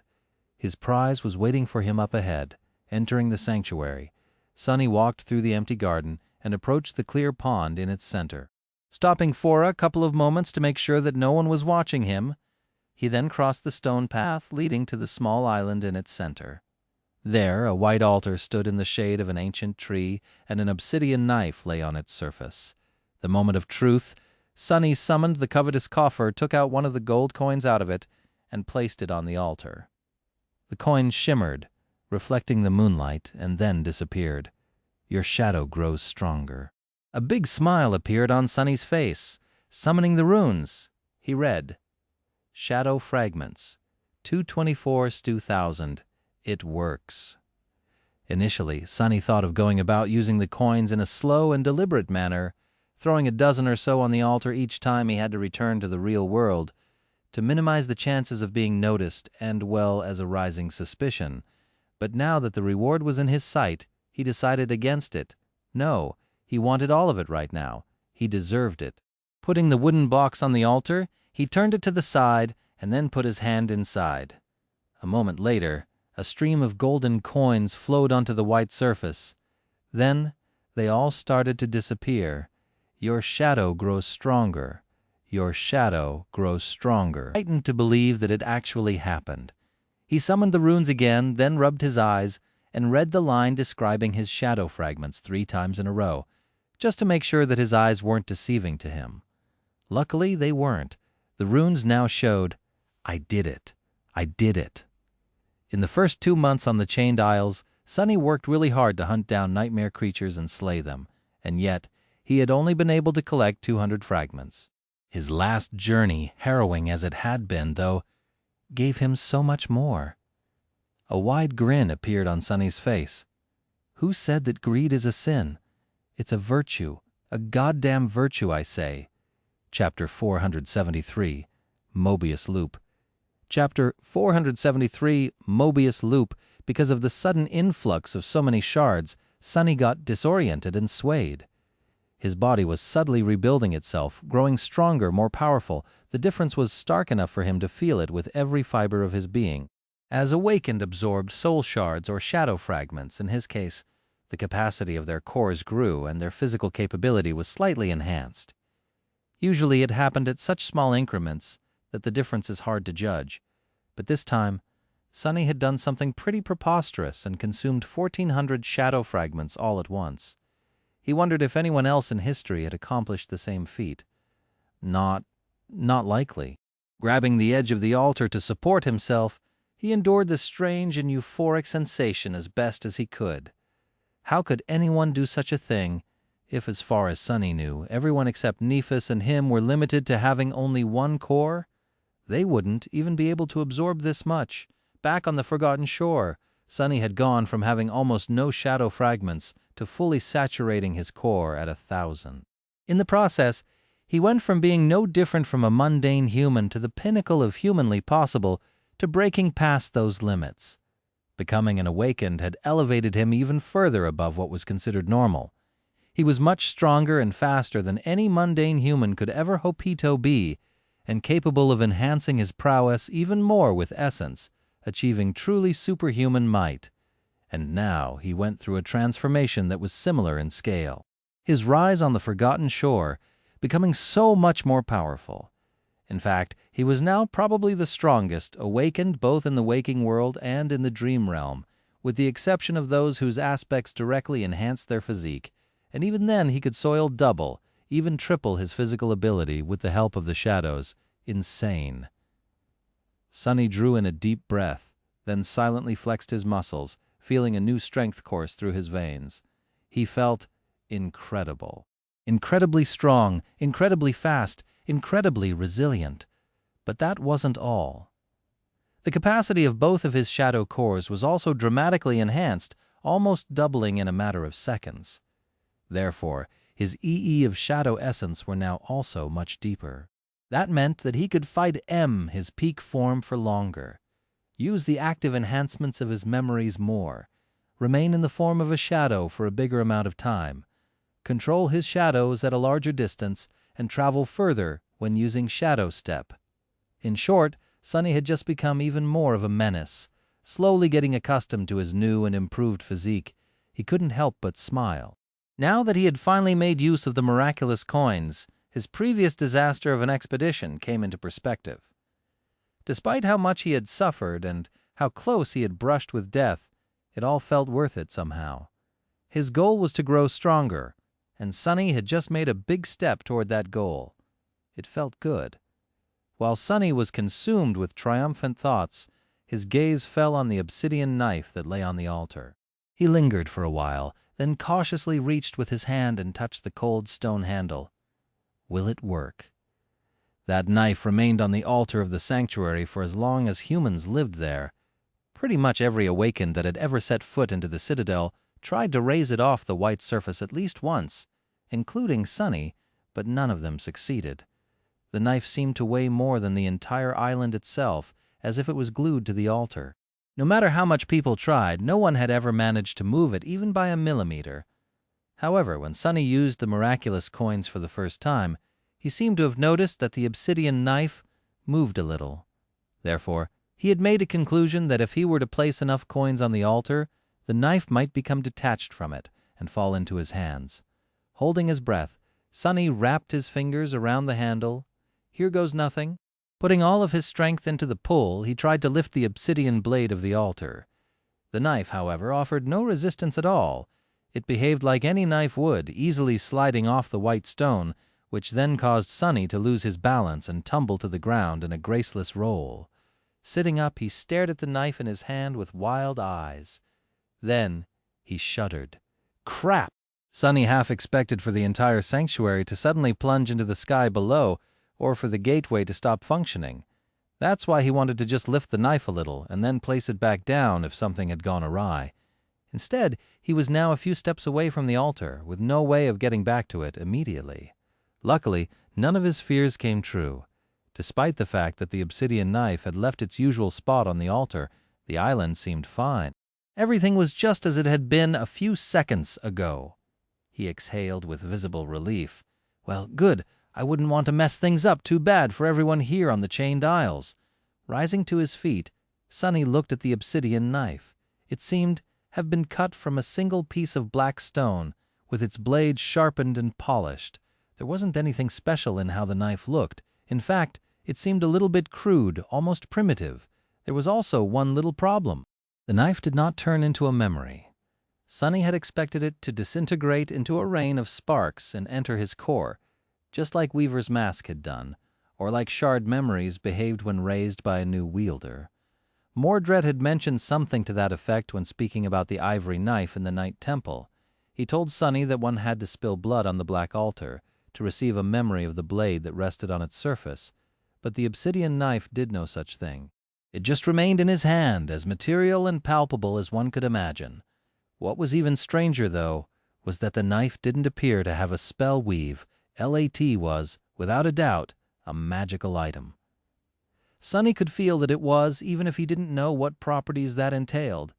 However, when he looked beneath the surface of the knife, he didn't see the familiar pattern of ethereal strings weaving themselves around anchoring lights.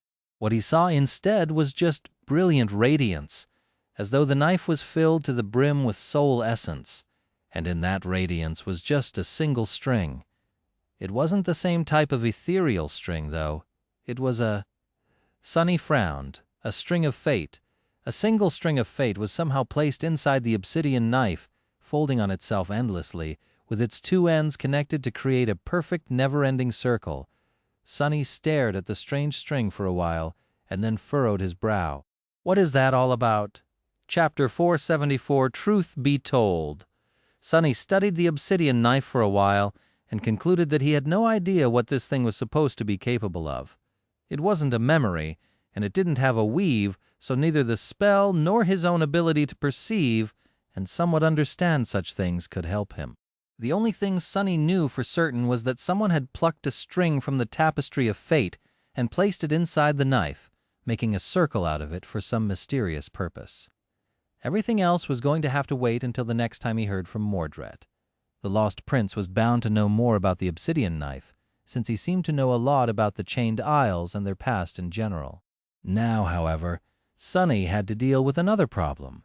He had to explain the disappearance of the knife to the White Feather clan somehow.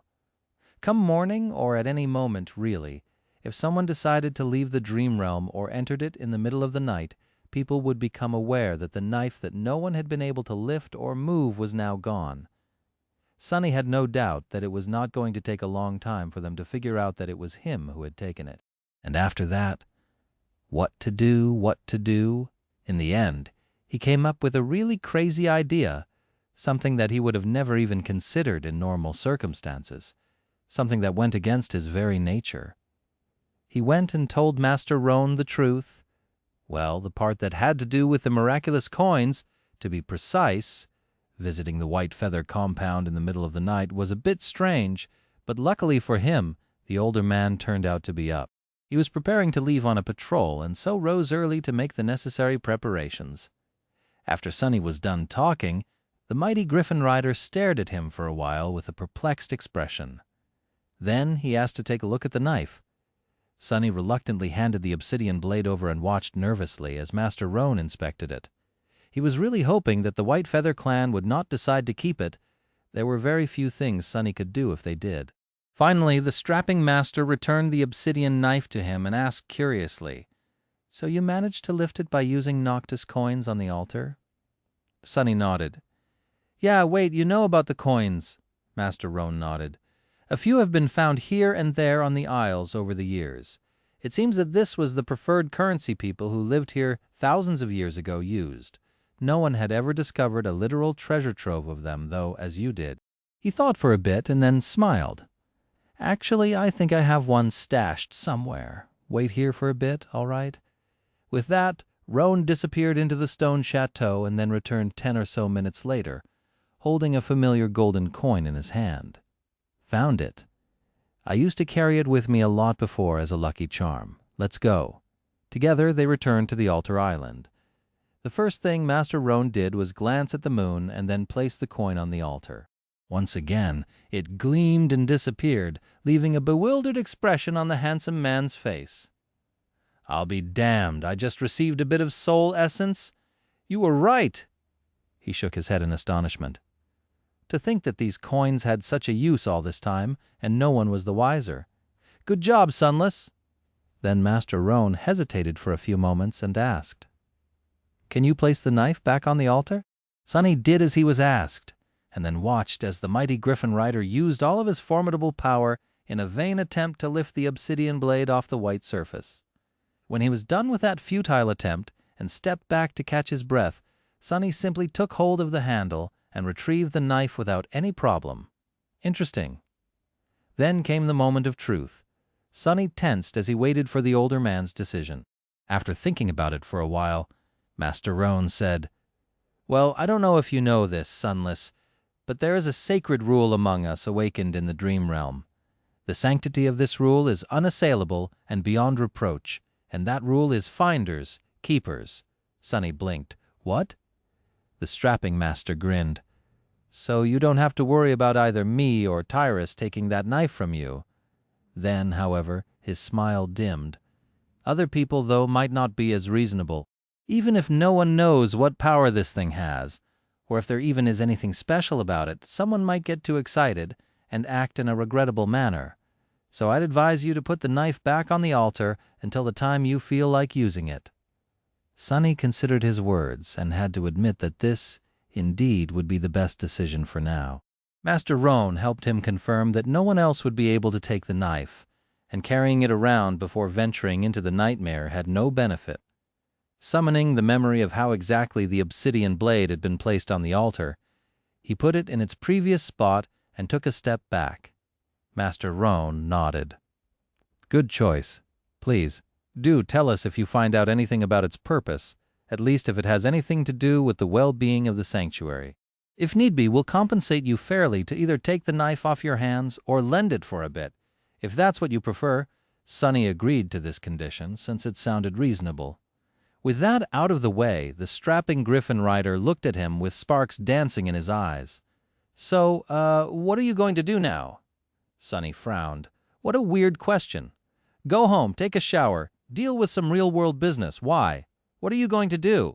Master Roan laughed. "What do you mean, what I'm going to do? I'm going to go on my patrol, and then I'll go coin hunting, of course. I suspect that everyone in the sanctuary is going to be searching for Noctis coins like madmen for quite some time after that discovery of yours.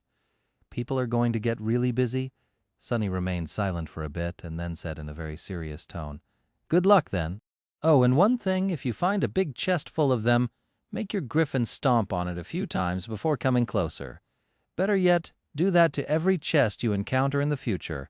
Never trust a chest not to eat you, is what I'm trying to say. I sure won't." With that, he said goodbye to the handsome master, placed his hand on the altar, and returned to the real world. There was a lot he had to do there. Chapter 475, A Few Things to Do. Chapter 475, A Few Things to Do. Sometime later, Sonny was in his kitchen, eating the breakfast he had just prepared. He was thinking of all the things on his to-do list. They were in no particular order: selling the soul shards he had brought with him from the dream realm, and setting up a stable method to sell more in the future, returning to the dreamscape to participate in duels on the professional arenas, to practice shadow dance and feed the mantle of the underworld with victories, observing rain and thinking of a way to deal with that whole situation, learning how to properly fight with a spear, visiting Neff, writing a report about the Noctis coins for teacher Julius. There were probably more things he had to do, but was forgetting. But he already had enough on his plate. Finishing the breakfast and staring toward the door of the guest bedroom, where Effie still slept while her spirit wandered the dream realm, he shook his head and went out to sit on the porch as he drank some delicious tea. It was early morning. Sonny enjoyed the pleasant view of the terrace district, watched as Rain walked to the public transport hub on her way to school, and then activated his communicator. He was going to start with the simplest of tasks. Navigating to the market section of the network, he habitually imputed his identification number to access the awakened section of it. Sonny had browsed the wares there before, even if back then he barely had enough money to buy anything. Today, however, things were different today. He was approaching the network as a seller, not as a buyer. Sonny entered soul shards as the keywords and stared at the listings, appreciating the number of zeros in their prices. It seemed as though the value of shards was not uniform. Of course, the higher rank shards cost much more. But people, strangely, also seemed to care about what nightmare creature the crystal came from and how it had been defeated. What the hell? Apparently there were collectors among the wealthy, mundane humans who were very interested in this sort of thing. Some superstitious awakened also believed for some reason that absorbing bad shards would be detrimental to the purity of their souls. Weirdos. Sonny didn't immue a lot of things, but one thing he did know was that there was not a single awakened out there with a pure soul. Even the best of them were murderers by nature, and their hearts were painted black by the nightmares they had experienced. Not to mention that there were no bad or good soul shards. They were all pretty much the same, coming from terrible monsters and earned through bloodshed. Anyway, that was something he was going to consider when creating his own listing. After getting the gist of the pricing, Sonny opened the form to create his own digital shop.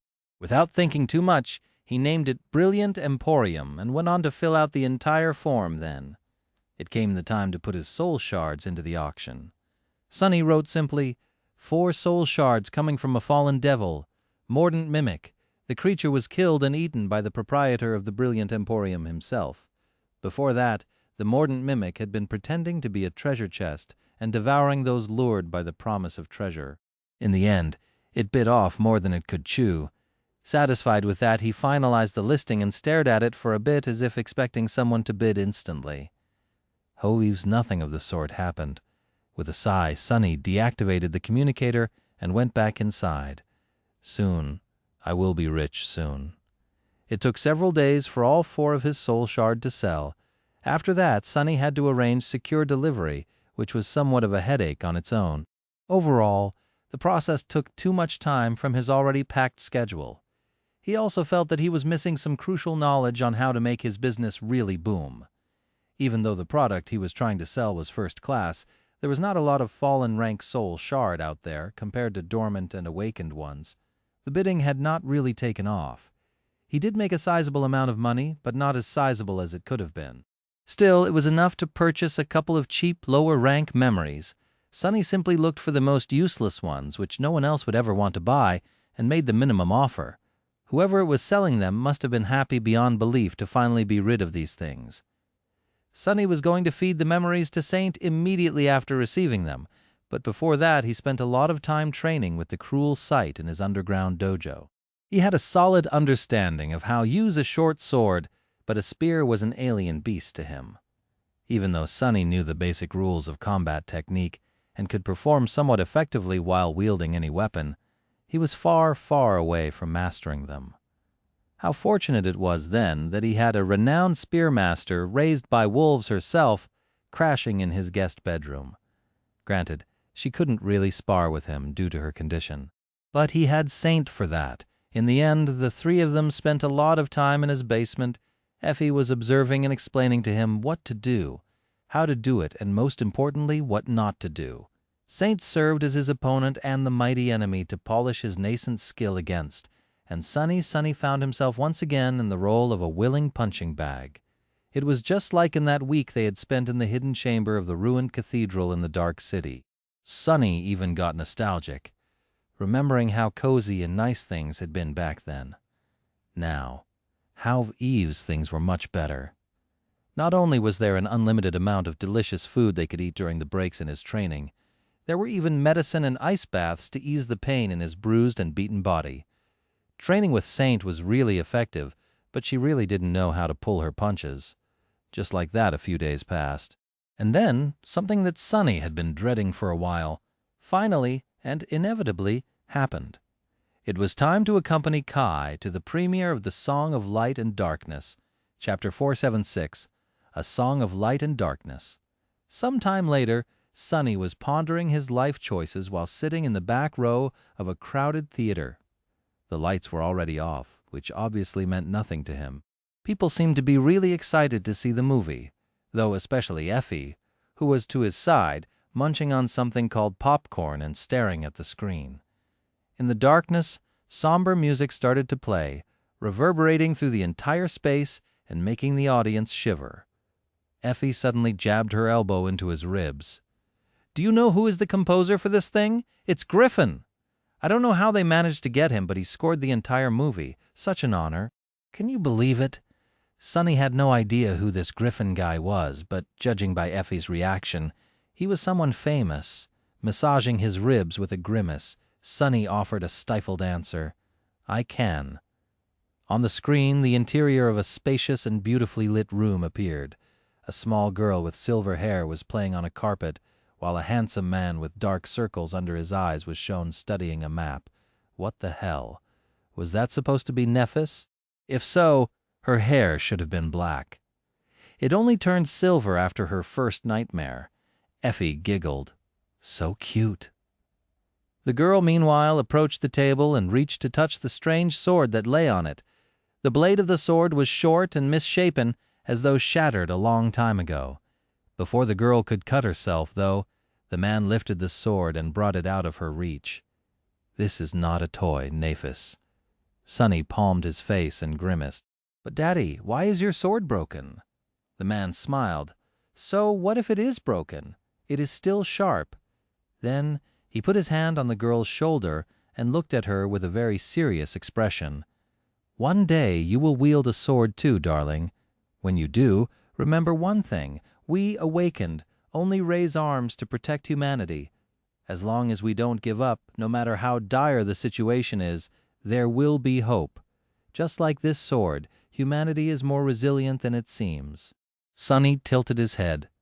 Wait, this doesn't even make sense. The scene, however, was already over. The screen turned black for a few moments, and the movie transitioned into the future. Nephis, now a languid jade beauty with a slim waist, generous figure, long eyelashes, and mesmerizing gray eyes, was entering the academy. What followed was a long training montage showing her defeating every other sleeper there with a training sword, all the while offering words of wisdom. like never give up hope or remember your duty or we are humans. The propaganda was so tacky and laid so thick, Sunny could help but cringe. The only person the Jade Beauty couldn't defeat was a handsome young man with masculine features, broad shoulders, and a noble bearing. Han Lee Castor. Oh no. Oh no. Sunny should have guessed by the invitation Kai had given him, but the director of the movie was obviously hinting at the nascent romantic feelings between the two. Their conversations in the academy seemed to be about swordsmanship, but were also somehow deeply flirtatious. The actors had mad chemistry together. He wanted to vomit, but the audience was clearly enthralled by the two leads. Sunny didn't dwell on this preposterous thing for long, though, because right about then, his own character was introduced. What he spell is this? The actor hired to play him was a literal child. It was a teenage boy of about 13 years of age, with a mischievous grin and a face that, for lack of better words, simply begged to be punched. Worse than that, he was shown as extremely uneducated, clumsy, and naive. In short, Sunny was the comic relief. He turned to Effie in outrage, only to see her laughing silently. "Oh man, who's the casting director for this movie? I need to send them flowers, even his shadows were laughing. Both of them." Sunny gritted his teeth, promised to exact revenge on Kai and Effie for making him endure this, and turned back to the screen. Finally, Nephis entered the dream realm and found herself on the forgotten shore. The coral labyrinth and the dark sea were recreated with such detail that he couldn't help but shiver. Well, they did their research, at least. The audience was holding their breaths during Neph's journey to the Dark City. The terrifying nature of the dark tides and the deadly battles with awakened nightmare creatures populating the labyrinth created a truly tense, suffocating atmosphere.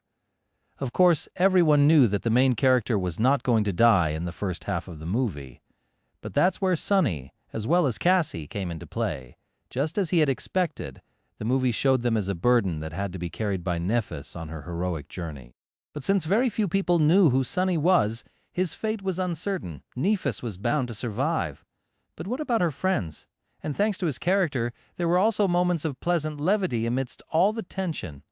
A few times the whole audience exploded with laughter after Sunny on the screen did something especially stupid or said something really outrageous. He had also slowly developed a catchphrase. It was, "Are you crazy?" That not only allowed the audience to chuckle, but also gave Nephis the opportunity to educate her worthless follower, thus naturally delivering a lot of necessary exposition.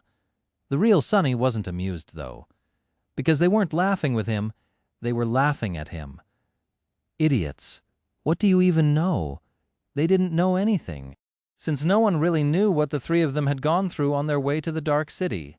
The writers simply came up with some dire dangers for Nephis to overcome. Eventually, though, they made it to the ancient city and met Effie. Effie was played by a very tall, athletic, and attractive actress. The way she played her, though, was a sight to behold. Basically, the actress went out of her way to portray the huntress as a charismatic but not very bright savage who was all brawn and no brain.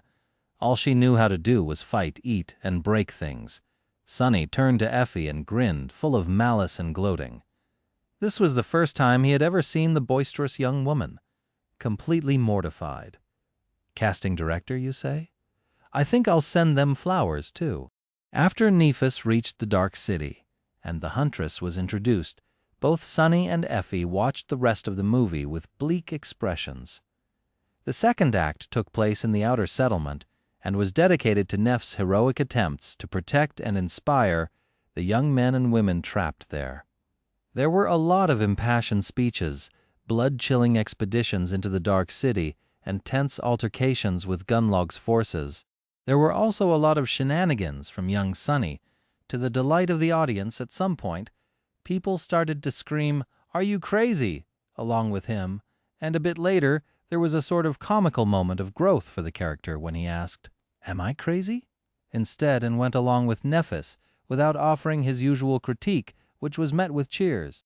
Most of this part of the movie, though, was dedicated to the genuine respect and camaraderie that blossomed between Nephis and Castor in this dire time. With a handsome male lead as her right hand, Changing Star successfully united the people of the outer settlement, reminded them what it meant to be humans, and challenged Gunlag to save boisterous Effie from unjust imprisonment. The duel itself was choreographed somewhat well, even if it had nothing to do with the real thing. The moves both the radiant heroine and the cruel tyrant used were flashy and dramatic, and expressed the mood well, but anyone trying to actually fight like that would probably risk having their enemy die of laughter. The third act showed the siege of the Crimson Spire, the heroic stand of the warriors of the first line and Effie, Kai's battle in the skies with the Spire messengers, and Neff and Castor fighting back-to-back, slaying dozens and dozens of nightmare creatures together. The audience seemed to have forgotten to breathe, and even Sunny had to admit that the battle scene was filmed especially well, showcasing the chaos, horror, and terrible toll of human lives that such a massacre was bound to reap. Many side characters that people had already grown to love died heroically, and he even heard a few sobs coming from the darkness. Enhanced by the beautiful music, the atmosphere was not tragic, though. On the contrary, it was triumphant and exalted, as if to die in this way was the highest honor a human could receive. A bit uncomfortable, Sunny shifted in his seat. That Griffin guy really knows how to make a tune. When the situation was the most desperate, with the dark water rising and threatening to drown all the surviving warriors, a sudden change happened. The sea suddenly retreated, and the monsters started to fall to the ground. Castor, covered in blood and wounds, looked at Nephis and whispered, "My lady, the sun!" Indeed, the sun had suddenly turned menacingly red, its light eradicating the remaining nightmare creatures and assaulting the humans. For the first time in the entire movie, an uncertain and desperate expression appeared on Changing Star's face. Salvation came from someone who the audience would have never expected to see do something so profound. A clear ringing of the bell resounded in the air, and the small figure of clumsy, useless Sunny could be seen near the tower, waving his hand in the air. The survivors rushed toward the Crimson Spire and entered inside. There, Nephis looked up and then turned to Sunny. "Someone has to stall the terror so that everyone could escape. I will do battle with that nightmare, but there's an important task you must complete. Lead all these people to the gateway." Sunny on the screen looked at Changing Star with fear. "Lady Nephis, are you crazy? I'm just a clumsy kid from the outskirts. How can you entrust something so important to someone like me?" Sunny, in the real world, suppressed an infuriated groan. People in the audience, though, were rather emotional. "You can do it, Sunny. You got this, kid. You're a great scout. Don't sell yourself short." On the screen, the beautiful actress playing Nephis looked down on the comical, slightly pathetic boy in front of her and put her hand on his shoulder. We, awakened, must rise to the occasion to protect humanity. As long as we don't give up, no matter how dire the situation is, there will be hope. I believe in you, Sunny. You are capable of much more than you think. With that, she left the survivors and went off to fight the terror, while Sunny guided everyone to the gateway. And somewhere in the process, Castor left the group to aid Changing Star in battle.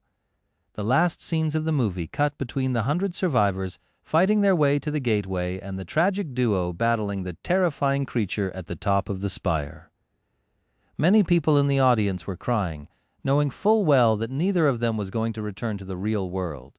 In the end, Castor heroically sacrificed himself to protect Nephis, breaking the hearts of so many viewers.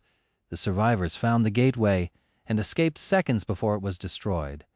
The last shot showed bloodied Neff walking out of the tower, holding a broken sword in her hand. As she gazed at the forgotten shore, a lone tear rolled down her cheek. As long as we don't give up, there is hope. The screen turned black, and in the next moment the audience exploded with applause. Sunny stared at all those people, many of them applauding with tears in their eyes, with a strange expression on his face.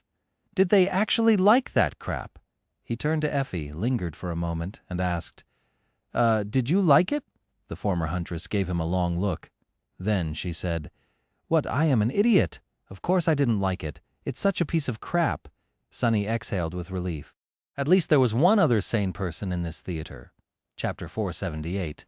Credit where credit is due. After the movie was other, Kai appeared to deafening applause and gave a short speech, congratulating the director and the crew of the movie, and then inviting them on the stage for a short Q&A. Sunny stared at the director of this travesty, seriously considering silently assassinating him for a few moments. Then, he glanced at Effie, who, judging by her face, was thinking the same. He lingered for a few moments, then asked, "What do you want to do?" The young woman inhaled deeply, turned to him and smiled. "I'm hungry. Let's go eat." Together, they snuck out of the screening hall and went to find the theater's restaurant. There were a lot of people there who, just like them, had decided to skip the PR portion of the event and were now enjoying food and drinks, discussing the movie with lively expressions. Sonny and Effie got themselves something to eat and sat at an empty table, then grew quiet for a while. Each was preoccupied with their own thoughts.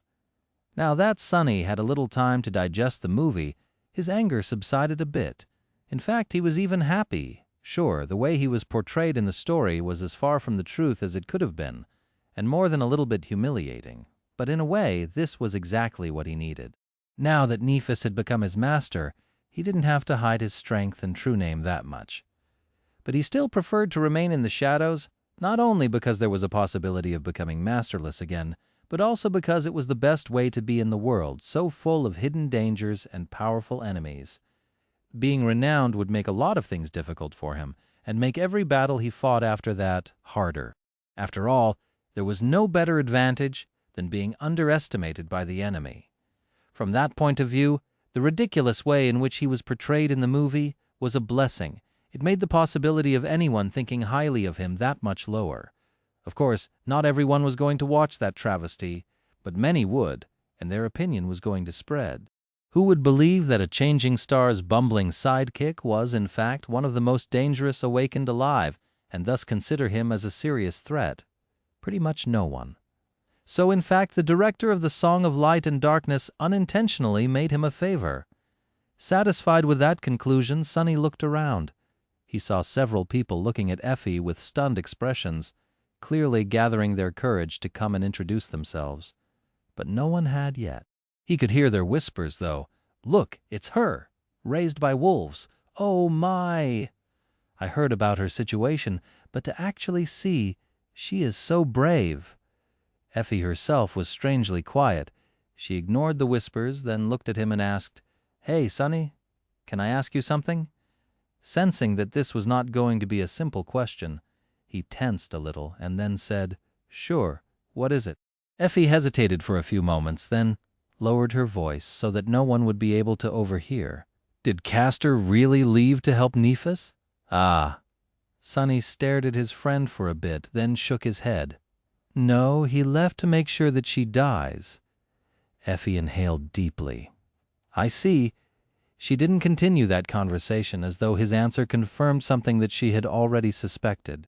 Well, despite her often boorish demeanor and the way she was portrayed in the movie, Effie was anything but stupid.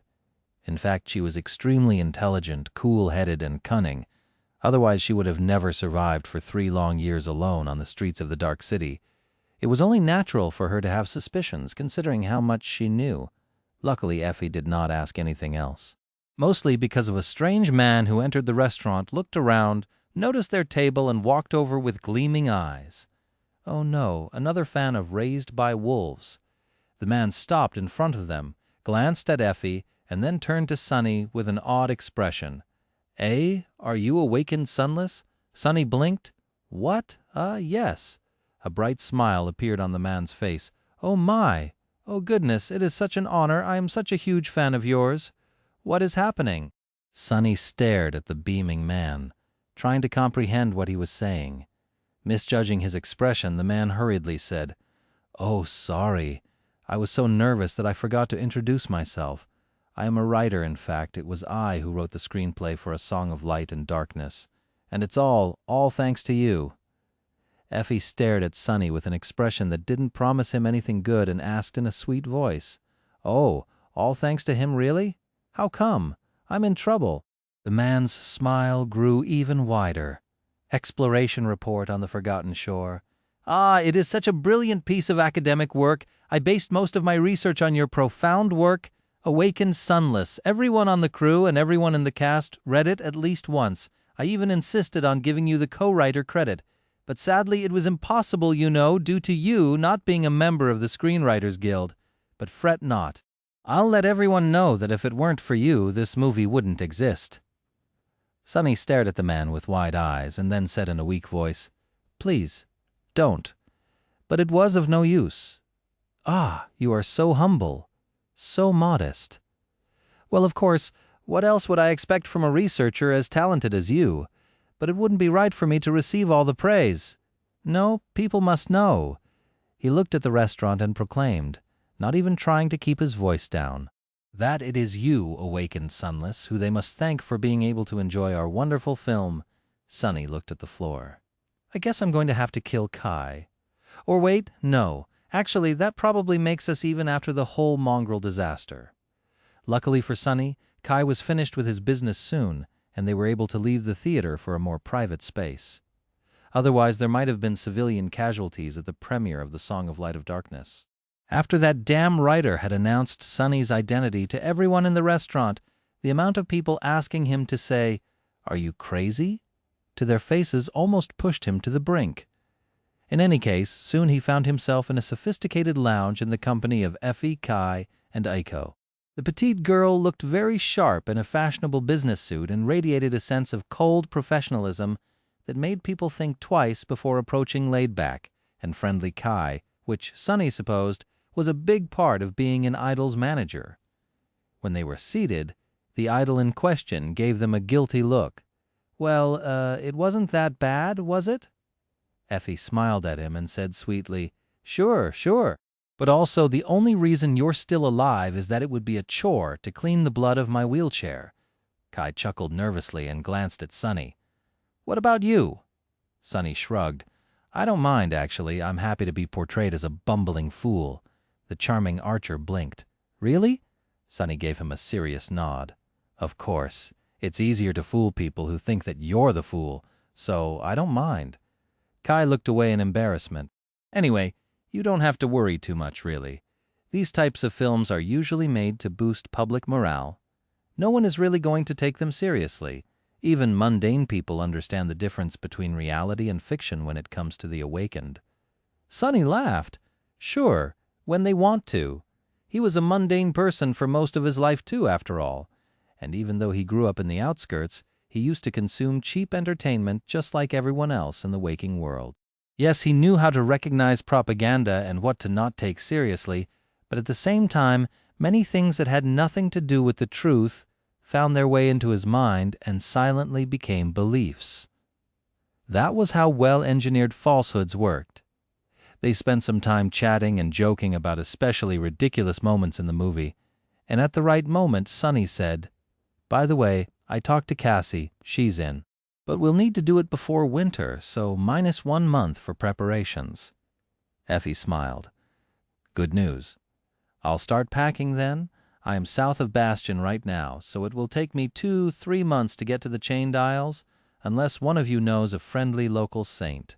Sunny thought about St. Tyrus and remained silent. No, that woman frightened him too much to ask for a favor. He wondered how Master Jet had managed to convince her in the first place. Kai nodded. "We can meet in Bastion and travel north together. It will be safer." Aiko, meanwhile, was looking at them with a confused expression on her delicate face. "Travel north, do it before winter? What are you talking about?" A guilty expression suddenly appeared on the charming archer's face. I haven't mentioned it before, but basically I'm going to join Sunny, Effie, and Cassie to challenge the second nightmare." Aiko stared at him with a shocked expression. "Not to steal from Sunny, but are you crazy? Have you told the agency?" Kai smiled weakly. "No? I was hoping that you will tell them, actually. They'll listen to you. Isn't it a good thing, really, for public relations? Plus, as a master, I won't have to visit the dream realm every day." The petite girl scoffed. "If you survive?" Then she glanced at Sunny and Effie and shook her head. "Ah, who am I kidding? I guess I'll be jobless again soon. You guys have fun for a bit. I'll go get a drink." With that, she rose and went toward the bar. Sunny thought for a bit, then rose too. "I'll go keep her company." Kai gave him a thankful smile. "I appreciate it. What does he think I'm going to do?" Sunny gave his friend a confused look, then followed Aiko. Of course, he wasn't doing it out of consideration. In fact, he wanted to talk to her about something in private. When he approached the bar and stood near the petite girl, she gave him a dirty look. Whatever it is, no. Hell no. Sonny blinked. What do you mean? Aiko smiled crookedly. I know that look of yours, the last time you looked at me like that. Steve and I almost ended up as the Bloodlord bait. What do you want me to join your suicide crusade? He shook his head. No, nothing of the sort. In fact, it's about your job. The petite girl raised an eyebrow. Oh, Sonny nodded. Well, since there's a possibility of you losing a part of your income, and Kai tells me that you are really good at managing stuff, how would you like to help me manage a blossoming new business? Aiko looked at him with a dubious expression. Are you opening an assassination agency? He almost choked. What? What made you think that? No, I just found a way to move items between the real world and the dream realm. My dream, if you need to know, is to become the proprietor of an elite memory store. The petite girl stared at him with wide eyes. Really? Sonny frowned. Yes, really, why? Can't I have a dream? Just imagine sitting safely in a fashionably decorated store without having to risk my skin in the dream realm and have tons of money simply flow into my hands. That's the stuff dreams are made of, is it not? Aiko shook her head with a bewildered expression on her face. I guess... Sonny smiled. You understand. The others might think that it's silly, but I know you wouldn't as a former business owner yourself. Anyway, I won't have a large enough arsenal of memories for a while, but I can start creating a reputation for the store already, a brand name or whatever it's called. So I just sold 4 fallen soul shards on the network from a devil I killed and ate. But for some reason, that bastard's shards did not fetch a really good price. Aiko looked at him with a frown. Well, what category of the vendor license did you apply for? Who's your appraiser? What's your feature strategy, SEO approach, pool of endorsements?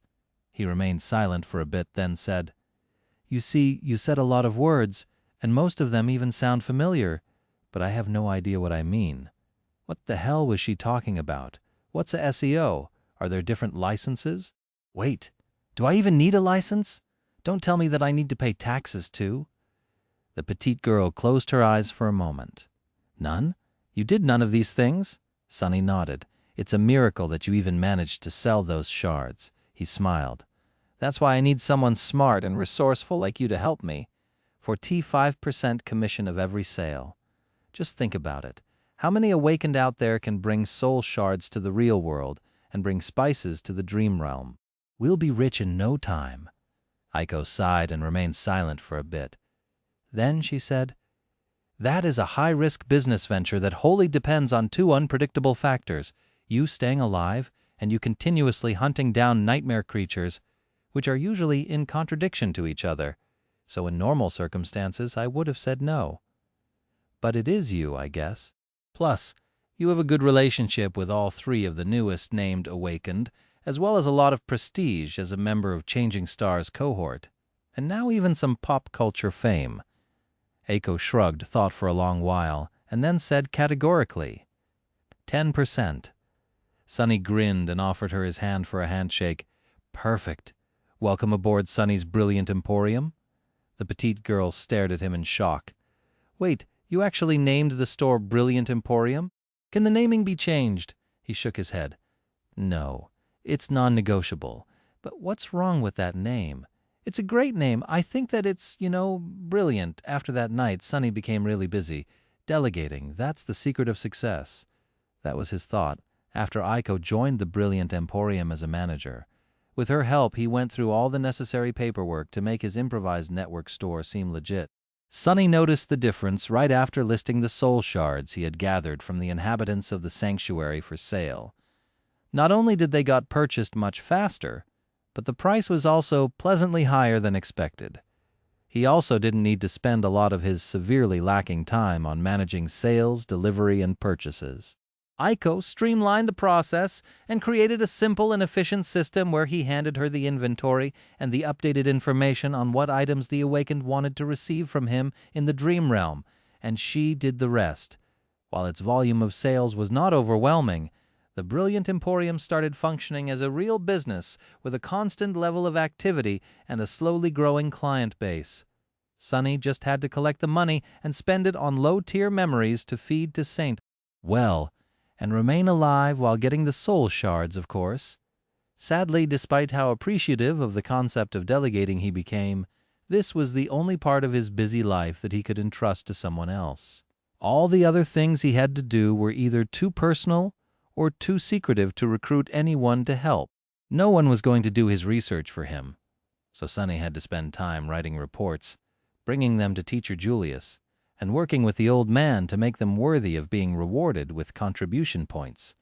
Nothing had brought him quite as much as the Forgotten Shore report had, but the points were slowly accumulating. Similarly, now that Cassie was gone on a long expedition, he was the only one of Neff's friends, of which there were only two, really, who could visit her. That was not a burden, but took away some of his time nevertheless. He also kept an eye on the runes describing her status and saw the number of soul fragments in her possession increase at a frightening speed almost every day. Sunny didn't know where Nephis was and what she was doing, what kinds of enemies she was fighting, but they must have been as powerful as they were ample in numbers. He had to keep up. Now that he had received a vast boost to his power through sacrificing the miraculous coins to the white altar in the sanctuary of Noctis, less than 400 fragments stood between him and being able to create a third core. That meant that he had to continue venturing into the wilderness of the Chained Isles to hunt down nightmare creatures. Armed with the cruel sight and the ability to infuse its blade with either invisible soul damage or radiant divine flame, he was now able to go further than he had before and challenge creatures that previously he chose to avoid.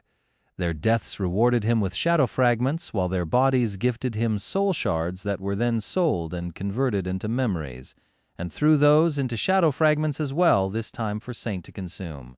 It was a virtuous but exhausting and wildly dangerous cycle, and as if the pressure of having to keep up with changing star wasn't enough, he also had to continue training, both with the spear, with the help of Effie and his taciturn demon, and without it, to practice shadow dance.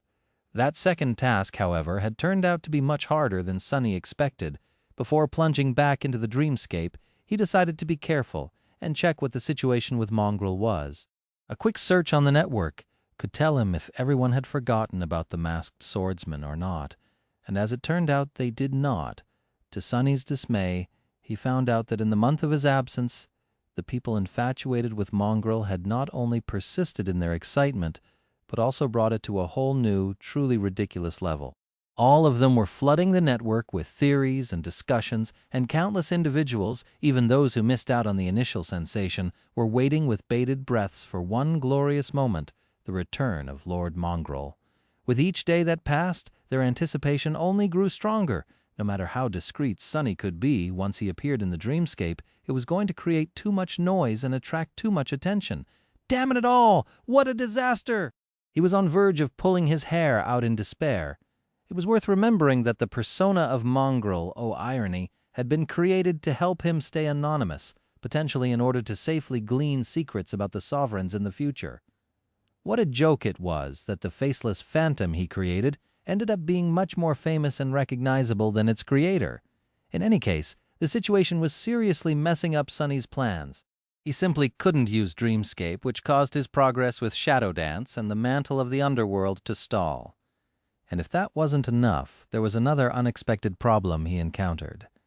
That one wasn't as inconvenient and pernicious, but made him worry a lot for whatever reason. It was that Sunny had not heard from Mordred again after returning from the Ivory Tower. Despite the fact that several weeks had passed, the lost prince remained gone. Sunny's head, once again, had only one voice resounding in it, his own. Usually that would have been a good sign, but Mordred's absence made Sunny tense and full of vaguely bad premonitions. What could have happened to his mysterious helper? Was he simply unable to establish contact outside of the sky below and the Ivory Island? Or had something happened to him? There was no answer.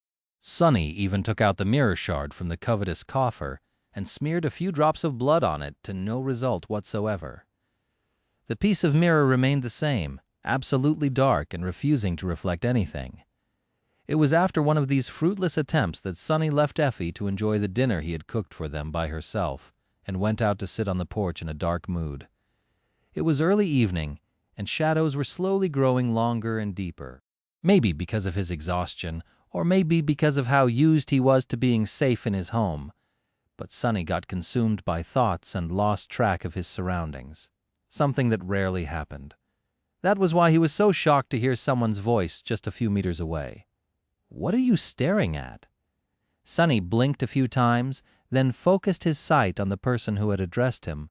In front of him, at a bit of distance, just between the sidewalk and the path leading to his porch, stood a 14-year-old girl in a school uniform with black hair and dark eyes and a very unamused expression on her pale face.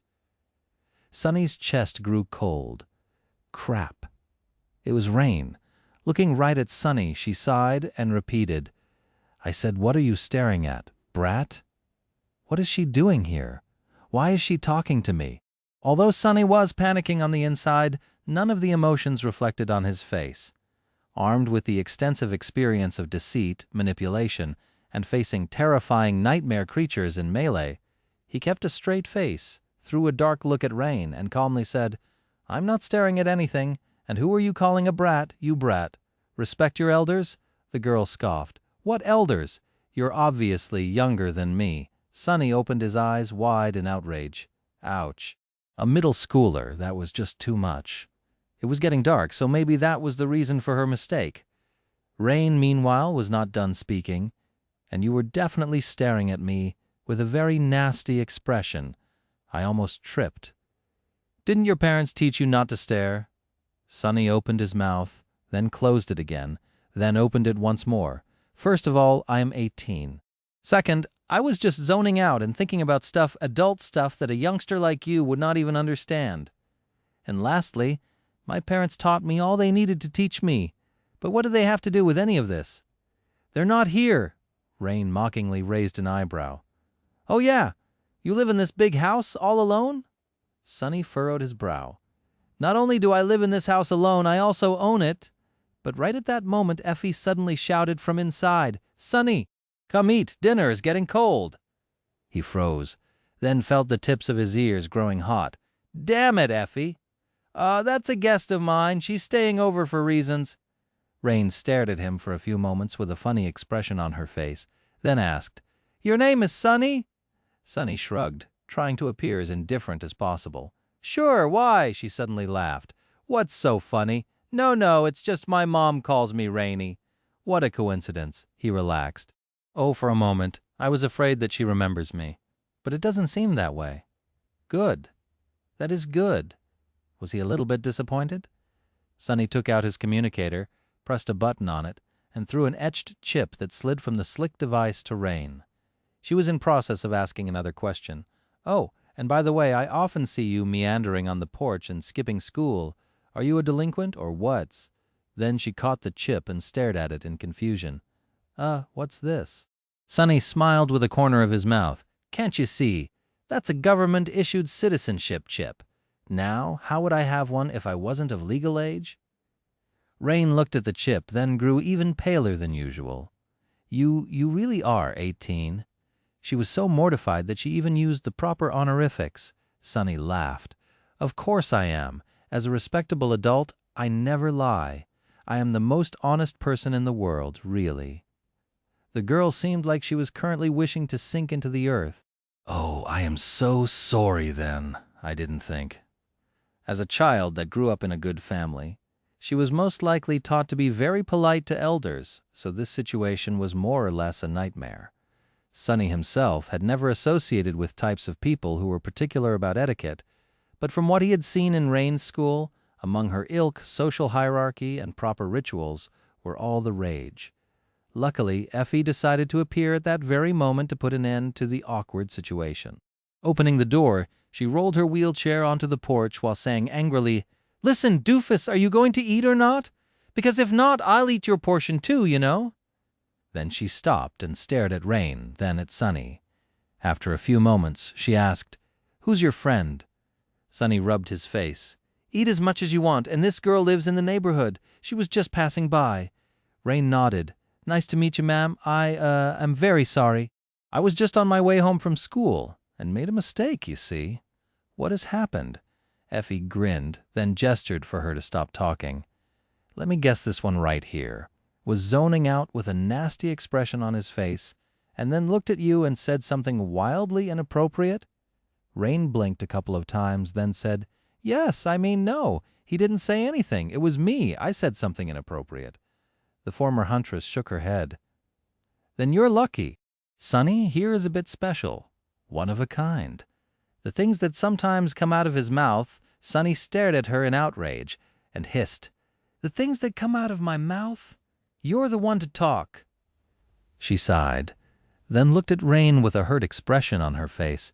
You see how he bullies me? Ah, that's no way to treat a guest, Sonny. So ungracious.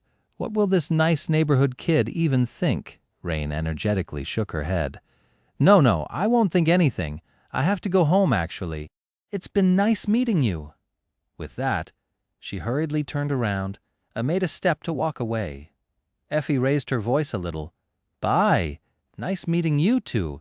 If you feel guilty about the misunderstanding, you can stop by any time.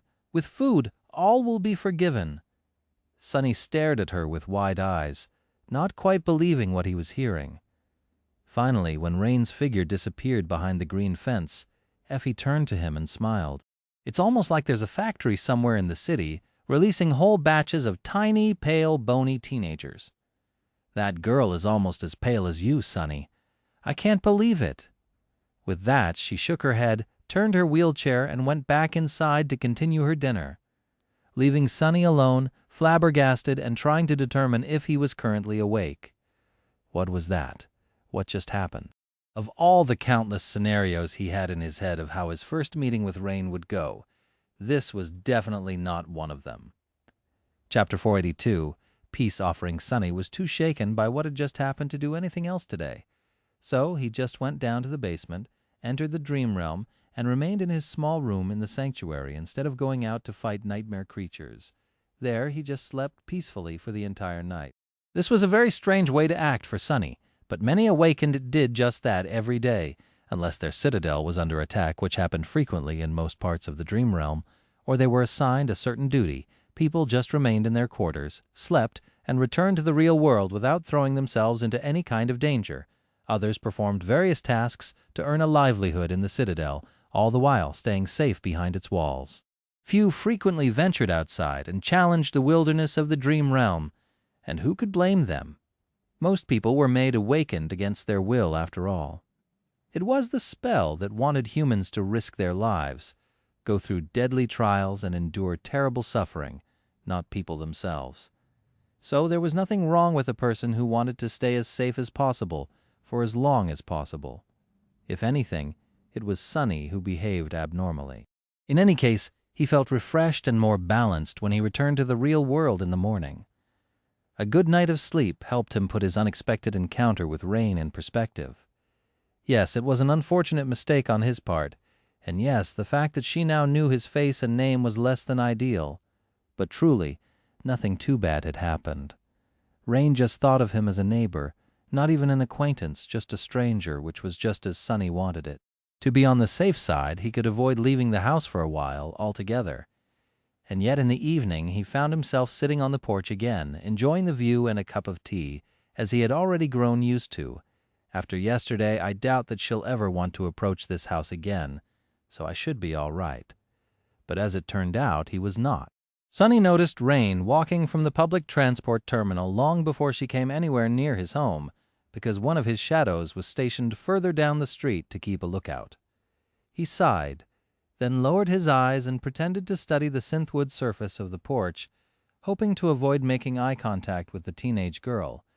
This time he was not going to give her a reason to come closer and talk to him. However, it was all for naught.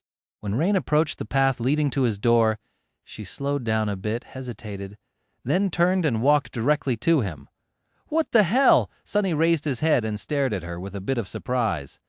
Hi, it's you again." She nodded, then took off her backpack and produced a big food container out of it, seemingly full of something delicious. Then Rain handed it to Sonny. "Here, my mom made it. Your friend said to bring food, right? Oh, and I'm really sorry for yesterday." Sunny blinked a couple of times, then took the container from her hands and stared at it for a bit. Damn Effie who told her to ask for food? I cook great food for the both of us myself, then. He pretended to smile and said, Yeah, she did, and no problem. Say thanks to your mom. Sunny thought that the conversation would be over after that, but Rain lingered. There was a sort of curious expression on her face. It's nothing much, just some pasta with mushrooms and cream sauce, my favorite. Oh, Sunny, right? I'm Rain, by the way. He looked at the food container again, reevaluating his stance on its existence. Nothing special, huh? He was willing to bet that the ingredients she listed were all natural, too. A far cry from synth-paced people like him usually consume to keep their bellies full in the outskirts. Sunny knew a few guys who would kill to eat something like this. His smile became more genuine. Yup, I'm Sunny. Nice to meet you, Rain. She smiled slightly, hesitated for a few moments, and then asked, So you're really 18? And live alone in your own house? I mean, with that nice friend of yours? Sunny shrugged. Sure, she's just staying over until she finds a place of her own, though. Why? The girl looked at him with wide eyes. I mean, aren't you a bit young to live on your own? Aren't your parents worried? He stared at her for a couple of seconds, then tilted his head a little. I think that I'm of a perfect age to live on my own, and no, my parents aren't worried about me one bit. Rain smiled, as though hearing the most fascinating thing ever. But like, who cooks your food? No. Wait, who buys your wood? Do you get an allowance, or do you have a stipend from your university? Wait, do you even go to a university? I have so many questions. Sunny mentally groaned. Questions, I hate questions. Outwardly, though, he remained calm. What kind of questions are those? Obviously, I buy and cook my food myself, and who needs a university, a stipend? I am a wildly successful young entrepreneur, if you must know. Basically, I do whatever I want. Rain stared at him. And your parent just let you? They're not lecturing you every day about the future, the importance of having a productive career, and how you must be always ready in case you get infected by the spell? Sunny furrowed his brow. No, none of those. Rain looked at him with envy and sighed. You're lucky. My mom and dad are like hawks. What the hell is a hawk? Something bad, I presume? He remained silent for a while, a complicated expression appearing on his face. Finally, Sunny said, Don't be hard on your mom and dad. You're the lucky one, really. I sort of twisted the truth a little. My parents don't care about where I am and what I do because I don't have parents, so I would rather be in your situation than mine. Great as it is, yours is a bit greater. Rain stopped smiling and looked at him with a hard-to-read, sad expression on her pale face. Then she said quietly, Oh, I see, sorry, I didn't know. She smiled a little and waved. Well, I'll be going then. Enjoy the pasta, Sunny. The young girl put her backpack back on, turned around, and left. Sunny remained on the porch for a while, staring at the tray of food. Slowly, a dark expression settled on his face. I can't continue doing nothing anymore. I need to make a decision and proceed. I wasted too much time as it is already. He avoided doing anything about getting Rain ready for the possibility of becoming infected by the spell, because he didn't know what to do and how. But this inaction had to stop. He had to come up with something. Chapter 483, 200 seconds. The problem was, he just didn't know enough to make a good decision, and even then was he even qualified to make it? Sunny had a lot of experience dealing with various situations, possessed a quick wit, and was street smart, as well as having a real talent for killing things and remaining alive. Without wasting time on false modesty, he could admit that he excelled at many things. But were the things he excelled at even applicable to training a young girl for the nightmare spell? After all, what he wanted to give her were not combat skills or survival tactics. Those she was being taught already in an elite school that someone like him would have never been able to attend. What he wanted to give her was a mindset that would allow her to survive in the unforgiving hell of the dream realm. And mind was a delicate thing. If he went about it in the wrong way, he could bring more harm than good. Not to mention that everyone was different, and what worked for him was not guaranteed to work for someone else. Take his own friends, for example. All of them had wildly diverging mindsets, but each had been able to thrive even in a place as dire and harrowing as the Forgotten Shore. So what the hell do I do? Sunny massaged his temples, then sighed. First he had to observe more and understand more. Whatever he wanted to decide, it was stupid to try and base that decision on observing Rain for a single day as she went about her classes. Maybe I'll get inspired, or my intuition will give me a hint with that thought. He frowned, finished his tea, and went inside. The next morning, Sunny left his house early and used the transit system to reach the district where Rain's school was located. Now that he knew the place, he didn't need to follow his sister around. Instead, he went ahead, returned to the cafe he had hidden in the last time, and sent one of his shadows to keep watch on the entrance of the school as it waited for the young girl to appear. Half an hour later, he noticed her figure and silently ordered the shadow to follow Rain inside. I'm going to have to keep studying her demeanor for a while, a few weeks at least.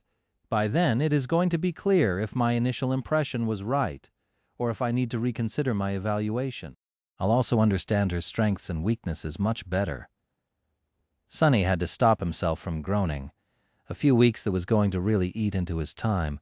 Both the hunt for shadow fragments and his training with Effie and Saint were going to suffer, which was such a shame. Recently, he was starting to feel a hint of confidence when handling the cruel sight in its spear form. Previously, Sunny had mistakenly considered the spear to be a rather static weapon, one mostly capable of only straightforward thrusting attacks, and on the surface it was more than that. This was actually one of its best features. Anyone could use a spear with a decent level of effectiveness. That was why it ruled the battlefield for thousands of years. Unlike the sword, a person didn't need endless hours of practice to become a proficient amateur with it. But in the hands of a master, the spear was a completely different beast. It was swift, deadly, and unpredictable, capable of a vast variety of attacks at a wide array of ranges. It was a truly versatile weapon capable of dealing devastating damage to anyone who would dare to approach its wielder. What Sunny liked the most, though, was how deceiving a spear could be. Cruel Sight, in particular, was especially flexible due to its long blade, which could both piece and slash. Not to mention the fact that the length of its shaft could be changed at will. Sunny was still much more comfortable with swords, though, especially familiar ones like the midnight shard of the great Odachi form of the Soul Serpent. He was growing rather fond of the ability to keep his enemies further away from his body that the Cruel Sight gave him nevertheless. So it was a real shame that he was going to have to reduce the amount of time he trained by a lot. That was not even the main reason why he felt malcontent about the prospect of spending weeks observing Rain at school, though. The main reason was teenagers. Sunny clearly remembered the mental trauma he had experienced after being forced to watch the young elites attending the prestigious school, making life difficult for both themselves and the teachers. Even after having to fall into an endless abyss while eating the rotten meat of a devil and burning in the ocean of divine flames, he would rather repeat the whole thing than experience school life again, well, almost. Not really. With a sigh, Sunny concentrated on the pastry in front of him and prepared for a long and arduous day. That pastry alone made his mood better, simply because of the fact that it didn't come from a mimic. The young elites were the same venomous, incredibly misguided, and infuriating. Luckily, Rain was also the same. She studied quietly and avoided all the drama, which basically made her a pariah. Good girl, Rain, that's right. Disregard all the nonsense and learn as much as you can. Knowledge is a privilege. These classmates of yours are too stupid to value it, but you're not. Well, it wasn't as though they were some delinquents either. Academic achievement was the cornerstone of the social hierarchy in this elite school, so the competition among the students was fierce. It was just that most saw learning as a tool to earn status as opposed to the goal. Not that their priorities were any of Sunny's business. Hour went after hour, and at some point he decided to leave the cafe and take a walk to chase away the boredom. But before he could, however, something happened. His communicator suddenly let out a grating, echoing, ringing sound. A second later, the sound repeated, and it wasn't only just him. Every person in the cafe, from the clients to the members of the staff, was receiving the same notification. Sunny's chest grew cold. He knew that sound, of course. Everyone in the world knew and dreaded it. Looking down, he saw the familiar text appear on the screen of his communicator. No, the notification read, "Emergency alert, gate activity detected in your proximity. ETA, 201 seconds. Evacuate. Immediately. Chapter 484, The Gate. Chapter 484, The Gate. A gate, there is a gate. Before Sonny even comprehended these words, he was trembling, cold fear rising from the depths of his heart to swallow him whole. This was not a conscious response, but an instinctual reaction, something that his body had learned to do in the past, the terror that all modern humans came to bear in their very bones. The grating, echoing ringing meant only one thing: run. Run if you wish to live, if you don't want to die in a manner so harrowing that words could not describe it. But Sonny wasn't a mundane human anymore. Strangling the instinctual fear, he threw it aside and stared at the screen of the communicator with a dark expression on his face. The notification was similar to the ones he had seen several times in the past. Previously, when he lived in the outskirts, he had learned of the devastation an opening gate could bring. Granted, the infrastructure in the outskirts was way less developed than in the proper parts of the city, and there wasn't a lot of awakened around. So the results were often more disastrous. He was in a very respectable district right now, but ironically things were much worse. Sonny wasn't very versed in the technology the government used to detect the appearing gates in advance, but he knew that it failed this time. Usually people would receive a notification at least 10 minutes, half an hour, sometimes even days before the dreaded event. This gave most of them time to evacuate out of the impact zone, and also allowed the government forces to arrive before the flood of nightmare creatures broke free of the opening gate and cut through the ranks of the nearby awakened who tried to stall it. 200 seconds. That was nothing. Less than nothing. It was not nearly enough time for people to run, and not nearly enough for help to arrive. Such a small time window meant only one thing: that unless something happened, there was going to be a massacre. He was safe, though. He could just shadow step away at any moment. As people jumped to their feet and ran to the exit with panicked expressions, Sonny sighed and pressed on the notification. Immediately, a map opened up, showing him the location of where the gate was going to appear, as well as optimal evacuation routes. Too close. There was no way that Rain's school was going to be able to evacuate thousands of students in time. If their hazard protocols were well established, they were not even going to try.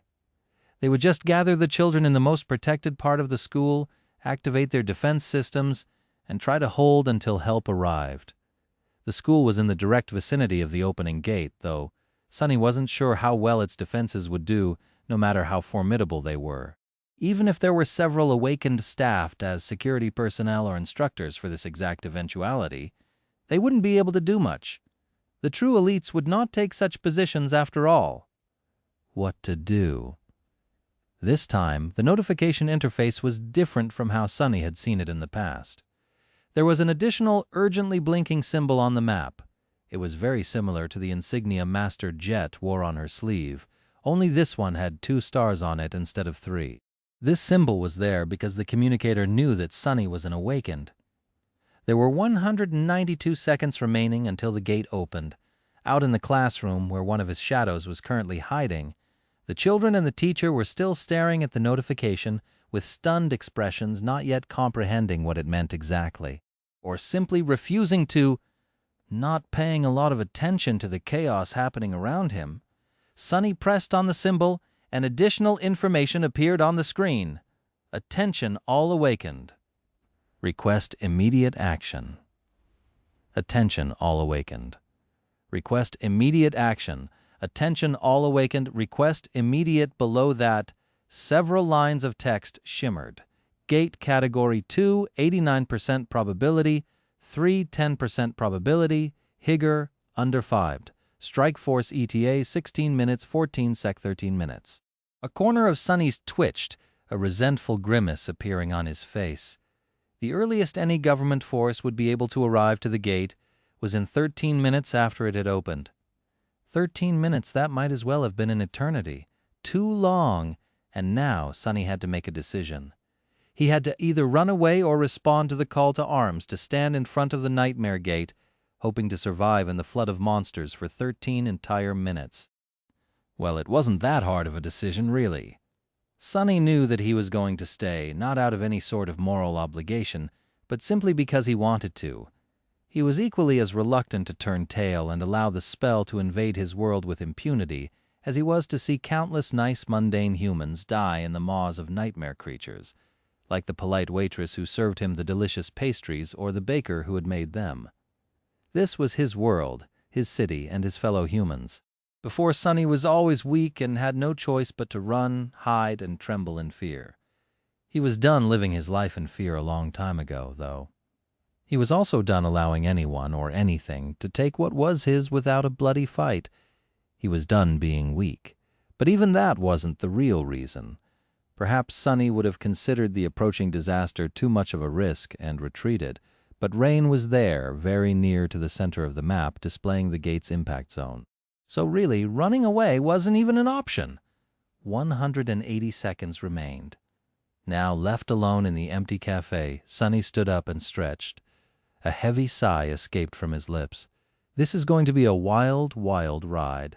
Chapter 485, Lesser Evil. Now that he knew that he was insanity, going to act, Sonny had to decide how exactly, and do it very fast. Sadly, the question was not as easy as it seemed. His life was too complicated for anything to be easy. Not only was the answer to the question not too obvious, but, what's worse, he had mere seconds to make a decision, which was not nearly enough to think things through with any sort of clarity. But what choice did he have? None at all, Sonny grimaced. Let's speedrun our options. The safest and most cowardly option was to shadow step into the classroom through the shadow spying on Rain, grab the girl and bring her away. At least it seemed safe on the surface. In reality, though, such an action would cause all types of terrible consequences both for him and for his sister. Not only was he going to have a lot of explaining to do, revealing all the things he wanted to keep hidden, he would also leave countless witnesses, as well as digital evidence, connecting Rain to him and vice versa. In the future, whenever he was going to end up having really dangerous enemies, which Sonny had no doubt would happen one day soon, that evidence was going to come to light and lead them to her, which was not something he was willing to accept. So he was going to leave that option as the last resort and act on it only if the school's defenses were breached and Rain was in imminent danger. With that out of the way, there was only one path left, doing his civil duty and going directly to the gate in hopes of stalling the tide of nightmare creatures long enough for the cavalry to arrive. Awakened who didn't work for the government were expected and encouraged, but not technically obligated to respond to a call like that. Many, maybe even most, did not, and chose to run instead, and who could blame them? Not everyone with an aspect was a combatant, and even those who had not become one voluntarily. Forcing these already traumatized people to go to their potential deaths under the threat of retribution, if they refused, was not something the government was eager to do, or maybe it simply couldn't.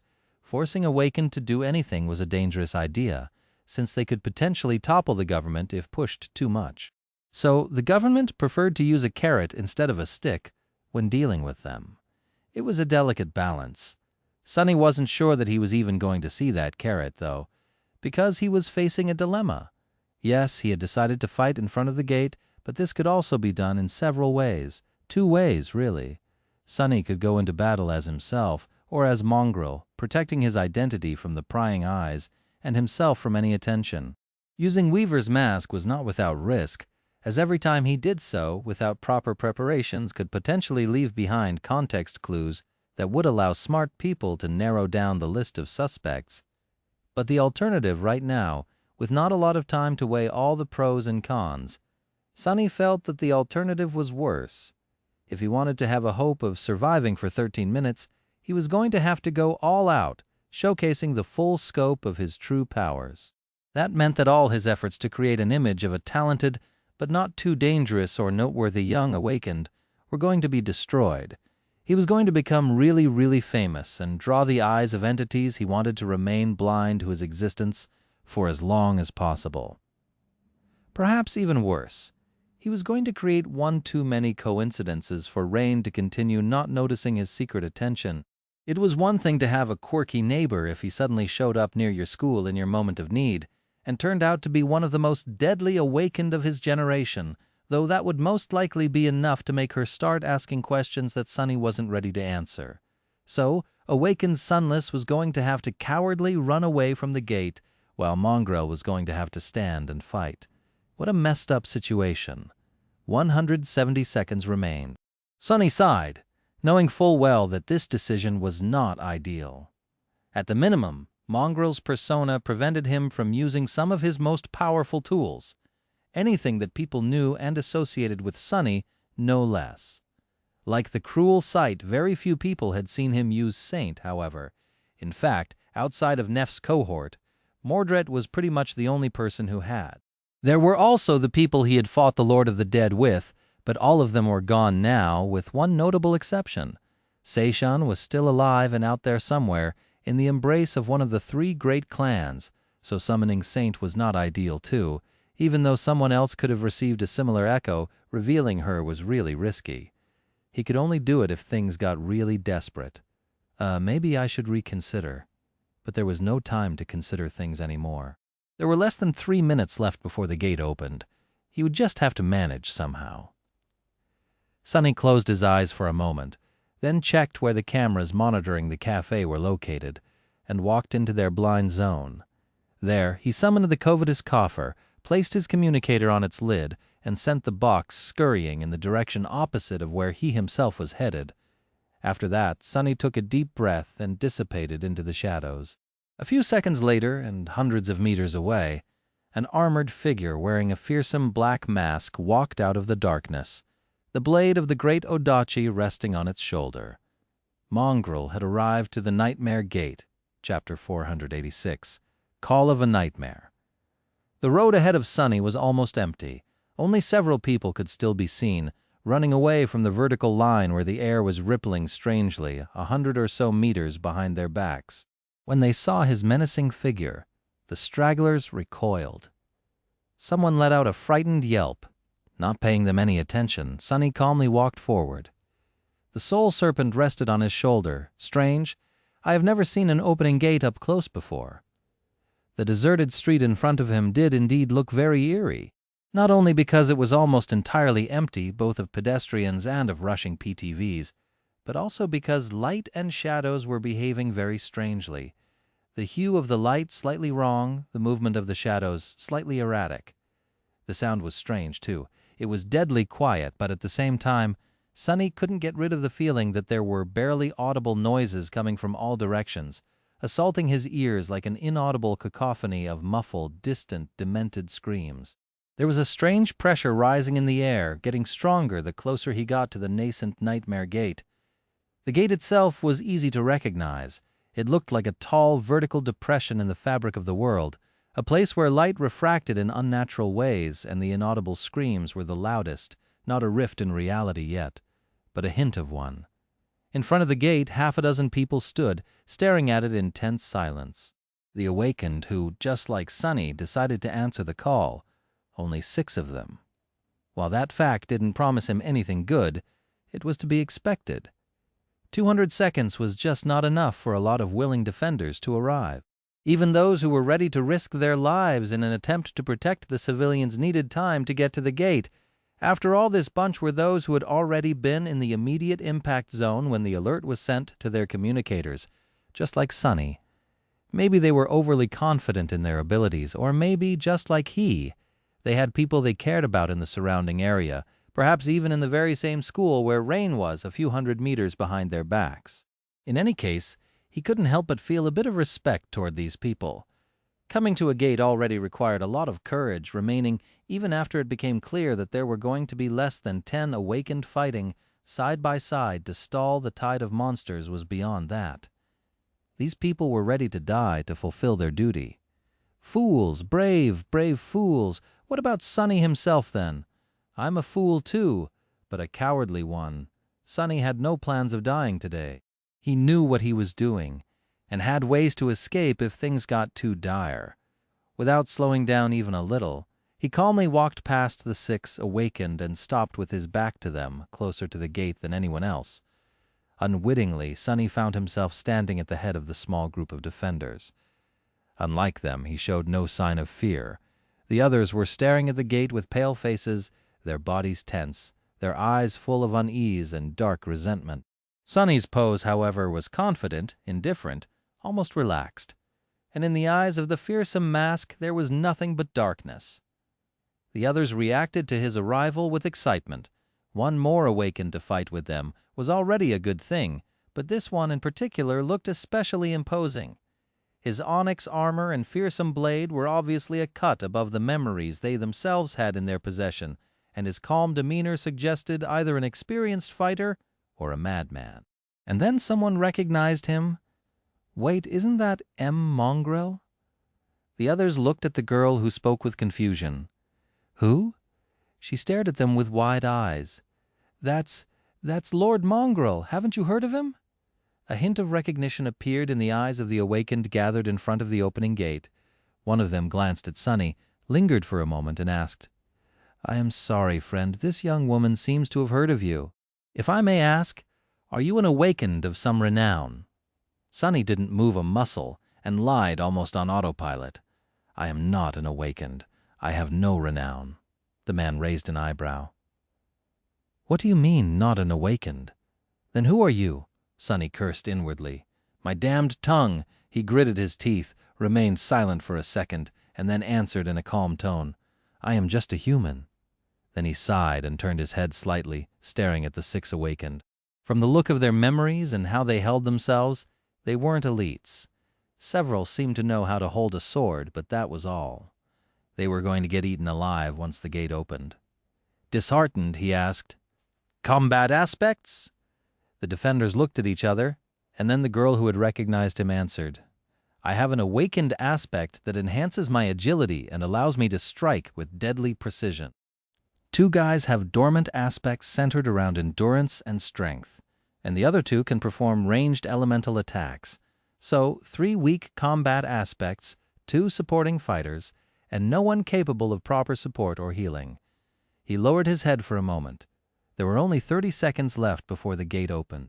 Slight tremors were running through the ground beneath his feet, and bits of dust and small pieces of gravel were slowly rising into the air, levitating on the invisible currents of energy coursing through the air. How I'm going to do this? Sunny gripped the hilt of the soul serpent tighter, then said hoarsely, Stay back! Kill anything that gets past me! He paused for a moment and then added, Make them bleed! The girl stared at him with wide eyes. Stay back! But, sir, you can't do it alone. There will be a horde of them.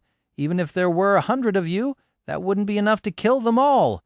Sunny turned away and looked at the slowly opening rift in front of him. How could he get these people to stay out of his way? The best place for them to be was at the back, finishing off anything that Sunny failed to kill and preventing the nightmare creatures from escaping into the city, escaping toward Rain's school. Failing to come up with a better lie, he opened his mouth and said coldly, One of me is enough to kill them all. With that, Sunny left the girl standing there with an open mouth and walked forward. What's the big deal anyway? It's just a nightmare gate. His legs, however, were trembling a little. Just at that moment, an especially strong tremor ran through the ground. The shadows exploded in a mad dance, the sunlight growing dim and ghostly.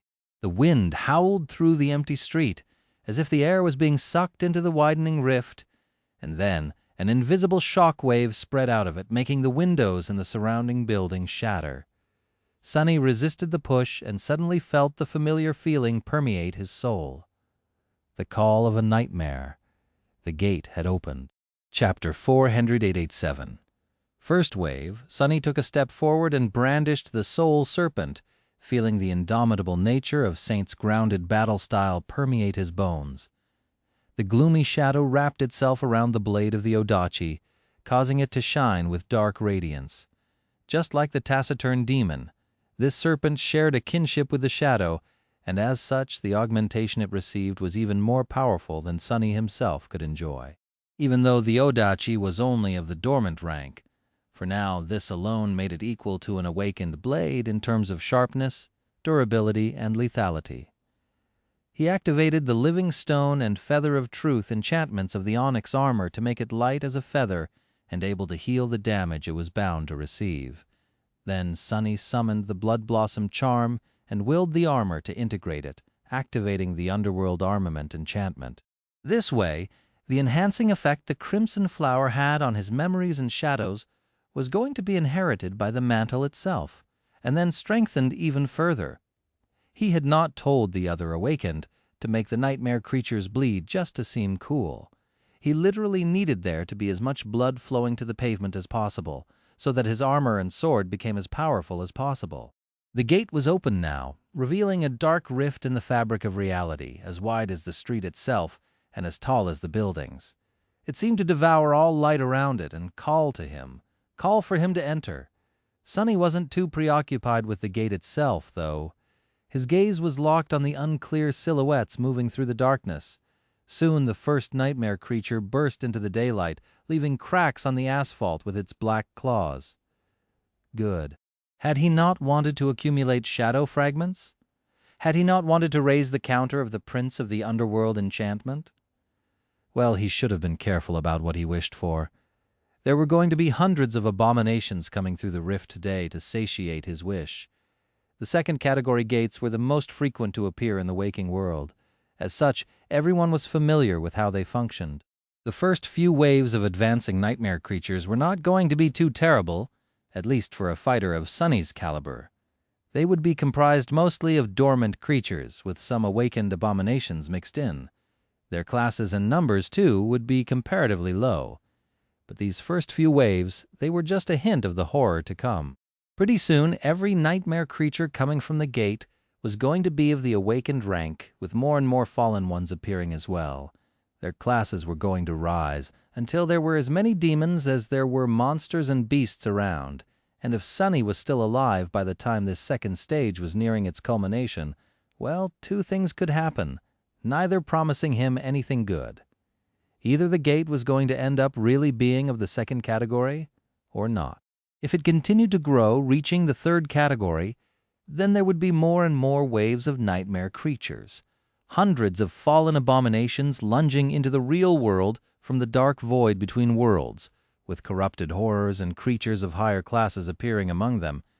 If it didn't then, the guardian of the gate would manifest itself into reality. The guardian was always at least one rank higher than the gate's category, and could be of any high class, from a devil to a dreaded titan. In any case, Sonny had to live through the initial waves first to find out what was going to kill him in the end.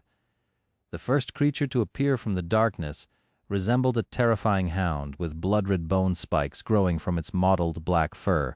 It landed on the road and opened its maw, then produced a guttural, hoarse roar, and then abruptly grew silent as Shadow Serpent's blade slashed across its neck, severing its head entirely. You have slain a dormant beast.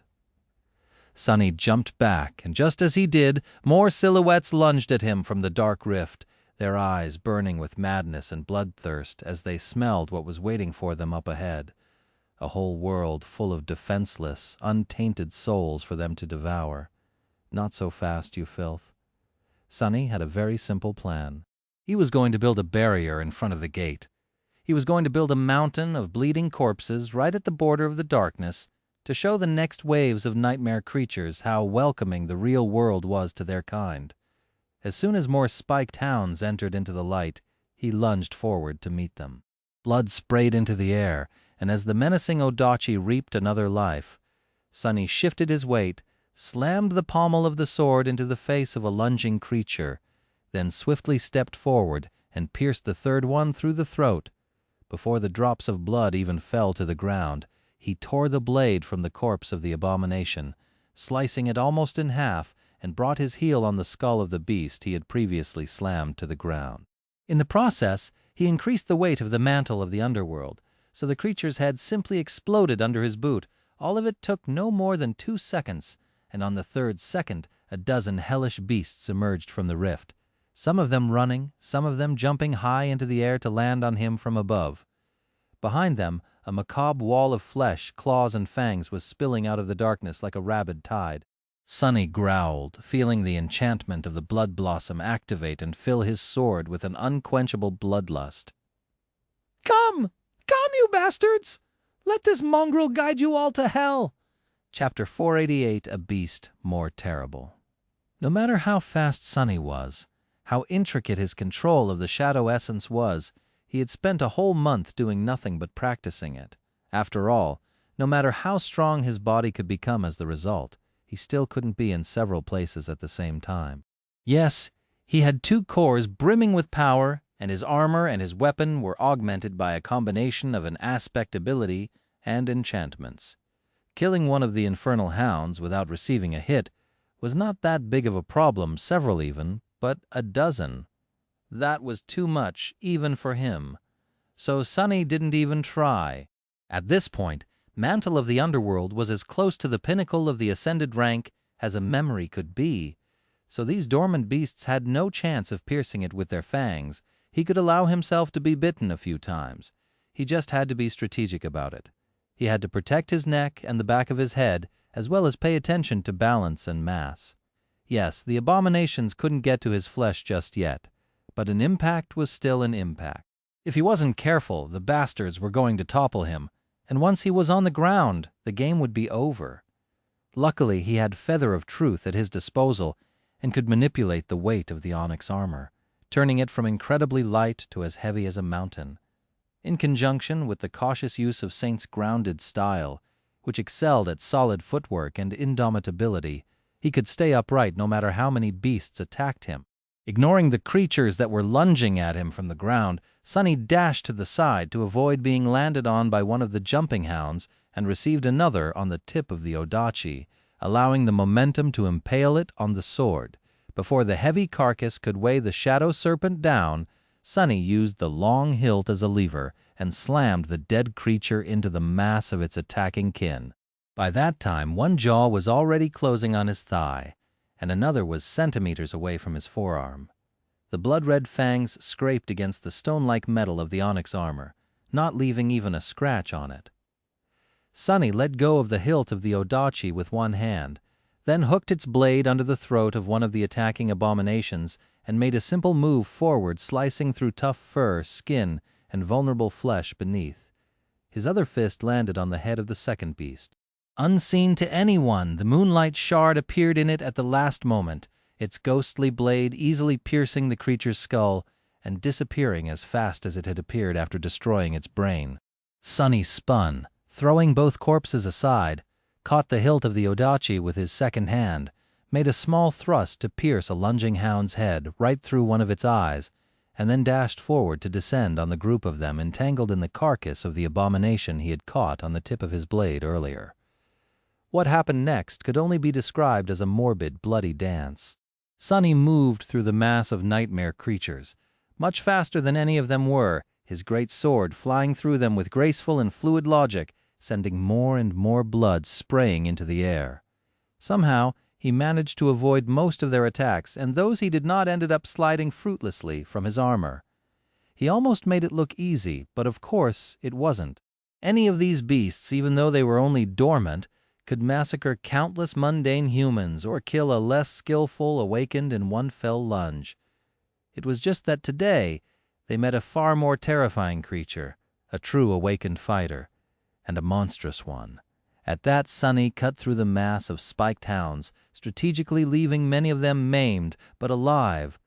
They could only bleed as long as they weren't dead after all, and he needed them to bleed a lot to bring the blood blossom to the peak of its strength.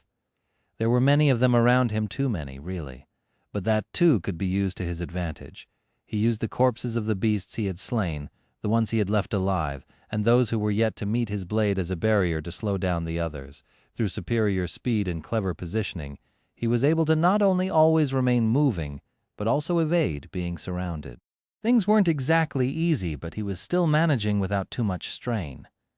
His main problem right now was to not allow any of the abominations to move past him and escape into the streets.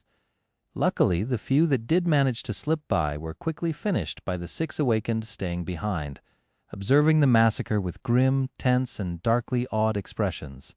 However, Sonny wasn't oblivious to the fact that this successful start was an illusion. The first wave was just an appetizer, after all, simply a hint of the true calamity to come.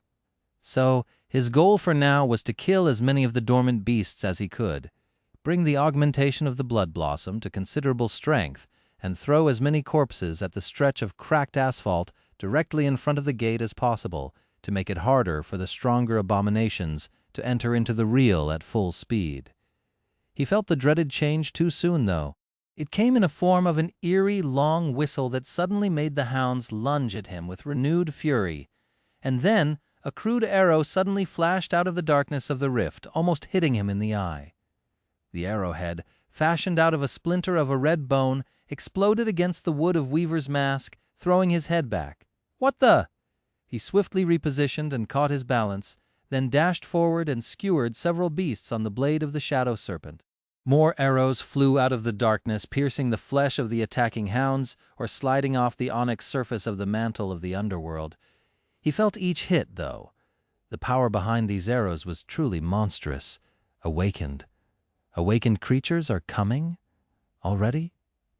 As soon as he thought that, the first of the hunters came out of the darkness, following their hounds into the real world. Sonny gritted his teeth. A tall, desiccated humanoid with skin as black as coal and as rough as the bark of an ancient tree, wearing rotten remains of fur armor, raised a mighty bow made out of wood and bone and looked at him with empty holes where his eyes should have been. Furious red flames burned in their darkness instead. Crap. Sonny grabbed one of the hounds and hoisted its body up, just in time for the arrow to pierce its body instead of hitting him in the face. Bows, they're using bows? How was that even fair? Feeling the bloodlust of the blossom charm surge in his heart, Sonny threw the dying hound at the bone hunter, gripped his sword, and dashed forward once again. Chapter 489, Second Wave. There were several ancient archers aiming at him already, and more of the hunters were appearing from the darkness. Some wielded bows, some spears with jagged flint blades and crude axes. Those were awakened monsters, each and every one, equal in rank and class to Carapace Centurion Sonny, had fought once, a long time ago, on the Forgotten Shore, and to Sonny himself, technically, a much tougher enemy for him to slaughter. Luckily, unlike the massive centurions, the hunters weren't covered in adamantine chitin from head to toe. Ducking under the flying arrow, Sonny lunged forward and thrust the tip of the odachi into the desiccated flesh of one of the bowmen. The black, bark-like skin offered a lot of resistance to the shadow-honed blade, but the force of the blow was terrible enough to rip through flesh and bone, allowing it to pierce the body of the hunter and emerge from his back. Sonny just hoped that these bastards had anatomy similar to humans, and that their hearts were located in the same place. From the look of it, they were, however. The monster did not react to having his heart destroyed as a human would. Instead of dying, he simply grabbed the blade of the shadow serpent and took a step forward, skewering himself deeper onto it, in an attempt to reach Sonny with the other hand. Curses. Sonny twisted the blade, severing the monster's fingers, and then pulled the odachi upward, slicing through his ribcage, neck, and skull. This finally caused the bowman to die. You have slain an awakened monster, ancient barrow wraith. Revenants. Great. Simply great. Damn it. So he was fighting corpses that were possessed by some sort of a murderous spirit as such. The hunters weren't fully sentient. That didn't stop them from remembering some of their craft, though. Not only were they able to wield their stone weapons with deadly skill, they also seemed to coordinate their attacks, herding Sonny like prey. The archers moved apart so that he would have no choice but to show his back to one while attacking another. Those with melee weapons rushed forward, aiming to surround him. The situation was quickly turning desperate. Sonny gritted his teeth, dodged a strike of a stone axe, saw it shatter the asphalt into dust, and lashed out with the shadow serpent. Just a moment after the blade of the great odachi severed the attacker's legs, another arrow hit him in the shoulder, causing Sonny to stagger and almost lose his balance. He glanced around him, noticing that the enemies had succeeded in positioning themselves in a way that would have doomed a normal enemy. He was surrounded from all sides, with archers hiding behind mighty hunters wielding spears and axes. Damn it, I didn't want to do this. As a dozen arrows streaked through the air to bite at his armor, Sonny suddenly disappeared. A moment later, he appeared behind one of the archers and decapitated him with one terrible strike. Before others even had time to register what had happened, Sonny was inexplicably at the opposite side of their formation, his odachi piercing the head of another archer, almost leaving after-images behind. The figure of the warrior in the menacing onyx armor seemed to blink between half a dozen monsters in the span of a few seconds. Each time it appeared, one of the creatures died, their black bodies crumbling into piles of severed limbs and shattered skulls. The blade of the great Odachi shone with dark radiance, cutting through the ancient hunters like a reaper's scythe. A few moments later, Sunny slid backward on the broken asphalt, leaving a bloody trail behind. A low growl escaped from beneath his mask, enhanced by the underworld armament. The enchantment of the blood blossom was behaving strangely. It was supposed to augment his memories, echoes, and shadows, but with so much blood flowing to the ground, Sunny found that even his body and mind were being affected by the morbid charm a little. He felt both exhilarated and frustrated, exhilarated by the slaughter he was perpetrating, and frustrated because he needed to kill more, cut more, make them bleed more, so much more, blood, more. Sunny basked in the ecstasy of bloodshed for a split second, and then lashed out at himself, making the rabid thirst recede. He needed to be careful. This bloodlust was beneficial, but could easily blind him. He had to maintain clarity. That was the only way to control the flow of the battle and survive. Thankfully, he knew how to keep a cool head better than most. Regardless, although using shadow steps so many times in rapid succession cost him a lot of shadow essence, he had managed to break the enemy formation and eliminate most of the archers. The rest were going to be much easier to deal with now. But of course, the gate was not done with him. It continued to spew more and more enemies, making any progress he had made meaningless. As a new wave of hunters emerged from the darkness, a frenzied mass of hounds rushing between the wraiths, he paled a little. Too many. No matter how superior his armor, weapon, and skill were, he was going to get buried under the tide of nightmare creatures due to their momentum. And even if he managed to cut a hole in the wall of abominations, the rest were going to move past him and descend upon the 6 awakened, and then, inevitably, escape into the streets of the city. Toward Rain's school. Damn, this is going to suck. As the new wave of creatures lunged forward, joining the survivors of the previous one, Sunny shifted his memories around. For a brief second, the broken oath took the place of the blood blossom, its soul-eroding aura being inherited and enhanced by the mantle of the underworld. A wave of nausea washed Other Sunny's mind. Arg. A mental scream rang in his head. Luckily, he was prepared for the pain. His armor provided him with a solid defense against soul attacks, too, even ones coming from the mantle itself. The attacking nightmare creatures, on the other hand, had no resistance to it at all. Sunny had only kept the broken oath active for a second before changing the slotted charm back to the blood blossom, but it was enough to break the momentum of the tide of abominations. The hunters staggered, the hounds stumbled, and slowed down. For a brief moment, the whole mass of monsters seemed disoriented. Sunny used this opportunity well. The dark figure wearing a fearsome mask suddenly appeared in the very middle of the enemies, and before the nightmare creatures could regain their bearing, the great blade of the Odachi turned into a whirlwind of darkness, leaving clouds of bloody mist and severed corpses everywhere he went. Sunny had abandoned Saint's grounded style, reduced the weight of the mantle of the underworld to that of a feather, and turned to pure offense, dancing between the enemies like a dark, slaughtering demon. For now he was still at his peak, but exhaustion was already not too far behind.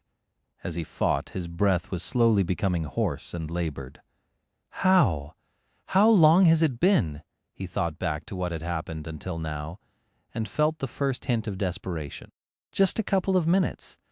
The whole battle took slightly more than 2 minutes, and he had to continue for at least 11 more. Chapter 490, break point, 6 minutes.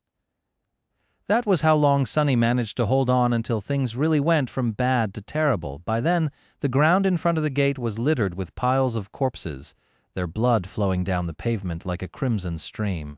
He had lost count of how many dormant abominations he had slain, how many ancient hunters he had sliced apart. Despite how strong and fearsome the primeval wraiths were, their assault had broken against the impenetrable barrier of his blade, his aspect, and his will. Sunny paid a price, though. By now, his muscles were burning, and he had to force the air in and out of his struggling lungs. The mantle of the underworld held, but his body beneath the black stone-like metal was beaten and battered. The armor itself was covered in blood and dented slightly in several places. Those dents did not come from the hunters, though. During the third wave, new nightmare creatures emerged from the darkness of the gate. Among them were larger beasts, more terrifying than the hounds Sonny had been slaughtering, and their masters. The demons of the mysterious barrow were similar to the desiccated huntsmen, but much taller, stronger, and better equipped. They wielded masterfully crafted flint weapons and armors made out of rotten leather and bone, their empty eyes burning with hungry red flames. Knew how to use their stone spears and swords, met with the strange, ferocious, and deviously lethal battle style of the primeval demons. Sonny was sent for a loop. This was like nothing he had ever experienced before.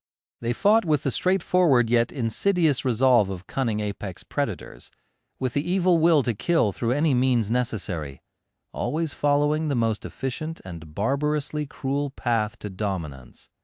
It should not have worked, but it did. The dents on Sonny's armor could attest to it.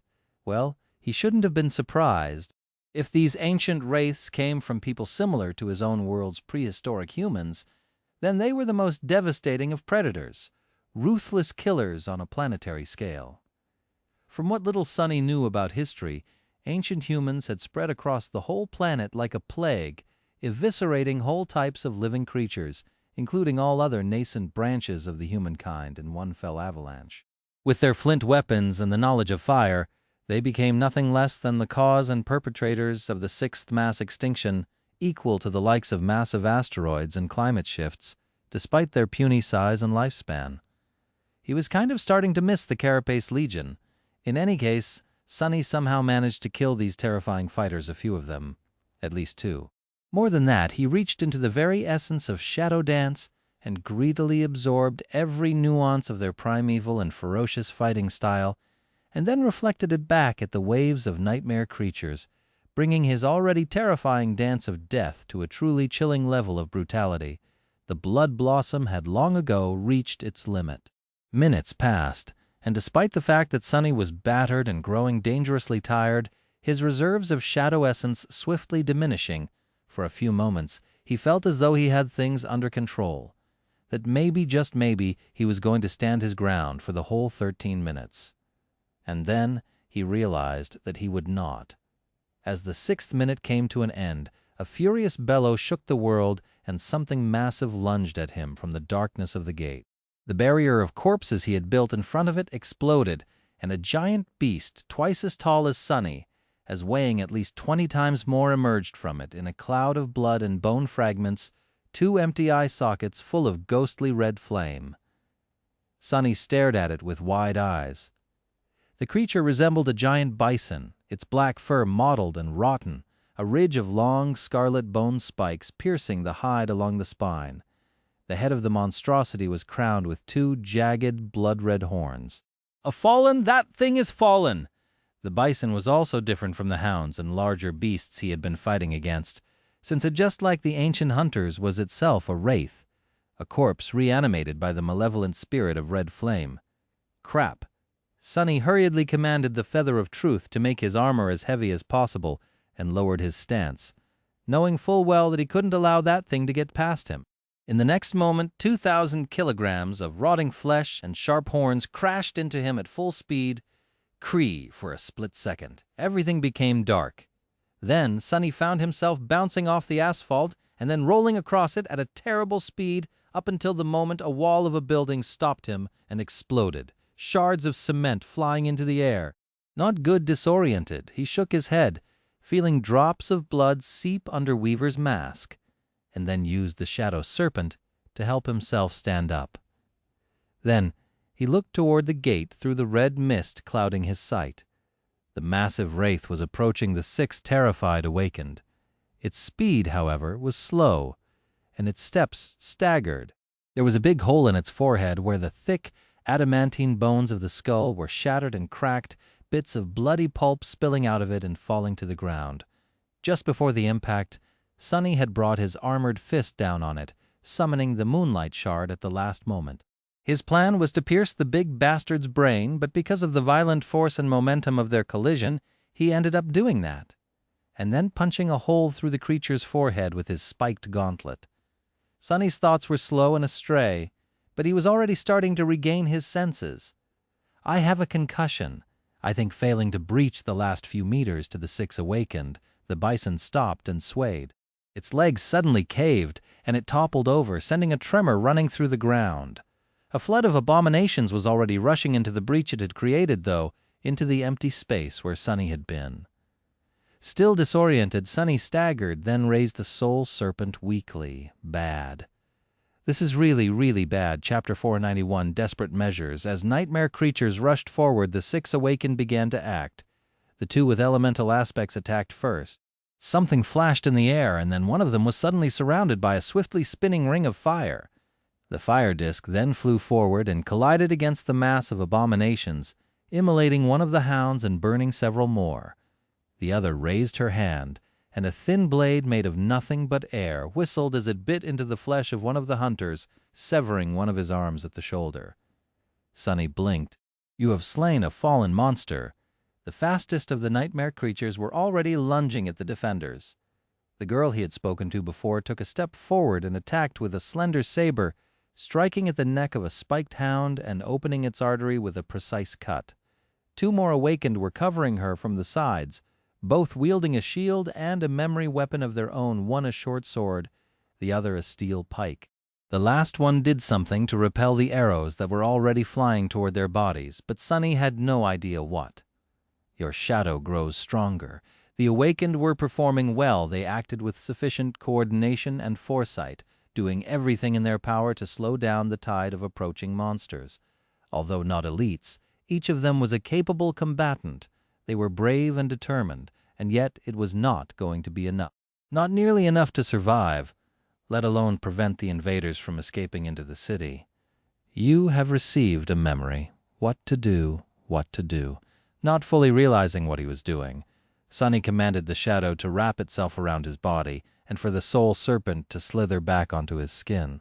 Immediately he felt much more powerful, his head more clear, his muscles brimmed with raw strength, double what he had just a second ago. His breathing became deeper. Sonny knew that he had to slow the abominations down and then get back into the fight. That was the only way, making a step forward. He swayed a little and then grabbed the roof of an abandoned PTV to help himself keep balance.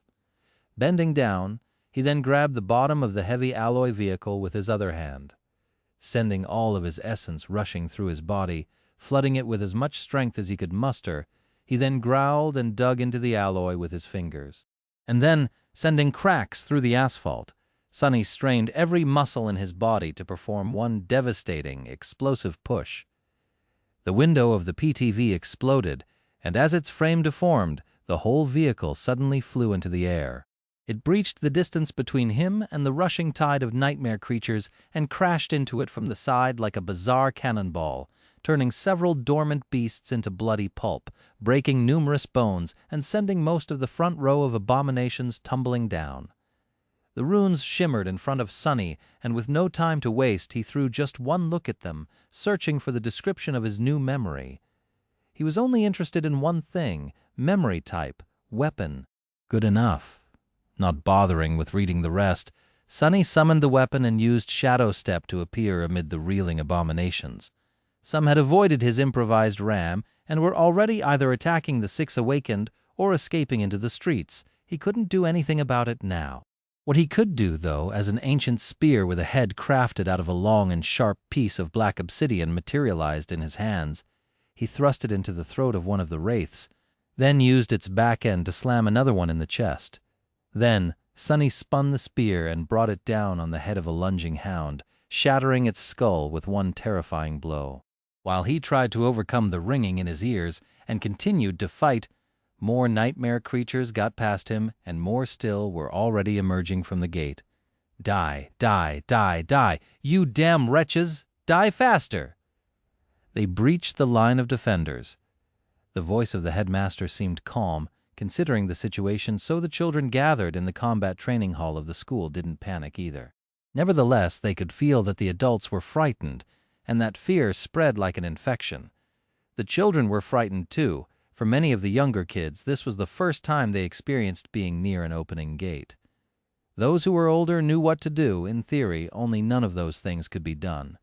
There was just not enough time to evacuate or reach the nearest shelter, and so the lessons they had learned were useless. Everyone was gathered in the most protected place in the school, the gymnasium, and huddled together. The younger children were placed in the middle, the older ones near the edge, with the teachers standing the furthest from the center. The combat instructors were armed with actual memory weapons, which looked menacing and beautiful at least to Rain, who had never seen her teacher wield one of his real weapons before.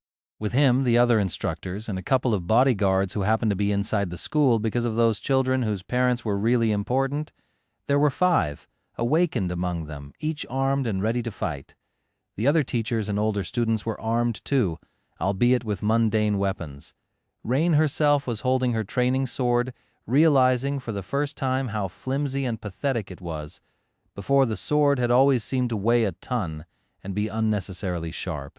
Now, she wished that it was a real weapon, and not just a training one. What is going to happen because she happened to be standing near the headmaster? She saw her combat instructor glance at him and say something in a low voice. Rain wasn't supposed to hear it, most likely, but she did, he said. It's a miracle that they held that long, really. Only 7 of them. I don't know who these people are, but they should have been overwhelmed in the first minute. Overwhelmed?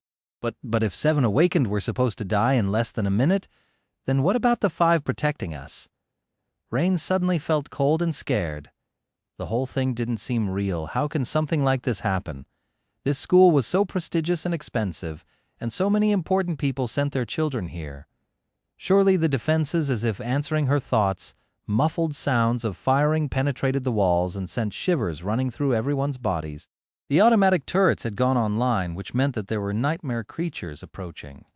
Rain's father worked for the government, handling matters having to do with the logistical support of the awakened, and although he didn't like to talk about work, she knew more about these matters than most kids of her age.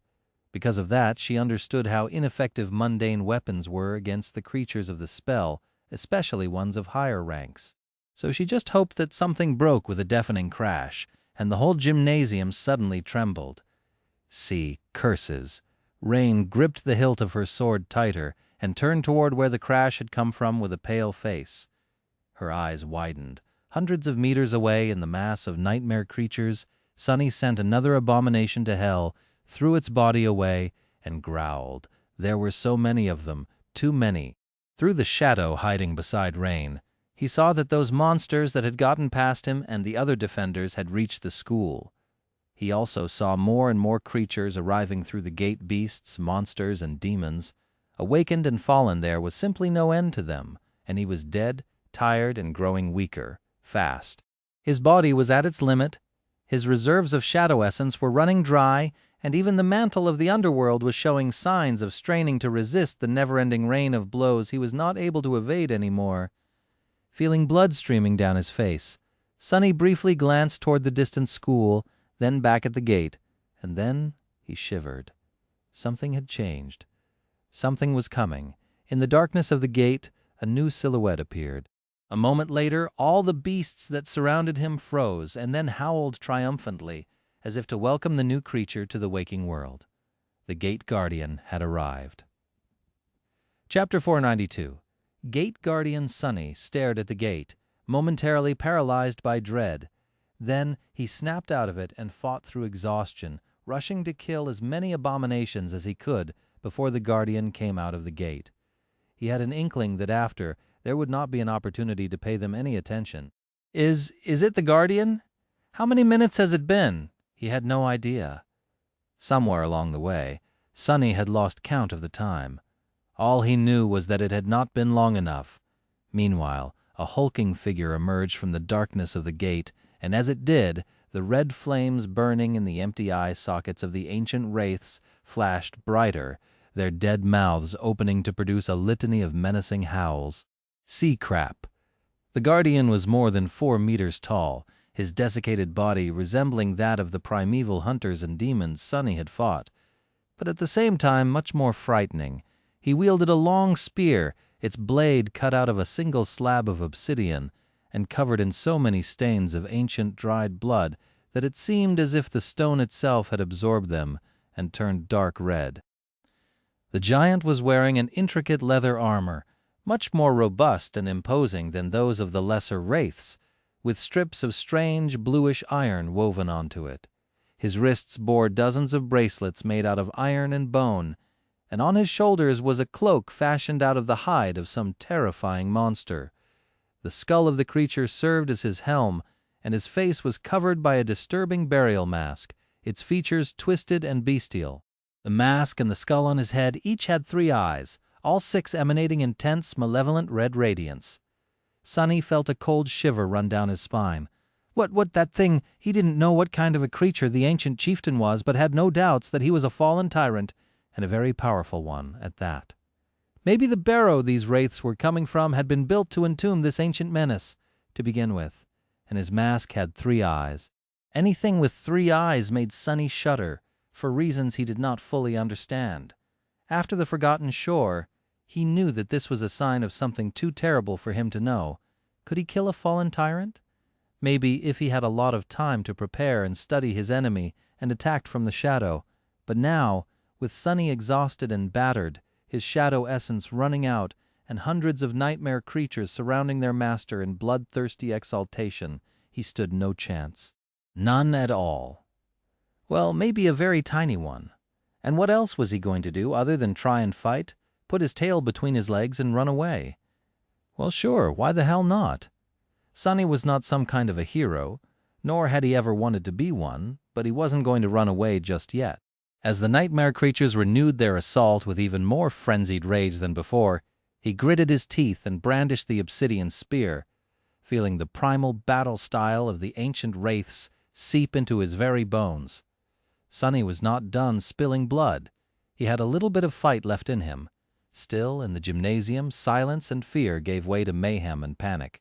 The walls of the school had been breached, and nightmare creatures crawled inside, madness burning in their terrifying empty eyes. Back! Get back! The children were pushed against one of the walls, teachers standing between them and the terrible monsters with mundane weapons in their trembling hands. The awakened were engaged in a ferocious battle, but just the 5 of them were not nearly enough to stop all the abominations. It was inevitable that sooner or later some of the abominations were bound to get through, and soon they did. A giant harrowing beast that resembled an infernal wolf, jagged red spikes growing through its black flesh and drops of saliva falling from its maw, tore free of the battle and lunged at the children. Rain had never seen something so unstoppable. How was anyone supposed to fight such a thing? No human possibly could. The teachers tried, however. Several of them drew their bows, but the arrows simply slid off the mottled black fur of the hellhound.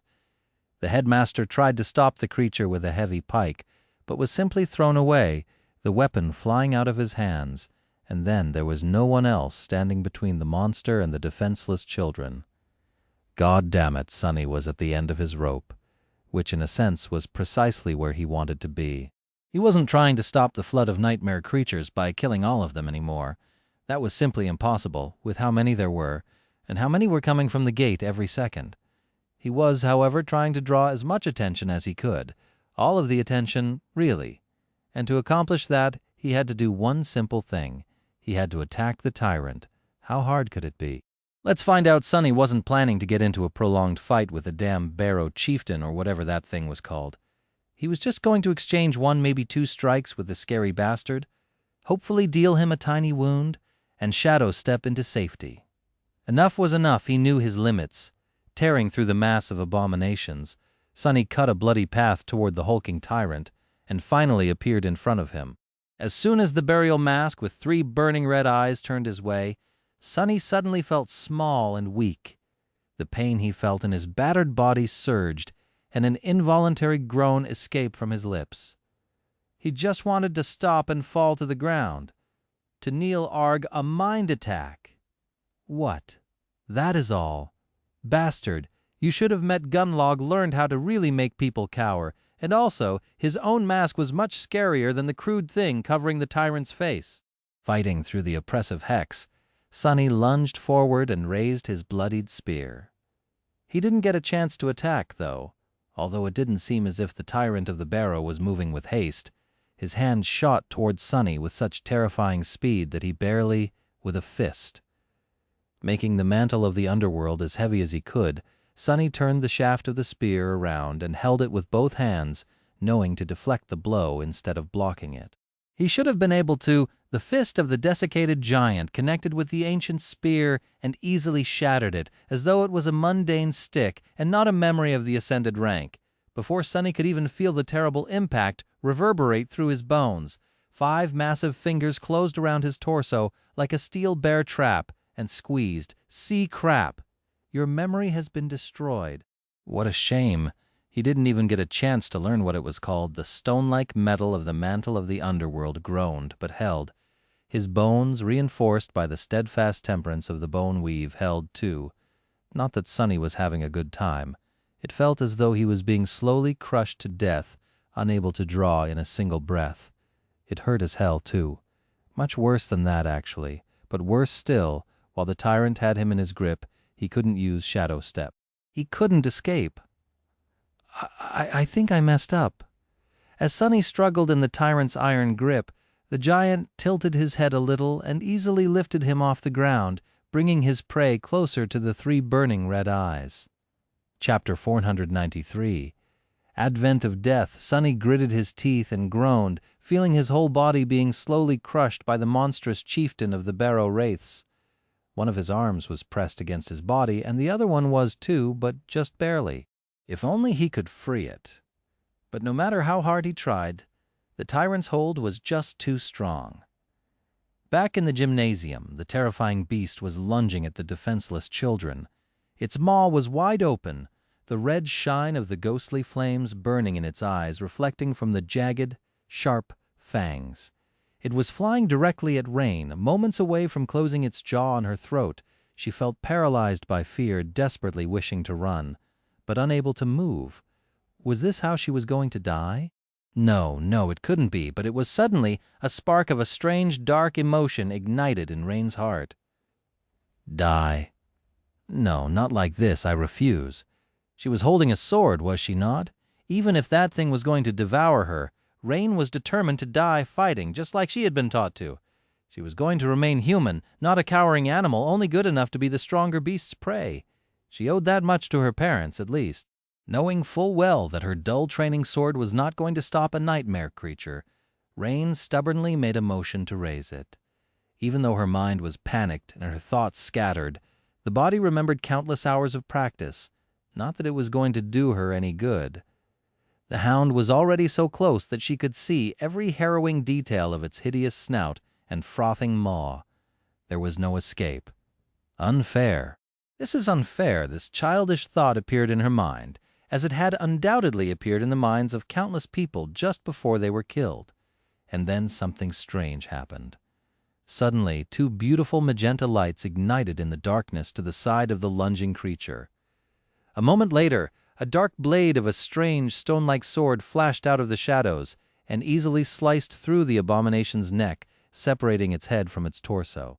A round shield made of something that resembled stone then appeared and swatted the headless body away from Rain, not allowing even a drop of blood to fall on her. As she froze in shock, a graceful woman wearing menacing black armor stepped out of the darkness, 2 ruby flames burning behind the visor of her closed helmet. Rain had never seen someone so terrifying, yet so magnificent. The woman glanced at her with indifferent calmness, and then turned around to easily pierce another hound with her stone-like sword, then sever one more in half with a swift, vicious strike.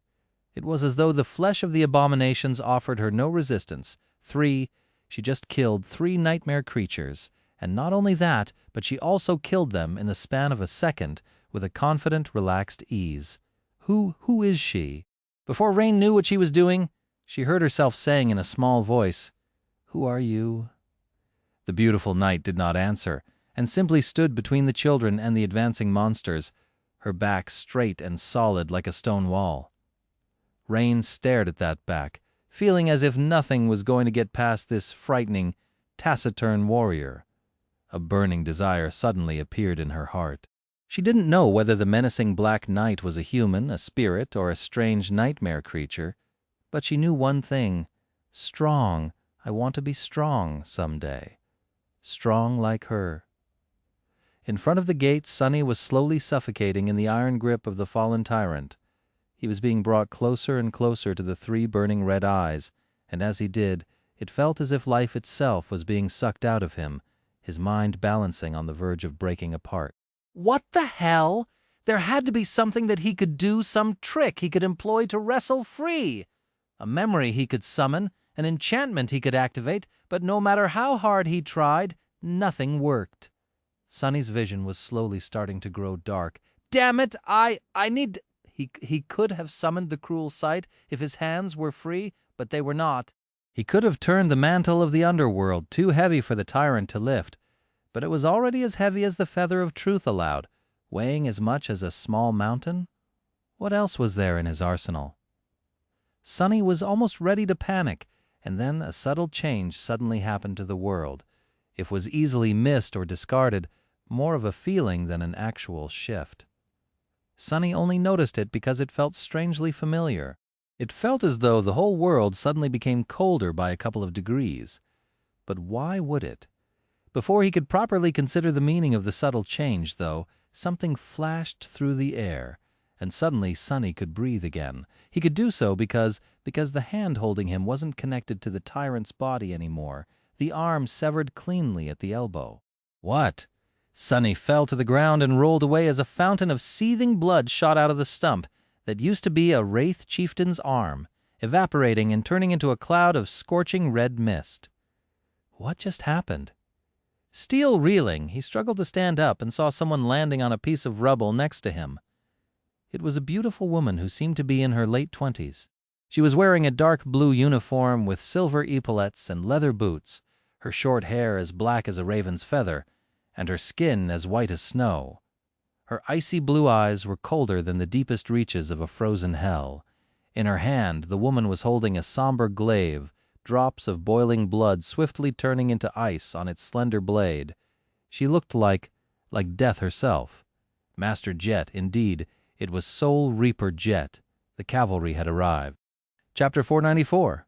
The cavalry. Sonny had never been that happy to see anyone in his entire life.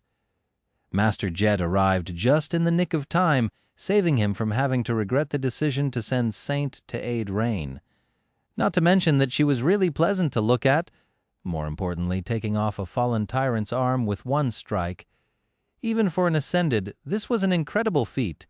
Tyrants were not creatures one usually dared to challenge alone. Instead, they were dreaded horrors that were capable of decimating whole cohorts of experienced, battle-hardened fighters. Masters rarely worked together, simply for the fact that there were too few of them and too much for each one to do, but facing a tyrant was one of the things that pushed them to band together. And even then, not everyone is guaranteed to return from the fight. Truly, Teacher Julius had not been exaggerating when he said that even saints were wary of Soul Reaper Jet. And yet, although her entrance was spectacular, would she be able to battle the tyrant and survive? Even though the chieftain was seriously wounded, that wound came from a surprise attack. Now that she lost the advantage, things could change really fast. As if answering his thoughts, Master Jet glanced at him. Despite the fact that they were surrounded by piles of corpses, the terrifying giant looming above them like an omen of doom, an unexpected smile suddenly appeared on her cold face. Cool mask. With that, Soul Reaper sprung forward, turning into a blue blur. Her movements were so fast that Sonny had only been able to perceive them because he was an awakened, his senses vastly superior to that of a mundane human.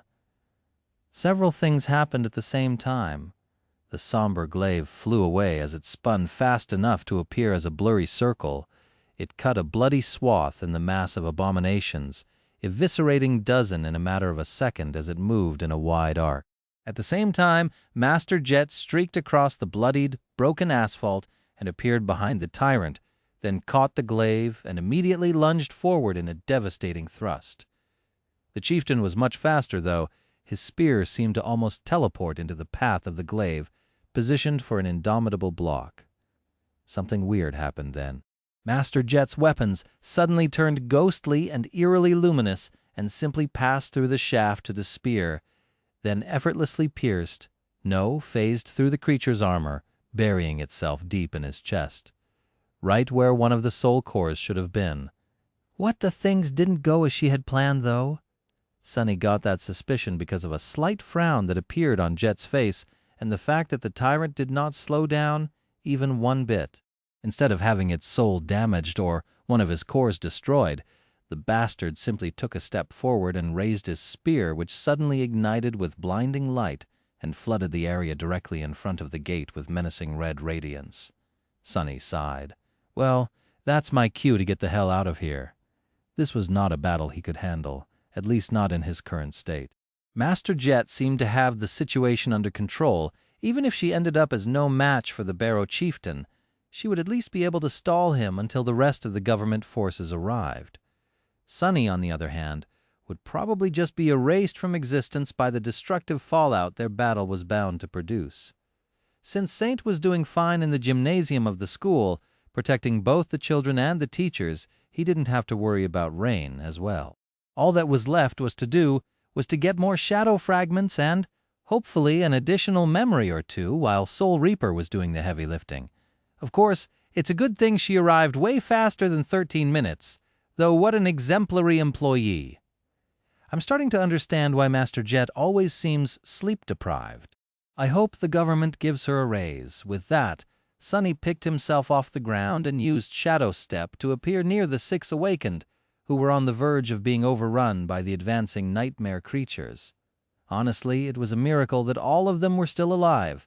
Summoning the Odachi once again, Sunny cut down a hunter who had been aiming at the familiar young woman with a bow and gave her a cursory glance.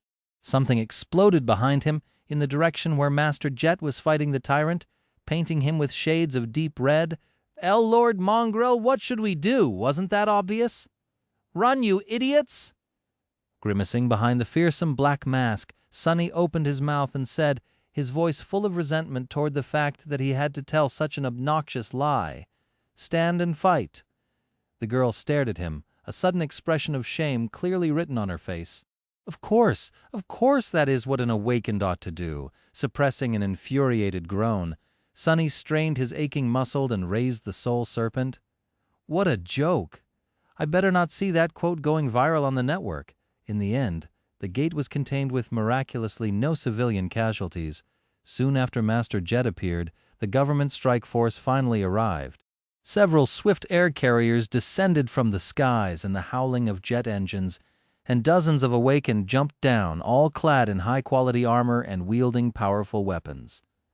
Almost at the same time, armored vehicles appeared on the road and opened fire on the mass of nightmare creatures, their spell-tech cannons managing to obliterate the weaker abominations and herd the more powerful ones away from the city streets.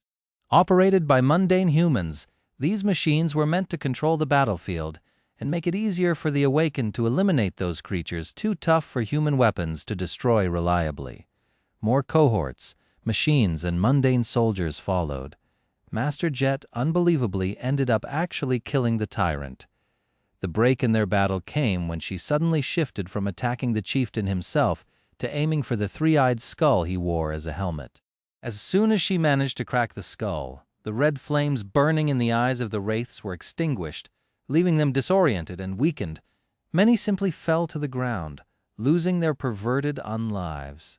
The tyrant staggered and then collapsed in a heap of rotten fur and desiccated flesh, sending a tremor through the bloody battlefield. This time he was truly and utterly dead.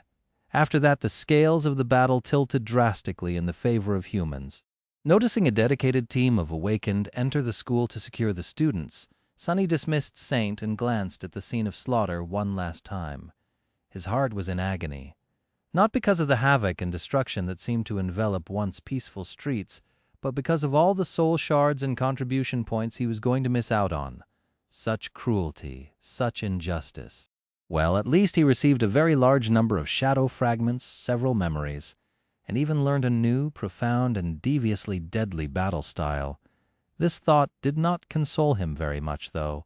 Almost on the verge of crying, Sunny sighed and dissolved into the shadows. Without saying anything or demanding any credit, Mongrel was gone just as suddenly as he had appeared. All that was left behind were scores of dead nightmare creatures and the memories of those who saw him fight. And some time later, in a dark and empty alley, a wakened Sunless, who avoided the summons to defend the gate, walked toward an especially remote corner and bent down to pick up the covetous coffer, which was furtively looking out from behind a big garbage container.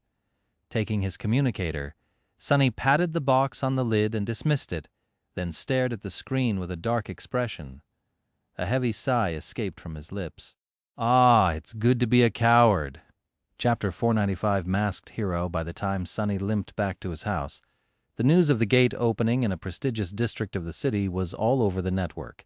Luckily, the school Rain attended was situated really far away from where both of them lived. None of the mayhem had reached the terrace neighborhood, leaving it as quiet and peaceful as ever. It was a bit strange to see that nothing had changed here despite the fact that mere tens of minutes of riding the train away. The bodies of numerous nightmare creatures littered the ground. Life simply went on. Well, it wasn't really that surprising. If people reacted strongly to every instance of a gate appearing, nothing would ever get done, and everyone would live every day of their lives in fear. So those not affected by the disaster directly did not allow it to disrupt their moods or routines. People could get accustomed to anything, even the constant possibility of terrifying monsters suddenly coming out of an infernal rift in reality on their street. As long as important parts of city infrastructure weren't damaged, no one was going to care that much. And even if they were, citizens knew how to adapt. Public transport would be rerouted, power outages would be dealt with by switching to autonomous generators or simply using candles and so on. The gate was contained. The impact area was already being cleaned by the government workers. When tomorrow came, the cafe Sonny had visited would be open again, as if nothing happened. Life would return to normal. And those who had experienced the terror of the gate firsthand would go on silently bearing an invisible scar on their heart. But that was all right, too. Collecting scars was something that everyone who lived in this world had to do as they matured. This was the reality of the nightmare spell. Why am I suddenly in a philosophical mood? Sonny shook his head, then scoffed and opened the door of his home. Effie was in the living room, taking advantage of the state-of-the-art entertainment system Sonny had bought and paid for. When she saw him, a surprised expression appeared on her face. "Gods, what happened to you? Did a piano fall on your head?" "What a strange question," Sonny sighed, then glanced at her arcly. "No, a gate fell on my head, sort of. Damned thing opened right near a cafe I sometimes visit. They sell incredible pastries, so good news is I managed to finish my pastry before getting the hell out." Effie gave him a shocked look. "Goodness, you were near that mess? I heard that the government barely gave people time to evacuate this time." Sonny shrugged. "Near? Yes." The young woman stared at him, then grinned. "So, how many contribution points did you get?" "Enough to upgrade the entertainment system, maybe." "You won't believe the quality of the haptic interfaces these days. I mean, you don't have to, if you don't want to, of course. Just something to consider." He gritted his teeth and let out a frustrated sigh. "None. I didn't get anything, okay?" Effie blinked a couple of times, then looked at him with a bit of disappointment. "Well, no need to get emotional. There's no shame in avoiding such fights. Everyone wants to live, you know." Sonny waved a hand dejectedly, then turned around. "Yeah, I know. Anyway, I'll go take a bath. Have fun." Leaving his guest, well, more like an uninvited housemate alone in the living room, Sonny went away and prepared an ice bath for himself. When he lowered his aching body into the cold water and endured the initial shock, a pleasant numbness enveloped him. Sonny glanced at the tapestry of bruises covering his skin and sighed. Can I still be considered pale if I am mostly black and purple? Gee, I always wanted to stop being pasty. But not like this. He closed his eyes and relaxed, enjoying the ice bath. None of his wounds were serious enough to really worry about, so he just had to wait for his body to heal itself. That was going to take a few days, which Sonny was fully intending to spend lazing about and doing nothing. Wasn't that the dream? After a while, he got a bit bored and decided to do something productive. He could either check on how much he had gained in few moments, then reached for his communicator. Let's see the extent of the damage first. A few moments later, a low groan escaped from his lips. Oh, for spell's sake! Shocking news. Mysterious online sensation Mongrel returns to single-handedly contain a Category 2 gate, in the shadow of a Lord Mongrel's heroic stand caught on camera. Who is Lord Mongrel, the courageous hero that everyone is talking about? The answer might shock you. We canoe it all along. Mongrel is a woman confirmed. Stand and fight, words to live by. Mongrel refuses to give up. Sonny stared at the screen of the communicator with resentment, then suppressed the desire to crush it in his fist. What is wrong with people? Apparently, a bit of his recent performance had been caught on tape. The shock wave of an opening gate was supposed to mess with electronics, but one camera had miraculously survived. The image was really grainy and stuttered every few seconds, but he could make out a dark figure moving through the mass of nightmare creatures, the soul serpent flashing through the bloody mist, its blade surrounded by a halo of black radiance. The battle style of the Barrow wraiths and his need to spill as much blood as possible added an extra layer of brutality to the recording, making him seem like a demon that had escaped from some lightless hell. Sonny grimaced as if in pain and tentatively looked down on the views counter beneath the video. When he saw it, the communicator slipped from his hand and fell into the water. Good thing it was waterproof. Damnation, well you've done did it now, fool. Congratulations, you've gone mainstream today. A terrible tragedy almost happened in a peaceful and prosperous part of the city. It was a day like any other until a sudden notification alerted the citizens that a gate was about to open nearby. With no time to evacuate, numerous people were going to die, but then a courageous, awakened placed himself in the way of nightmare creatures, holding off the entire advancing horde by himself and refusing to give ground until the government forces arrived. This hero then disappeared without demanding any reward, not leaving even his name behind, only scores of slaughtered monsters and numerous saved lives. Who is this brave and modest savior? Where did he come from? And what is his true identity? Well, some readers might recognize him as the viral dreamscape sensation Mongrel. Sonny stared at the communicator, which had water dripping from it, with a dark expression on his face. An official newspaper. This is a damn published article, not a random network thread.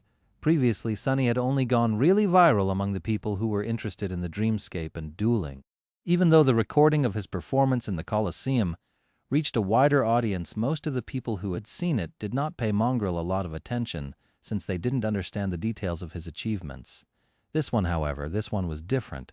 Everyone could relate to a gate opening and knew how terrifying and calamitous such an event could be. So the new video showed Mongrel in a context that revealed just how bizarre and exceptional his deeds were to everyone.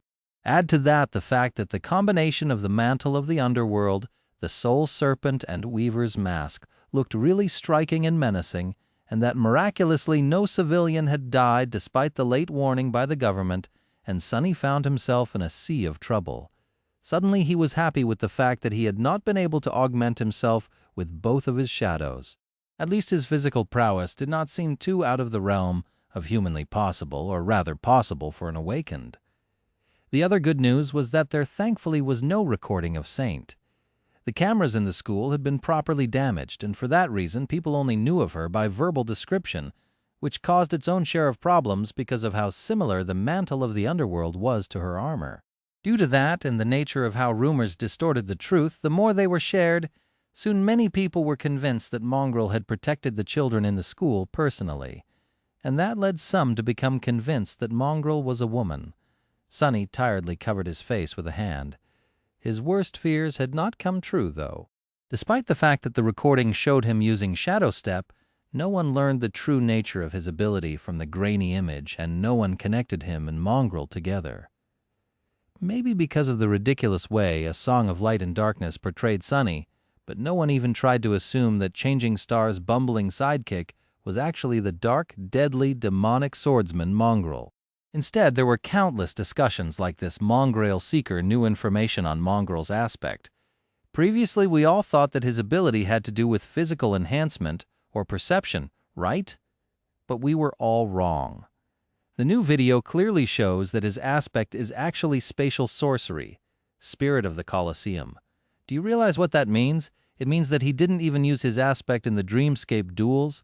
That was all just pure skill. Crazy anonymous user. You mean her aspect? Mongrel seeker heresy. Lord Mongrel is not a her, anonymous user. You mean Lady Mongrel. Spirit of the Colosseum, I better ping Mongrel's son. He should know who his dad is, anonymous user. You mean his mom. Sonny let out an infuriated sigh. Well, at least no one is mentioning me. If you think about it, the more people think that Mongrel is a lady, the better. Yes, this is good. No, seriously. So good, curse them all. And of course there were a lot of nonsensical threads assigning some deep and profound meaning to every stupid lie he had said. Like I'm just a human mongrel reminds us of the only truth. There are no mundanes or awakened, only humans and the nightmare creatures. He knows that everyone is equal before the spell, or make them bleed. Wow, I have no words. So cool. How can anyone be so cool at the end of the day? That is all that any of us can do. Repay each drop of human blood. The nightmare creatures spill with a river of their own. But mostly it was the damned idiotic advice he had given to one of the 6 awakened near the end. Stand and fight. Am I the only one who got shivers after hearing that such simple but all-encompassing adage? Lord Mongrel, he is a true awakened. Everywhere he looked, it was the same 3 words. So many people were repeating, praising, and adding them to their bios that Sonny wanted to vomit. What is happening? As people continued to watch the recording and discuss it, the truth got hazier and hazier. Pretty soon everyone seemed to have forgotten that Sonny had not actually contained the gate by his lonesome self. No one mentioned Master Jet, who had literally saved his skin and took on the Guardian alone, eventually defeating the fallen tyrant without a cohort of masters supporting her. No one mentioned the 6 awakened who had helped him, and a literal army of government soldiers who had done the really heavy lifting and wiped out the entire horde which he had only stalled until their arrival. It was all Mongrel and his courageous, selfless, heroic stand against numerous nightmare creatures, as if he was some sort of a fearless, slaughtering demigod. It's almost like no one even cares about the truth. Sonny threw the communicator on the pile of clothes and closed his eyes in frustration. It was a very strange sentiment. The irony was not lost on him one bit. Curses, who knew that I would be lamenting a lack of truth one day, me of all people. What is this situation? Indeed, making Sonny care about the truth was not easy. It was no simple trick. Eventually Sonny climbed out of the bath, dressed himself, and moved to the kitchen to make himself something to eat. After the intense gauntlet of the gate battle, he was hungry like a wolf. Ravenous, really. Cooking calmed him down a little, and the pleasant smell made his mood a bit better. Now that Sonny had some time to think, he saw the whole situation in a new light. Yes, his hope for Mongrel to be forgotten was utterly shattered. But there was a bright side to this fiasco now. That he had completely failed to keep a low profile there was no more reason to. Which meant that he could resume practicing shadow dance in the dreamscape and hopefully master its second step before winter came. He just had to rethink how he viewed the persona of Mongrel. Initially, Sonny had planned for it to be unseen and anonymous, merely a camouflage he would put on to accomplish certain things, things that were inconvenient or too dangerous to be tied to his own name. Well, that ship had sailed. He was pretty sure that from now on anything having to do with Mongrel was going to be at the center of people's attention. But that wasn't necessarily bad. There were ways to remain unseen even in the spotlight. In fact, sometimes it was easier. All magicians knew that the secret to pulling off a flawless trick was not to become invisible, but to direct the crowd's attention towards something eye-catching and away from the hand performing the switch. Sonny was not a magician, but he did consider himself to be an experienced cheat. The principle was more or less the same. So if he played his cards right, the more attention Mongrel received, the more freedom he would have to move unseen in the shadows, accomplishing his goals under everyone's noses with no one being the wiser. Maybe such a thing was hard to accomplish and hid more risk, but also promised a greater reward, so not all was lost. Plus he had protected Rain. That was the only thing that really mattered. Everything else paled in comparison. Sonny finished his decadently generous dinner and moved to the porch. Sitting in the shade, he relaxed, grimaced a little due to pain, and took a sip of tea. He was suddenly in a great mood. And why wouldn't he be? It was finally time to take a look at his spoils. The battle might have been hard and had almost cost him his life, but he had not fought for nothing. Summoning the runes, Sunny glanced at the familiar string of them and smiled. Shadow Fragments 1814-2000. Incredible. In just 10 or so minutes, Sunny had gained more shadow fragments than he usually did in weeks. From what Sunny remembered, he slaughtered almost 100 nightmare creatures in front of the gate. Granted, most of them were of the dormant rank and had not contributed any fragments to his growing cores, but still it was a monumental accomplishment. It made him think back to the first abomination he had ever slain, the Mountain King's larva, how tense and terrifying that fight had been, how convinced he was that the perverse creature would kill him. Who would have thought that one day in a not-too-distant future he would be able to slaughter 100 nightmare creatures of similar and greater power without being torn to pieces? Sunny had come so far. Lowering his gaze, he glanced at the runes describing his memories and couldn't contain a delighted grin. Oh, I was so lucky today, without even counting the obsidian spear he had gotten, and then swiftly lost to the tyrant. There were 6 new memories in his arsenal, most of them of the awakened rank. Sunny studied them for a bit, and coming to the conclusion that none were better than his current ones, or performed something he wasn't already capable of, dove into the soul sea. He fed the memories to Saint and looked at her runes, satisfied with what he saw. Shadow Fragments 179-200. So close. At this rate, he would probably be able to reach the full 200 before having to go into battle with the vine creature inhabiting the wreck of the ancient ship. If Saint grew even more powerful before then, her presence was going to change a lot of things. Sunny drank his tea in the peaceful silence of the terrace district, grimacing from time to time because of the pain in his bruised body. But even the pain couldn't spoil his mood. Today was a good day. He watched Rain be brought home in a PTV, made sure that she was fine, well, as fine as a young girl could be. After experiencing a close brush with an opening gate, and went inside. He was due for some well-deserved rest. In the evening, when the sun hid behind the horizon and the street lamps were flooding the city with pale white light, Sunny was resting in his living room, doing nothing in particular. He was lazily scrolling through the pages of a popular webtoon and appreciating the twists and turns of its simple story. Crazy? Do people really think about such stuff? His thoughts were suddenly interrupted by a strange sound. It took Sunny a couple of seconds to realize what it was, since he had never heard it in this house before. Someone was knocking on the door. What the hell? Who could be visiting him at this late hour? Putting the communicator away, Sunny sent his shadow to take a look and scratched the back of his head in confusion. Standing on his porch was no other than Rain, wearing her cozy home clothes and looking uncharacteristically nervous. What is she doing here? For a moment, Sunny considered pretending that he wasn't home, but then sighed and stood up.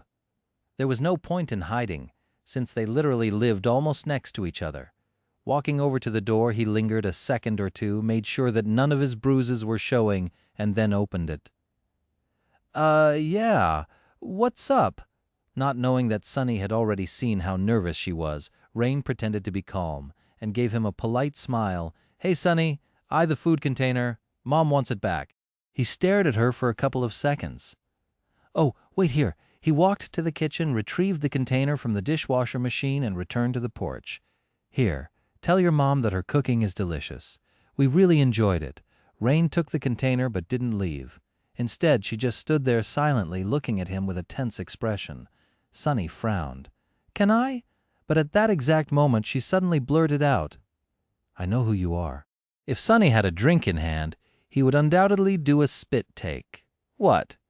As his heart almost stopped, he looked at Rain with a deadpan expression. Maintaining it cost him a lot, though. What does she think she knows? "Well, of course you know who I am. I introduced myself when we met for the first time. Didn't I?" She opened her mouth, then closed it again. After a bit of an awkward pause, Rain said, "No, I mean, I know that you are an awakened." Sunny blinked a couple of times, but before he could come up with something to say, she hurriedly continued. "Sorry, it's just my dad works for the government, so he knows such things. You are so young with no parents, but are able to afford a house in this neighborhood. Plus, you don't go to a university or to work, so you're an awakened, aren't you?" Solid reasoning. He hesitated, then simply shrugged. "Sure, not like it's as a big secret anyway." Rain remained silent for a few moments and then asked, "Are you any good?" Sunny stared at her for a bit, then a grin slowly appeared on his face. "Me? Oh, the best of the best, probably the strongest awakened in the world, really. No one else can even compare." A slight scowl appeared on Rain's face. "In being serious, are you any good or not?" Sunny lingered for a moment, then sighed. "Yeah, all right. Why are you asking?" Rain looked at him for a while as if gathering courage. Then she clenched her fists and blurted, Can you train me?" Sunny stared at her dumbfounded. Well, ill be damned, that took an unexpected turn. Train her? Wasn't that exactly what he wanted? It was, but wasn't it also exactly what he wanted to avoid? Yes, it was that too. Sunny was in a strange predicament. The solution to the problem that had tormented him for many months had suddenly fallen right into his lap, out of nowhere, but to make use of it, he had to do something that went against all his previous reservations. He didn't want Rain to be connected to him in any way. If Sunny was honest with himself, he had to admit that he was drawn to her, or rather to the faint, half-forgotten memories of a different happy time that she represented. His desire to reconnect with Rain was both selfish and misguided, since he knew that nothing was going to bring those memories back to life. And if Sunny was really honest, he had to admit that deep down he harbored a lot of resentment toward her too, for having a loving family while he had none, for being fine, for not needing him at all. What a mess of emotions that was. And if there was one thing Sunny was really bad at dealing with, it was his feelings. For him, fighting hordes of nightmare creatures was much easier. And then, as if his inner turmoil was not enough, there were external forces at play too.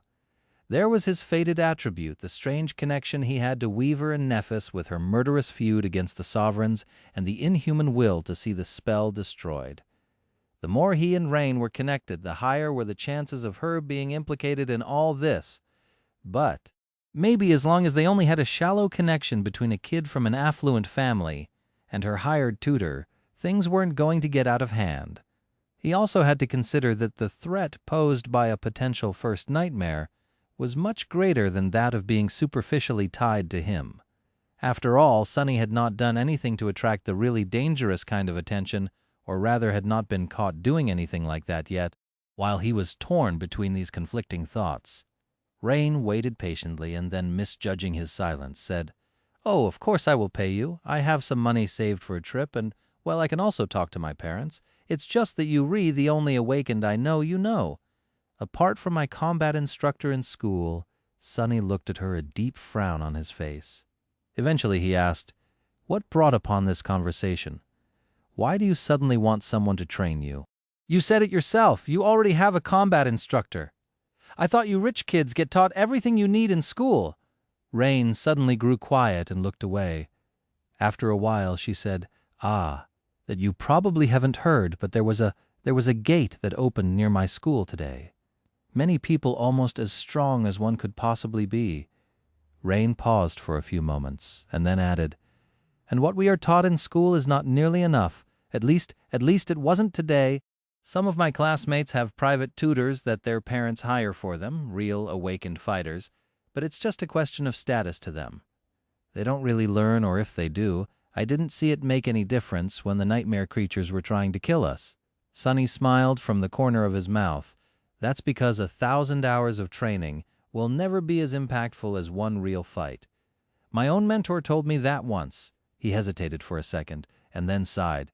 "I myself was trained by a very special person, the best fighter I have ever met, and probably ever will. The funny thing is, though, I sort of swindled her into teaching me how to handle a sword. Felt a little guilty about it ever since. So I guess it won't hurt to pay it forward and help someone like you out."